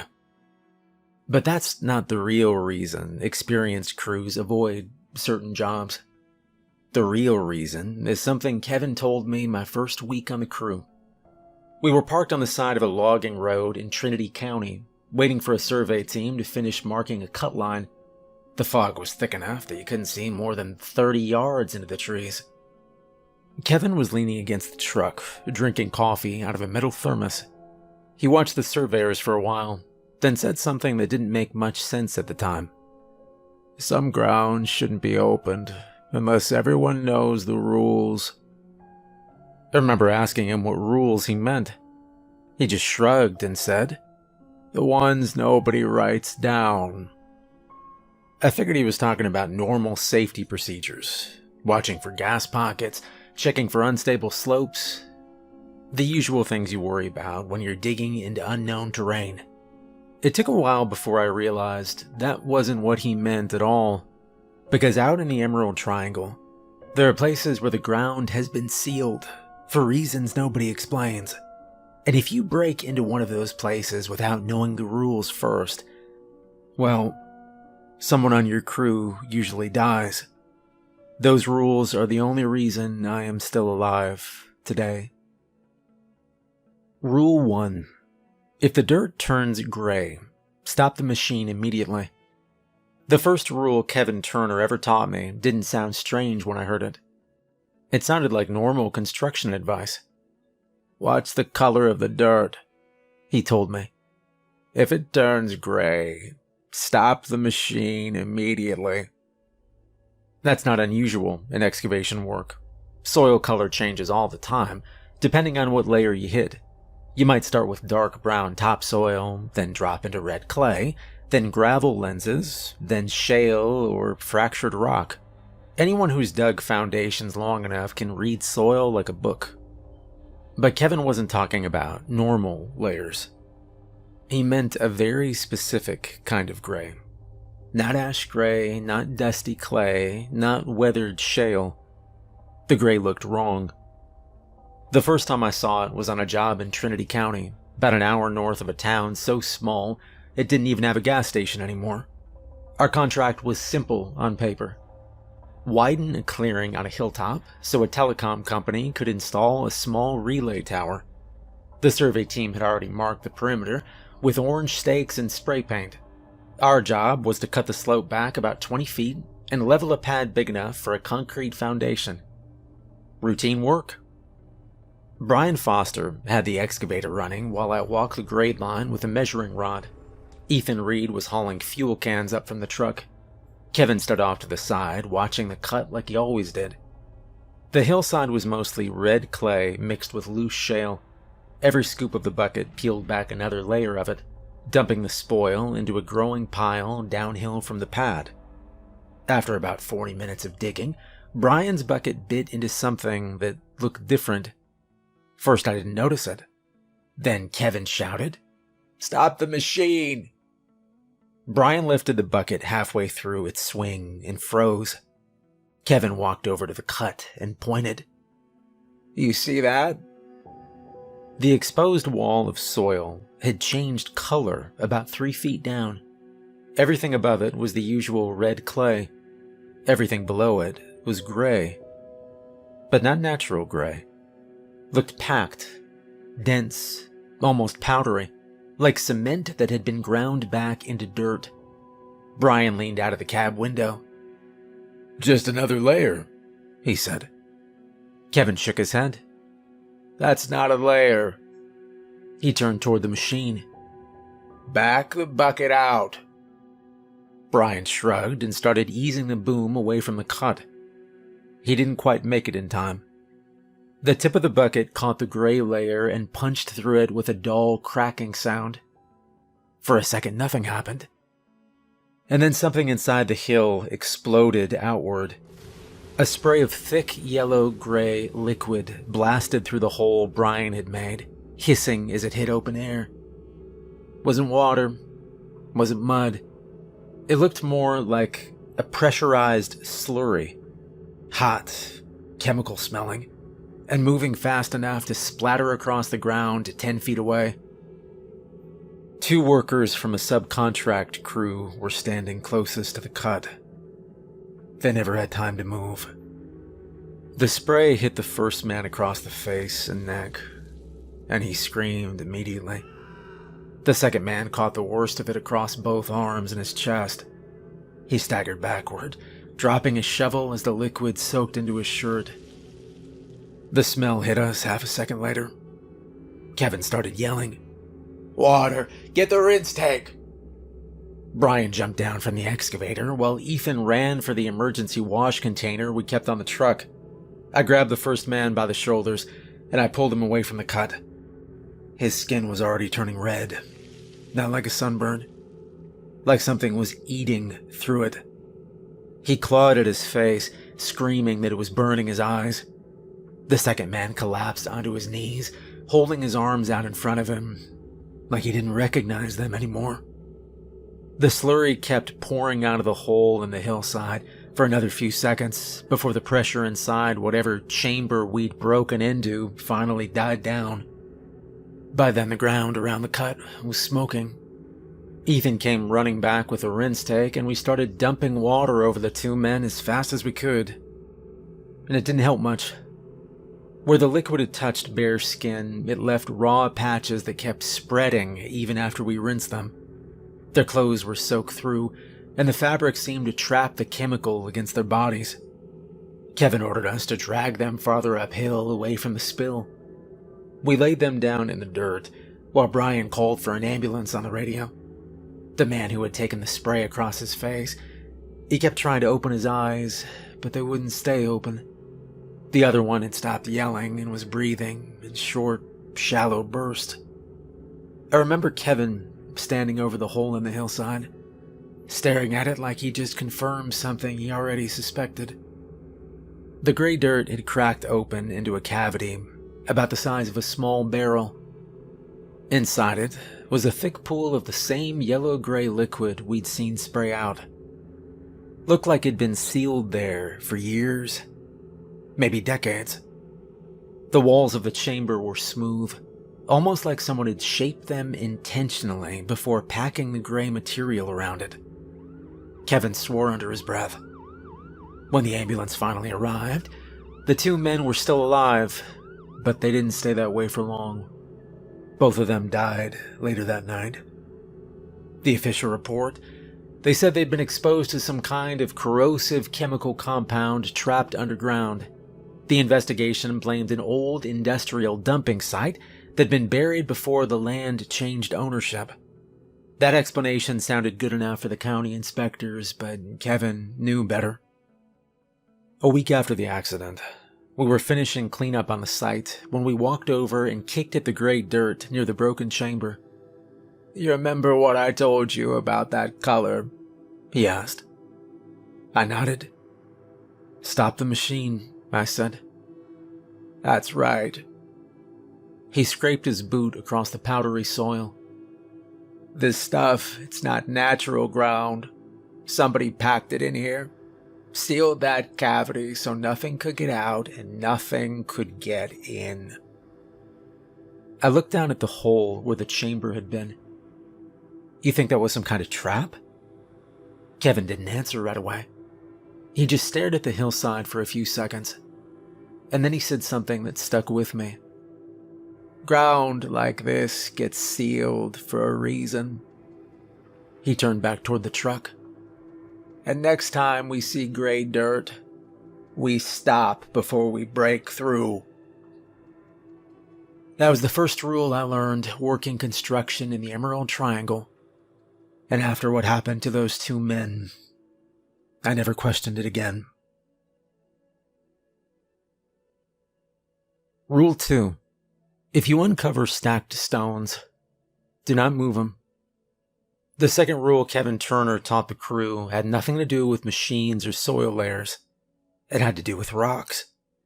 At first glance, that sounded even less serious than the gray dirt warning. Construction crews uncover rocks constantly. Some are natural, some are left over from old structures.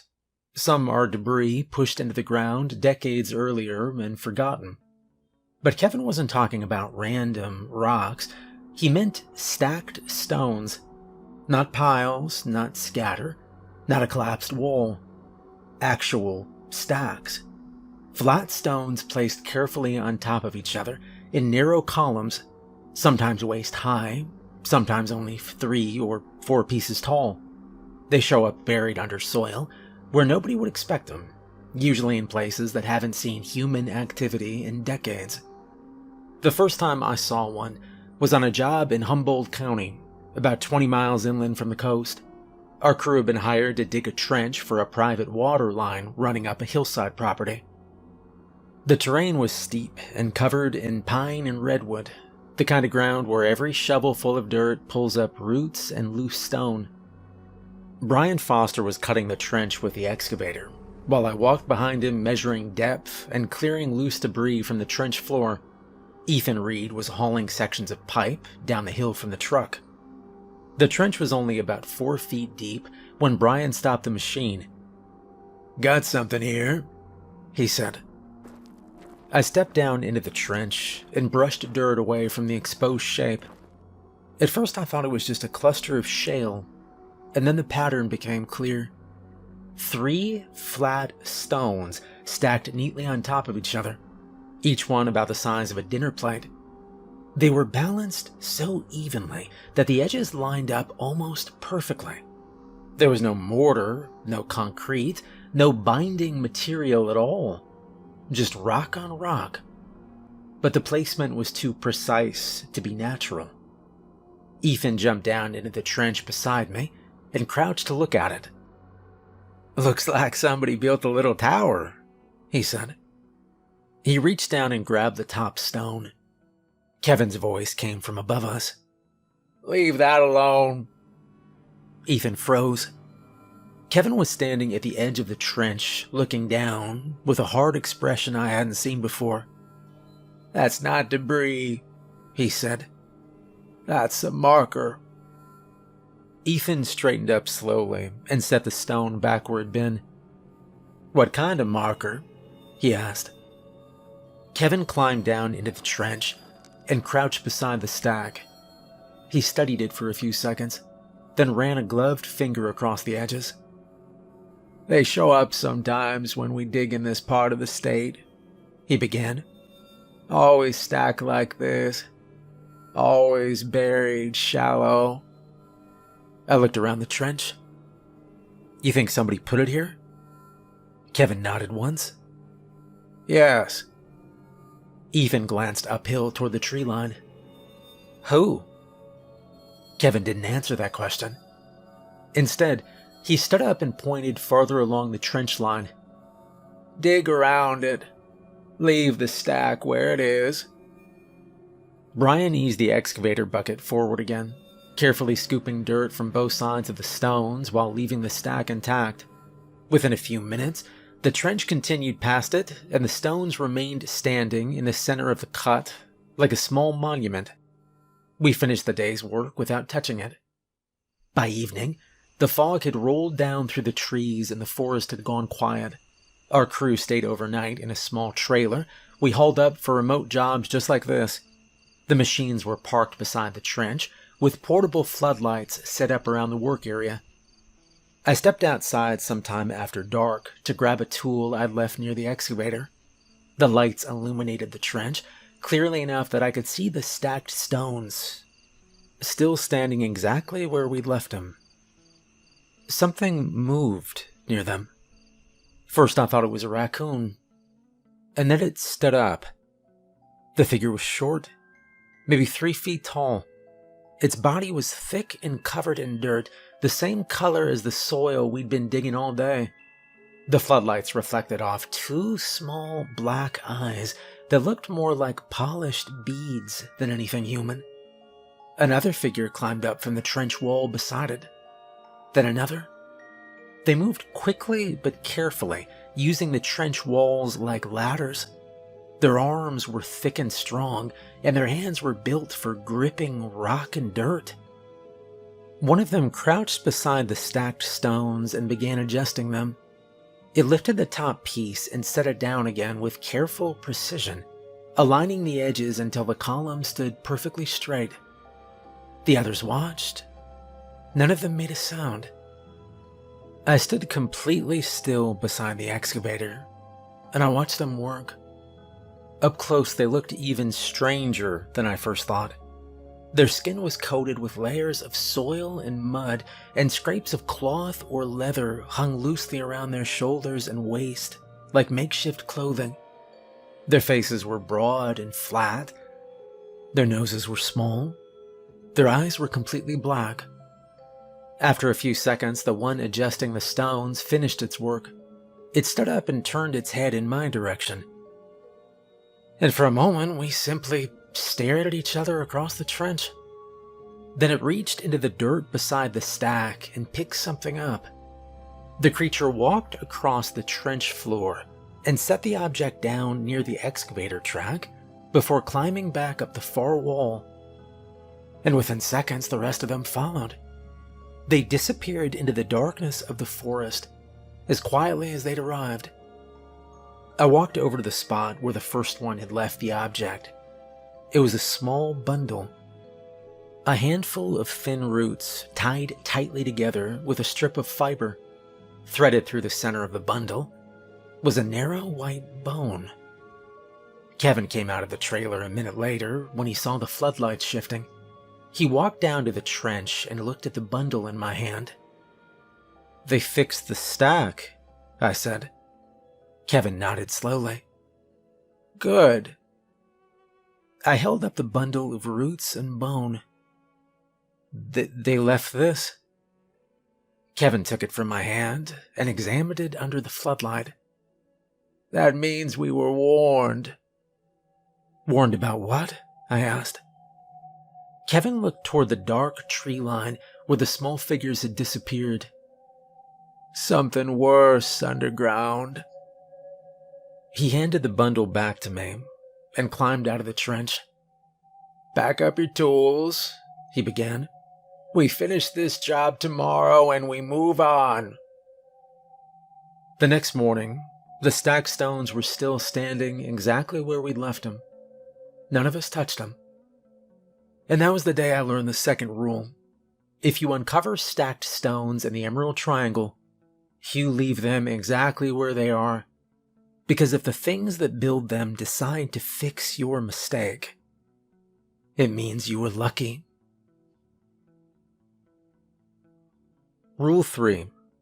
If you find drawings underground, bag them. The third rule exists because the things living underground are not animals. They're organized. And if you work long enough digging holes in the Emerald Triangle, you will eventually see them. The first time I saw one was on a job in Mendocino County.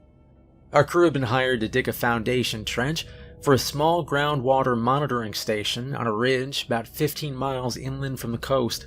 It was the kind of project that usually took 2 days. Dig the trench, set the forms, pour concrete, and move on. The clearing was small and surrounded by pine and scrub oak. The contractor's survey stakes were already in the ground, marking a straight 30-foot trench where the foundation footing would go. Brian Foster had the excavator running up by late morning. The soil there was a mix of clay and fractured rock. Nothing unusual. The bucket cut through it in steady layers, while I checked depth with a measuring rod, and Kevin Turner walked the perimeter, making sure we stayed inside the survey line. About halfway through the trench, Brian's bucket peeled back a section of rock that looked hollow behind it. He eased the boom forward again, and the trench wall collapsed inward. Behind the rock was a tunnel. Not a natural one. The interior walls were smooth and worn down in places, as if something had been moving through it for a long time. The floor sloped slightly downward, disappearing into darkness about 15 feet back. Kevin climbed down into the trench and shined a flashlight inside. "Hold the machine," he said. I stepped beside him and looked into the opening. Bones were scattered along the floor. Animal bones mostly. Deer, raccoon, smaller things. Mixed in with them were objects that had clearly come from the surface. A rusted shovel blade, an old flashlight, a broken plastic toolbox. And farther back along the wall, there were drawings scratched directly into the rock. At first they looked like crude lines, and then the pattern became clear. They were maps. Not just random shapes either. They showed roads running through towns along the coast, intersections, bridges, power stations, water reservoirs, Some of the drawings even showed clusters of houses laid out in neat blocks. Under those maps were other shapes, figures drawn beneath a line that represented the ground. The figures had long bodies, thick tails, and narrow heads. They looked exactly like reptiles. Kevin moved the flashlight deeper into the tunnel. Something shifted inside. The beam caught it for a second before it pulled back into the darkness. And that was the moment I saw it clearly. The thing standing inside the tunnel, it was about the size of a man. Its skin was pale gray-green and covered in small scales that caught the light like dull stone. Its arms were long and thin, ending in hands with narrow clawed fingers that looked perfect for digging through packed soil. Its face was flat and narrow. 2 dark eyes reflected the beam of Kevin's flashlight. There was no mistaking what it looked like. A lizard person. The creature stood there watching us from inside the tunnel, and then it turned and slipped deeper into the passage, moving sideways through a narrow crack in the rock, like it'd done it 1,000 times before. Neither Kevin nor I spoke for a few seconds. Finally, Kevin lowered the flashlight. "Now you know what the drawings are for." We spent the next few minutes gathering loose papers and copying what we could from the walls. Some of the maps were printed county surveys that had been stolen from somewhere on the surface. Others were hand-drawn plans showing tunnels branching outward under hillsides and roads. Several of them had arrows pointing toward larger towns along the coast. Under those arrows were dozens of the same reptile figures rising up from below. That afternoon, we saw 2 more of them near the trench. One appeared along the far edge of the clearing just before sunset. It stood upright among the trees, watching the machines, its tail hanging low behind it like a counterweight. When Brian swung the excavator in its direction, the creature slipped back into the brush and disappeared. The second one appeared after dark. I stepped outside the trailer to check the fuel tank on the generator, and I saw it standing halfway down the trench, studying the maps still scratched into the rock wall. It looked up at me. Its mouth opened slightly, showing a row of narrow teeth, and then it climbed straight up the trench wall and vanished into the forest. The next morning, Kevin told me the 3rd rule. "If you find drawings underground, you bag 'em." "Why?" I asked. "Because those things are planning something." Later that day, we drove into town and stopped at the county sheriff's office. Kevin spread several of the maps across the front desk. The deputy leaned over him and frowned. "The hell's this?" he asked. Kevin pointed to the drawings of tunnels under a small coastal town.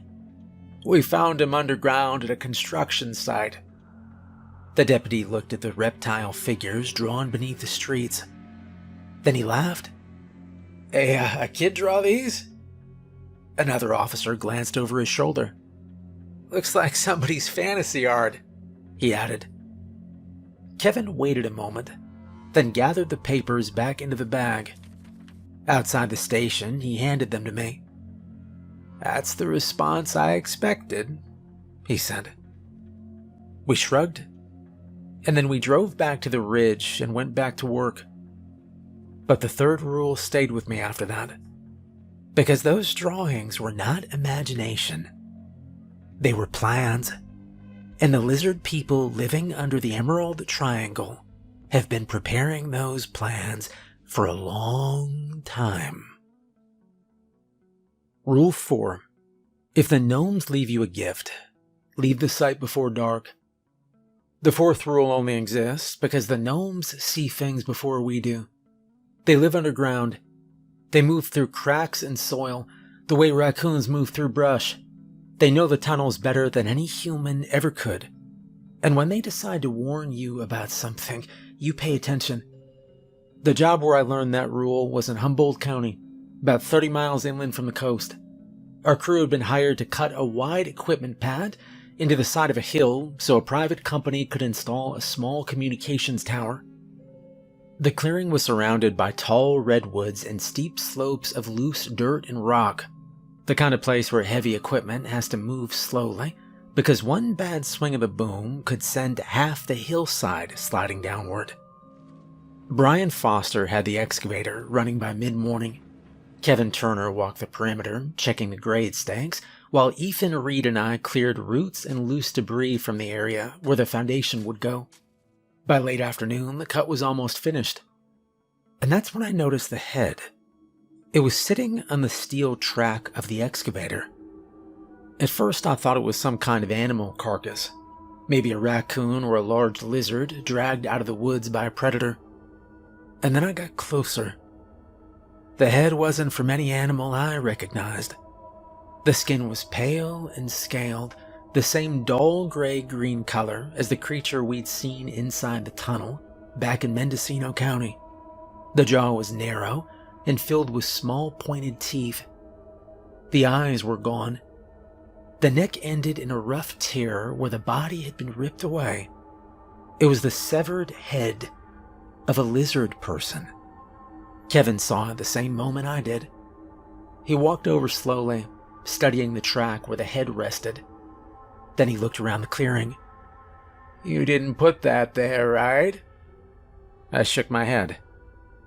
"Neither did I," Kevin said from behind us. Brian climbed down the excavator cab and stared at it. "What the hell is that thing?" he asked. Kevin didn't answer him. Instead, he crouched down beside the track and examined the ground. Small footprints covered the dirt around the machine. 3-toed prints, about the size of a child's foot. Gnome tracks. Kevin stood up again. "That's a gift," he said. I looked at him. A gift? He nodded once. "They're warning us." Warning us about what? Ethan asked. Kevin glanced toward the tree line. "About what's coming." We finished shutting down the machines immediately. Kevin wanted everyone off the site before sunset.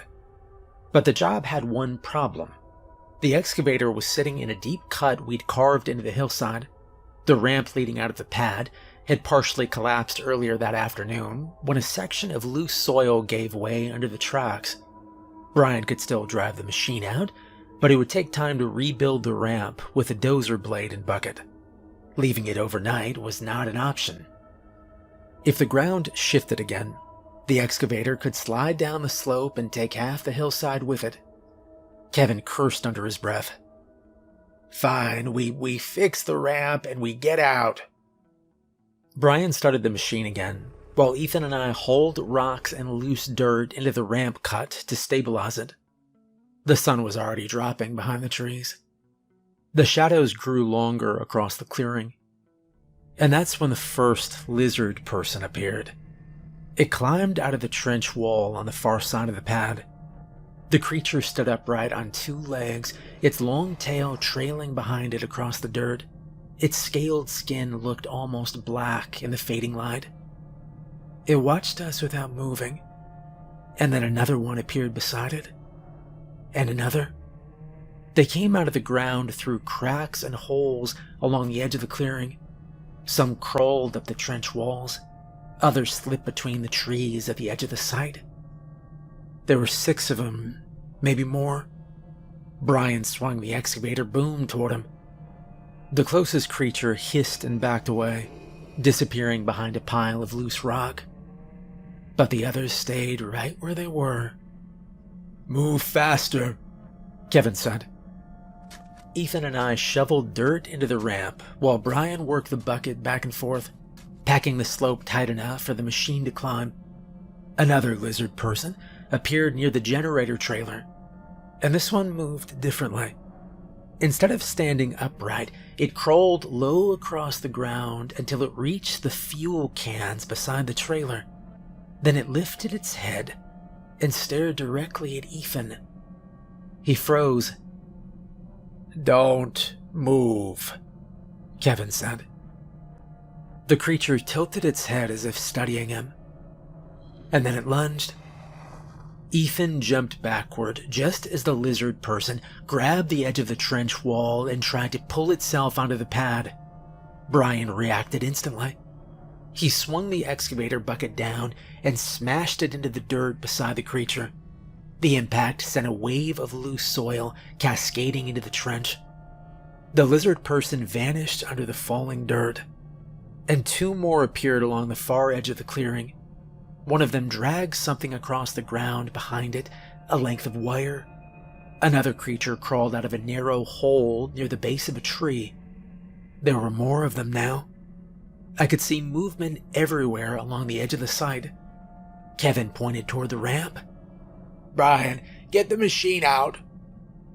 Brian backed the excavator toward the ramp and started climbing slowly up the slope we'd rebuilt.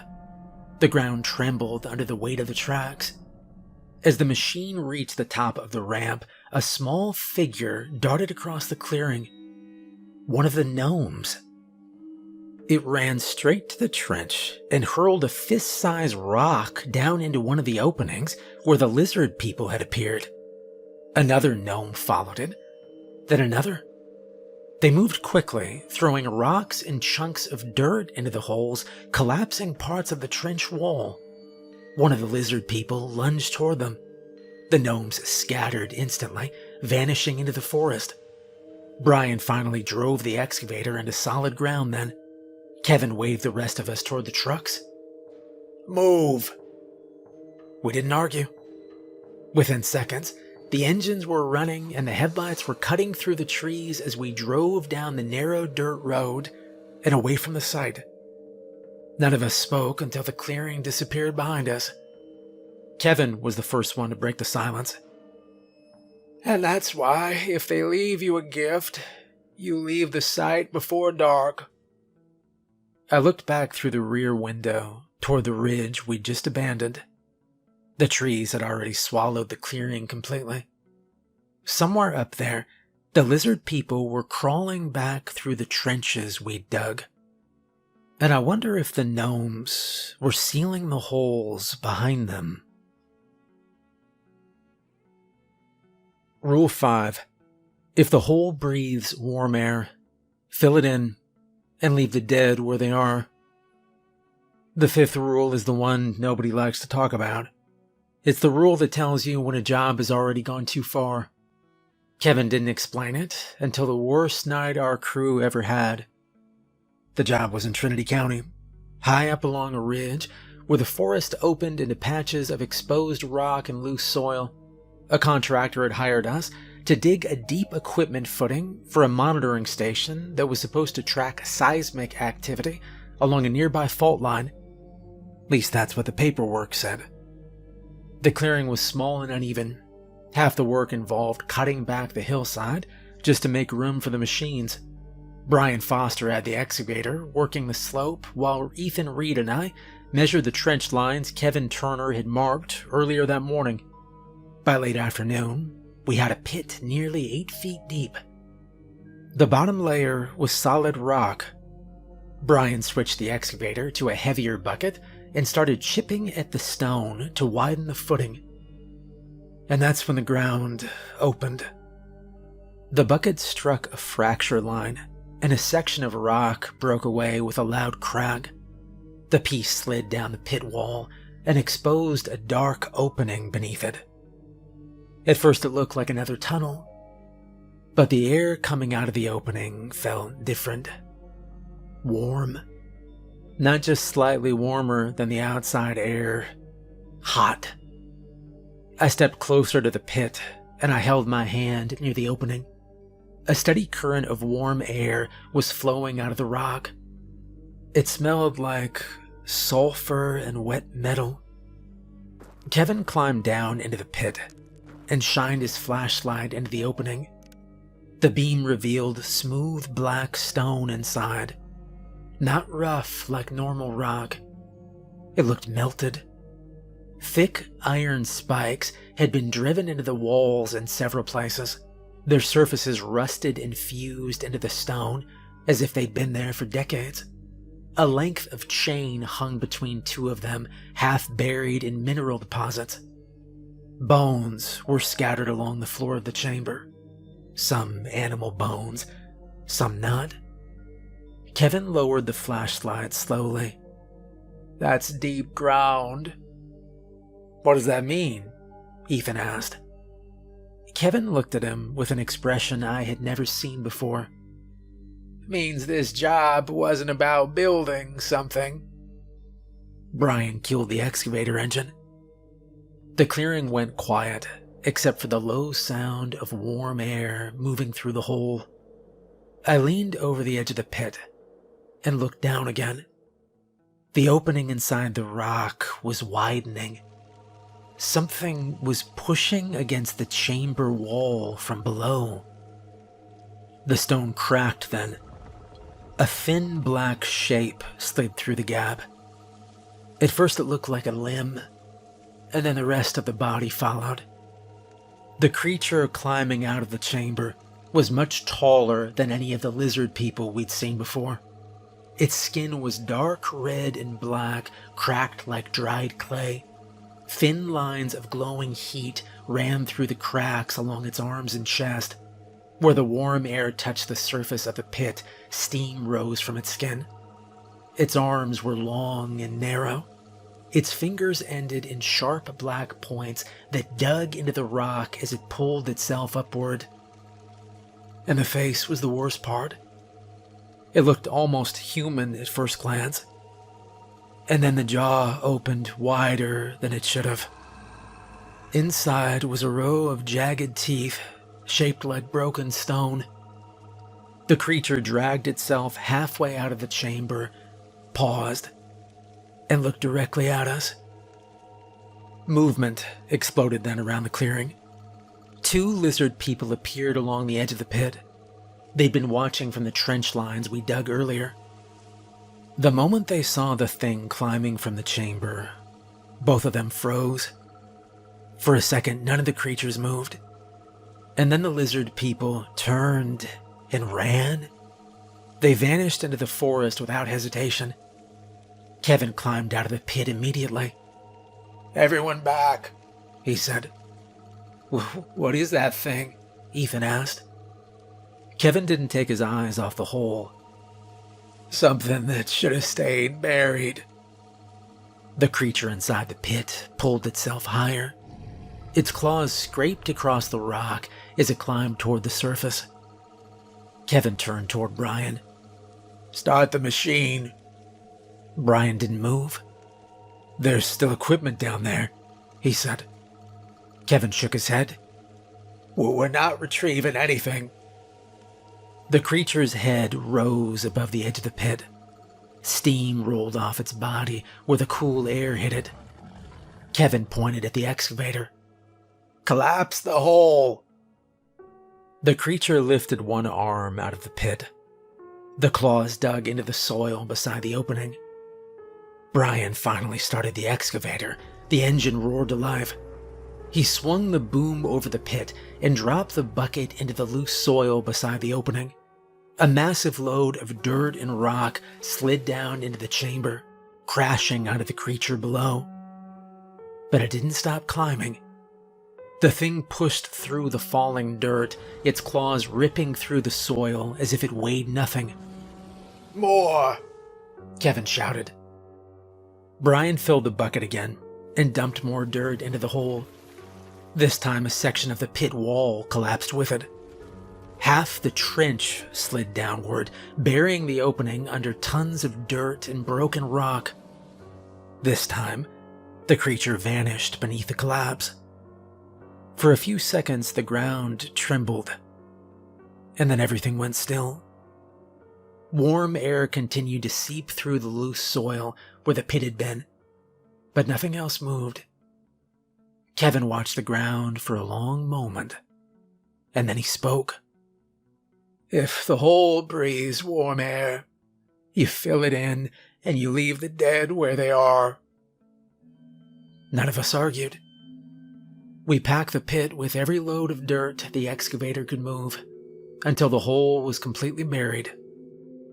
By the time we finished, the clearing looked like a landslide had taken half the hillside. We shut down the machines, and we left the site before sunset. No one spoke on the drive down the ridge. The official report later said that the ground had collapsed into an unstable fault pocket. Equipment loss. End of investigation. Kevin told me later that the fifth rule always applies the moment warm air starts coming out of the ground. Once that happens, you collapse the hole and you seal it back up. No exceptions.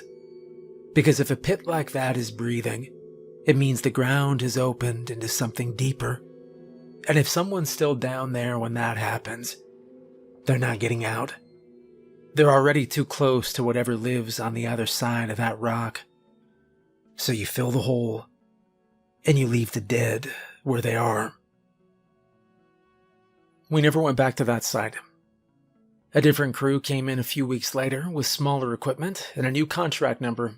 From what I heard, they filled the rest of the pit with gravel and poured a concrete cap over the entire area before installing the monitoring station on top of it.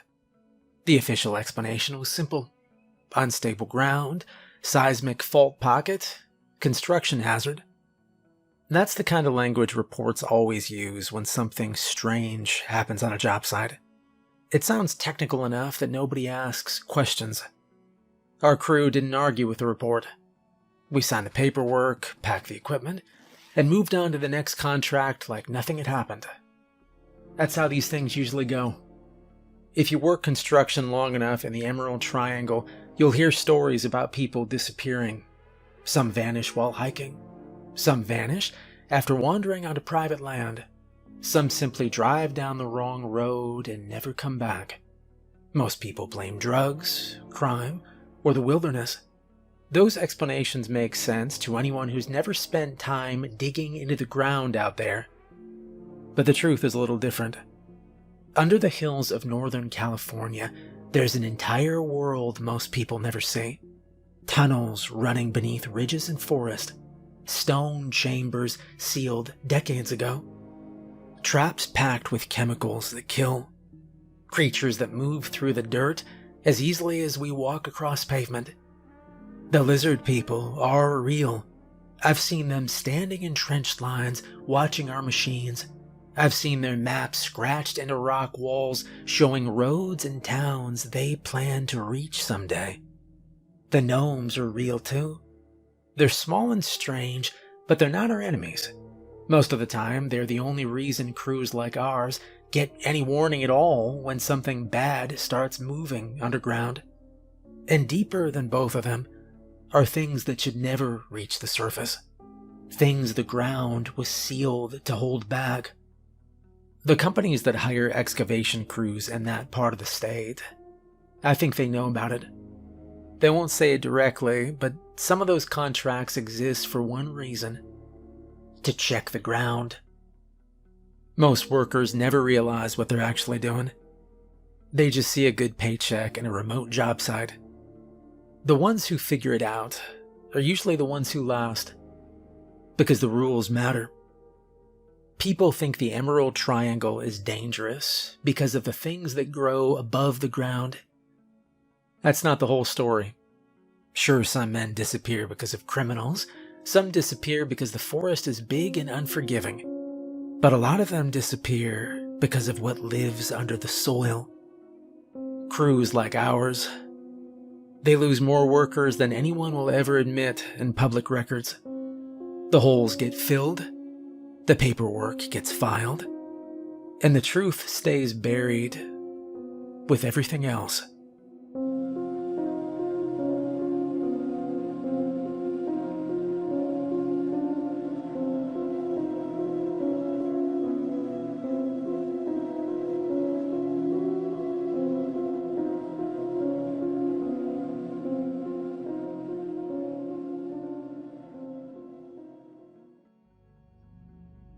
I work as a cell phone technician. You've probably seen videos on YouTube of some guy climbing to the top of a metal tower in the middle of a huge empty nothing. That's me. It's about the best job you can get where I live without a high school diploma, and the only real source of entertainment to boot. As a perpetual screw-up with an appetite for adrenaline, I was basically a star candidate. Really, the only two requirements are a basic level of physical conditioning and a complete lack of fear, both of which I have. Or at least I thought I did. 2 weeks ago, the company I work for, who shall remain unnamed lest the corporate overlords find this post, sent me out to a job site about 50 miles out of town.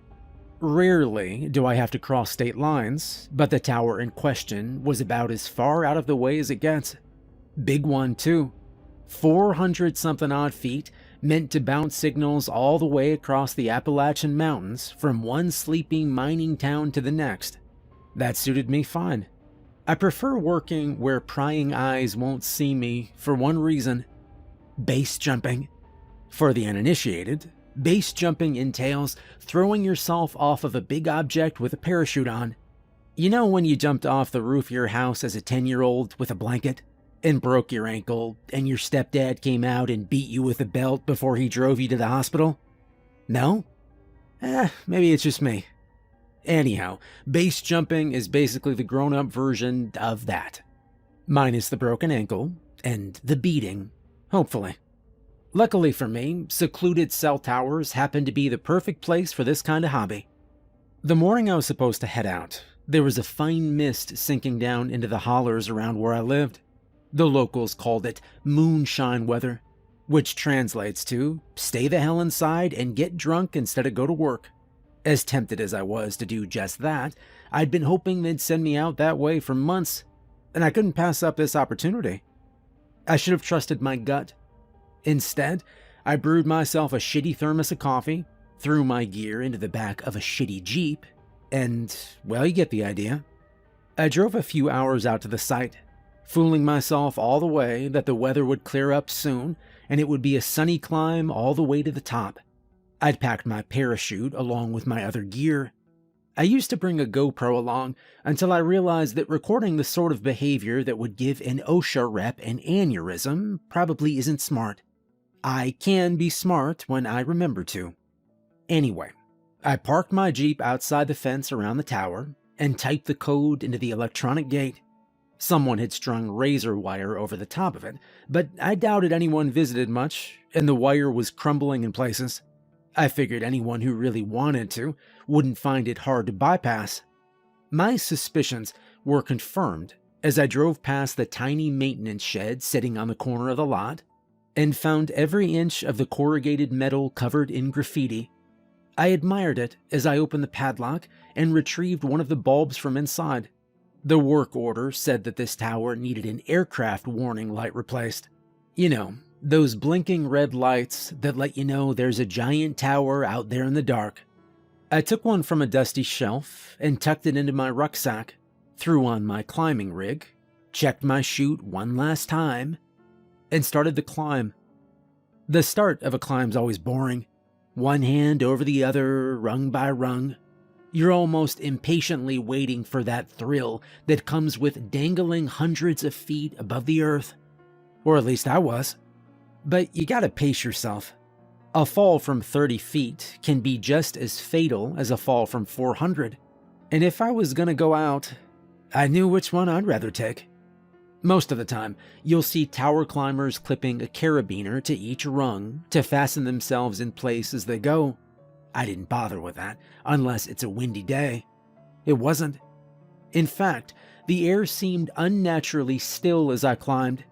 If I were a wiser man, I might have paid more attention to the prickle at the back of my neck, or the sense of foreboding in my gut. But as you've probably guessed, I am not. So I didn't. Instead, I chalked it up to coffee jitters and doubled my pace. Probably just needed to take a leak. You ever pissed off a 400-foot tall object? It's just as awesome as it sounds. I was around halfway up when I realized that the fog around me had grown more dense rather than less, which was strange. Usually, when you get a bit of height and the sun starts to burn away the mist, you can see just fine. Typically, it's all but gone by 2 p.m., leaving you free and clear to jump from the top. I'd already picked out a nice little meadow to the southwest of the tower where I could land and have an easy hike back to the Jeep. If I couldn't see it though, well, that'd be a problem. I'm not suicidal after all. It looked like my dreams were shattered for the day. The fog around me was so dense now that if I hadn't known better, I would have thought a storm was rolling in. But the weather forecast hadn't mentioned any chance of a storm, and there was still no wind. It was strangely silent, except for the dull ring of my boots on the rungs and my own breath in my ears. I paused to take a break around the halfway up. There are altitude markers painted on the cell tower, so you can mark how far you've come, and I just passed 150 feet. Clipping a carabiner onto the rung above me for the first time that day, I leaned back and stretched, enjoying the feeling of weightlessness. I glanced down, something the veteran climbers tell you never to do, and that's when I saw it. Down below me, shrouded in mist, a shape clung to the side of the tower. I say shape because I didn't get a clear look at it. Just a shadow, maybe 100 feet below, so far away that I couldn't really even tell if it was moving. The hell? Now, I know I'm not Shakespeare, but I doubted old Bill would have reacted any differently than I did. I mean, why would anyone be climbing a cell tower in backwoods Appalachia on a day like this? Anyone besides me, that is. My first thought was that it was one of the graffiti artists who, finding their skills limited by the canvas of the old maintenance shed, had grown the balls to climb the tower and add a little color to the gray steel. Good on them. Might make for a bit of an awkward meeting when they caught up to me, but I wasn't about to call the cops or anything. I even debated hanging around until they got a little closer, but decided against it. That was my first and only good decision that day. Probably the one that saved my life. I kept climbing, reasoning that if my fellow climber made it to the top while I was still around, I'd congratulate them on their courage and ask them nicely to paint over one of the lights so that the company would send me out here in a month or two and I could get my jump on. I reached the 200-foot mark and took another break, feeling the cold, wet air on my cheek, scratching under my thick beanie. The company tells you to wear a helmet, but I figured that at heights like this, I'd prefer my cranium to liquefy on impact if I fall. Quick and painless. I took another look down to see how my mysterious friend was doing. It was closer. I say it because it took my brain a few seconds to register that the thing climbing up the tower toward me wasn't human. It had closed the distance between us by a few dozen feet, and it was impossible to mistake. Its arms were too long, its body too short. I caught a glimpse of dark, glistening skin through the mist, a face twisting on a knobbly neck, two eyes that were pale and milk white, like an old man's cataracts. I blinked. It was still there. One long arm swung over the other with unnatural grace, a hand large enough to swallow the entire rung curling around steel. The hell?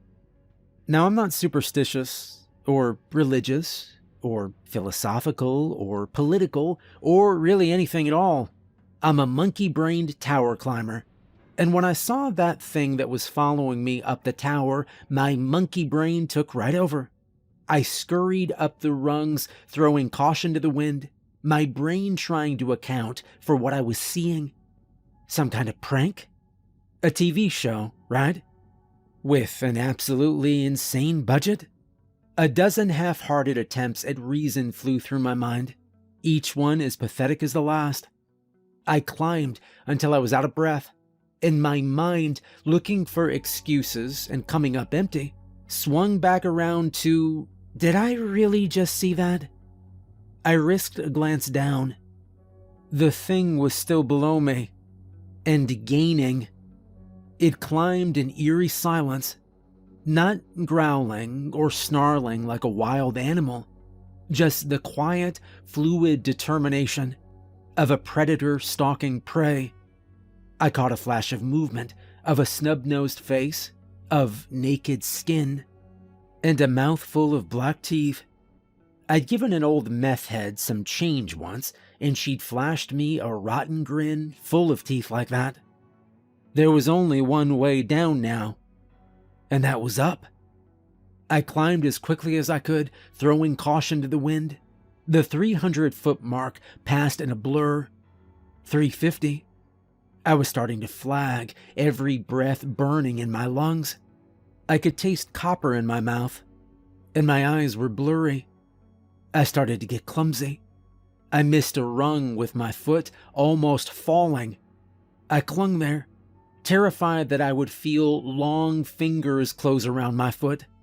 I kicked the rings once, then managed to get my boots back in place and kept going. I reached the tower's uppermost platform. The trapdoor was locked, secured by a padlock. Of course it was locked. I tore a glove off with my teeth and let it spiral away, fumbling in my pocket for the key. Nothing. My entire body was seizing with fear. I unhooked the hammer on my tool belt and bashed the padlock. It came open, bouncing off my arm. I shoved open the door and hauled myself through, landing on the small platform at the top like a trout from a creek.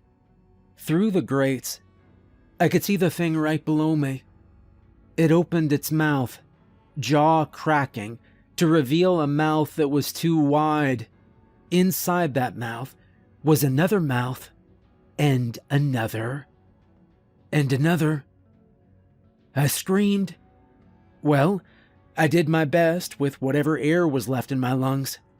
It sounded more like a whimper or a sob.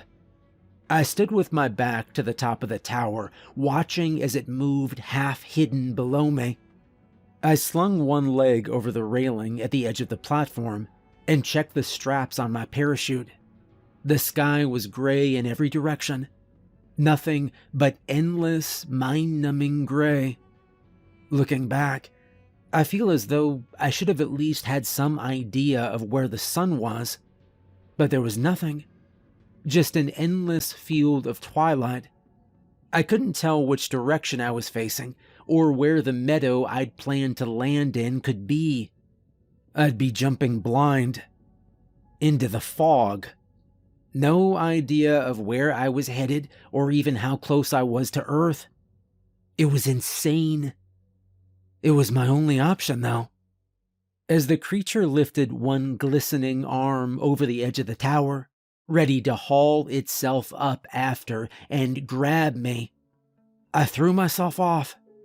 Normally, this is where I let out a whoop, revel in the feeling of the wind on my face, the weightlessness.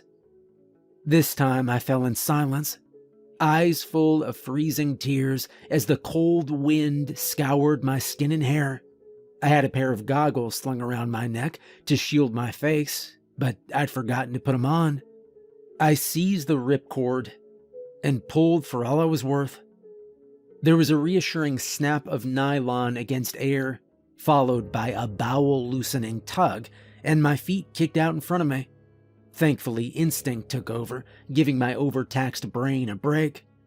I glanced up and over my shoulder, wind whistling in my ears, but I could see no sign of the creature above me.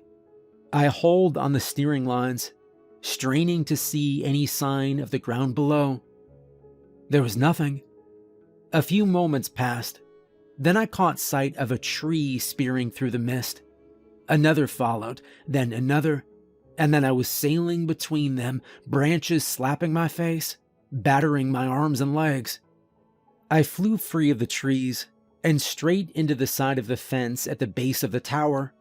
Razor wire slashed my hands as I struck the top of the fence with enough force to knock the wind out of me. I fell backward, landing in the dirt, shredded nylon billowing down to cover my face. I struggled free from the remains of my chute and unbuckled the pack, leaving it all in a heap by the fence. I limped for the Jeep, Above, I could see no sign of the creature. I hauled the door open and started the engine, praying that the faulty spark plug I'd been meaning to replace for months would do me this one last solid. The engine sputtered to life. Something flew overhead. A blur. I caught sight of long limbs spread wide, of membranous wings billowing in the sky. Eyes locked on mine as the predator glided silently overhead, banking, turning toward me. I threw the Jeep into reverse, tires spinning in loose dirt. My head bounced off of the headrest as I crashed through the gate. Then I was off, jostling down the gravel-packed road. I didn't stop driving until I reached home. Autopilot must have kicked in because I drove myself to the ER. They must have thought I was some kind of crazy person. They had to peel my fingers from the bloody steering wheel before they could get me inside. It's been 2 weeks now, and the stitches across my arms and hands are only just healing. I'll have the scars for the rest of my life. I'm writing this with the doors locked, and my stepdad's old 12-gauge leaned against the desk next to me. I should get a dog. Maybe 2. The mist is back, and somehow the mountains just don't seem as safe as they used to. The screen of my phone just lit up. A text from the company. Another job. Another site. I don't think I'll answer.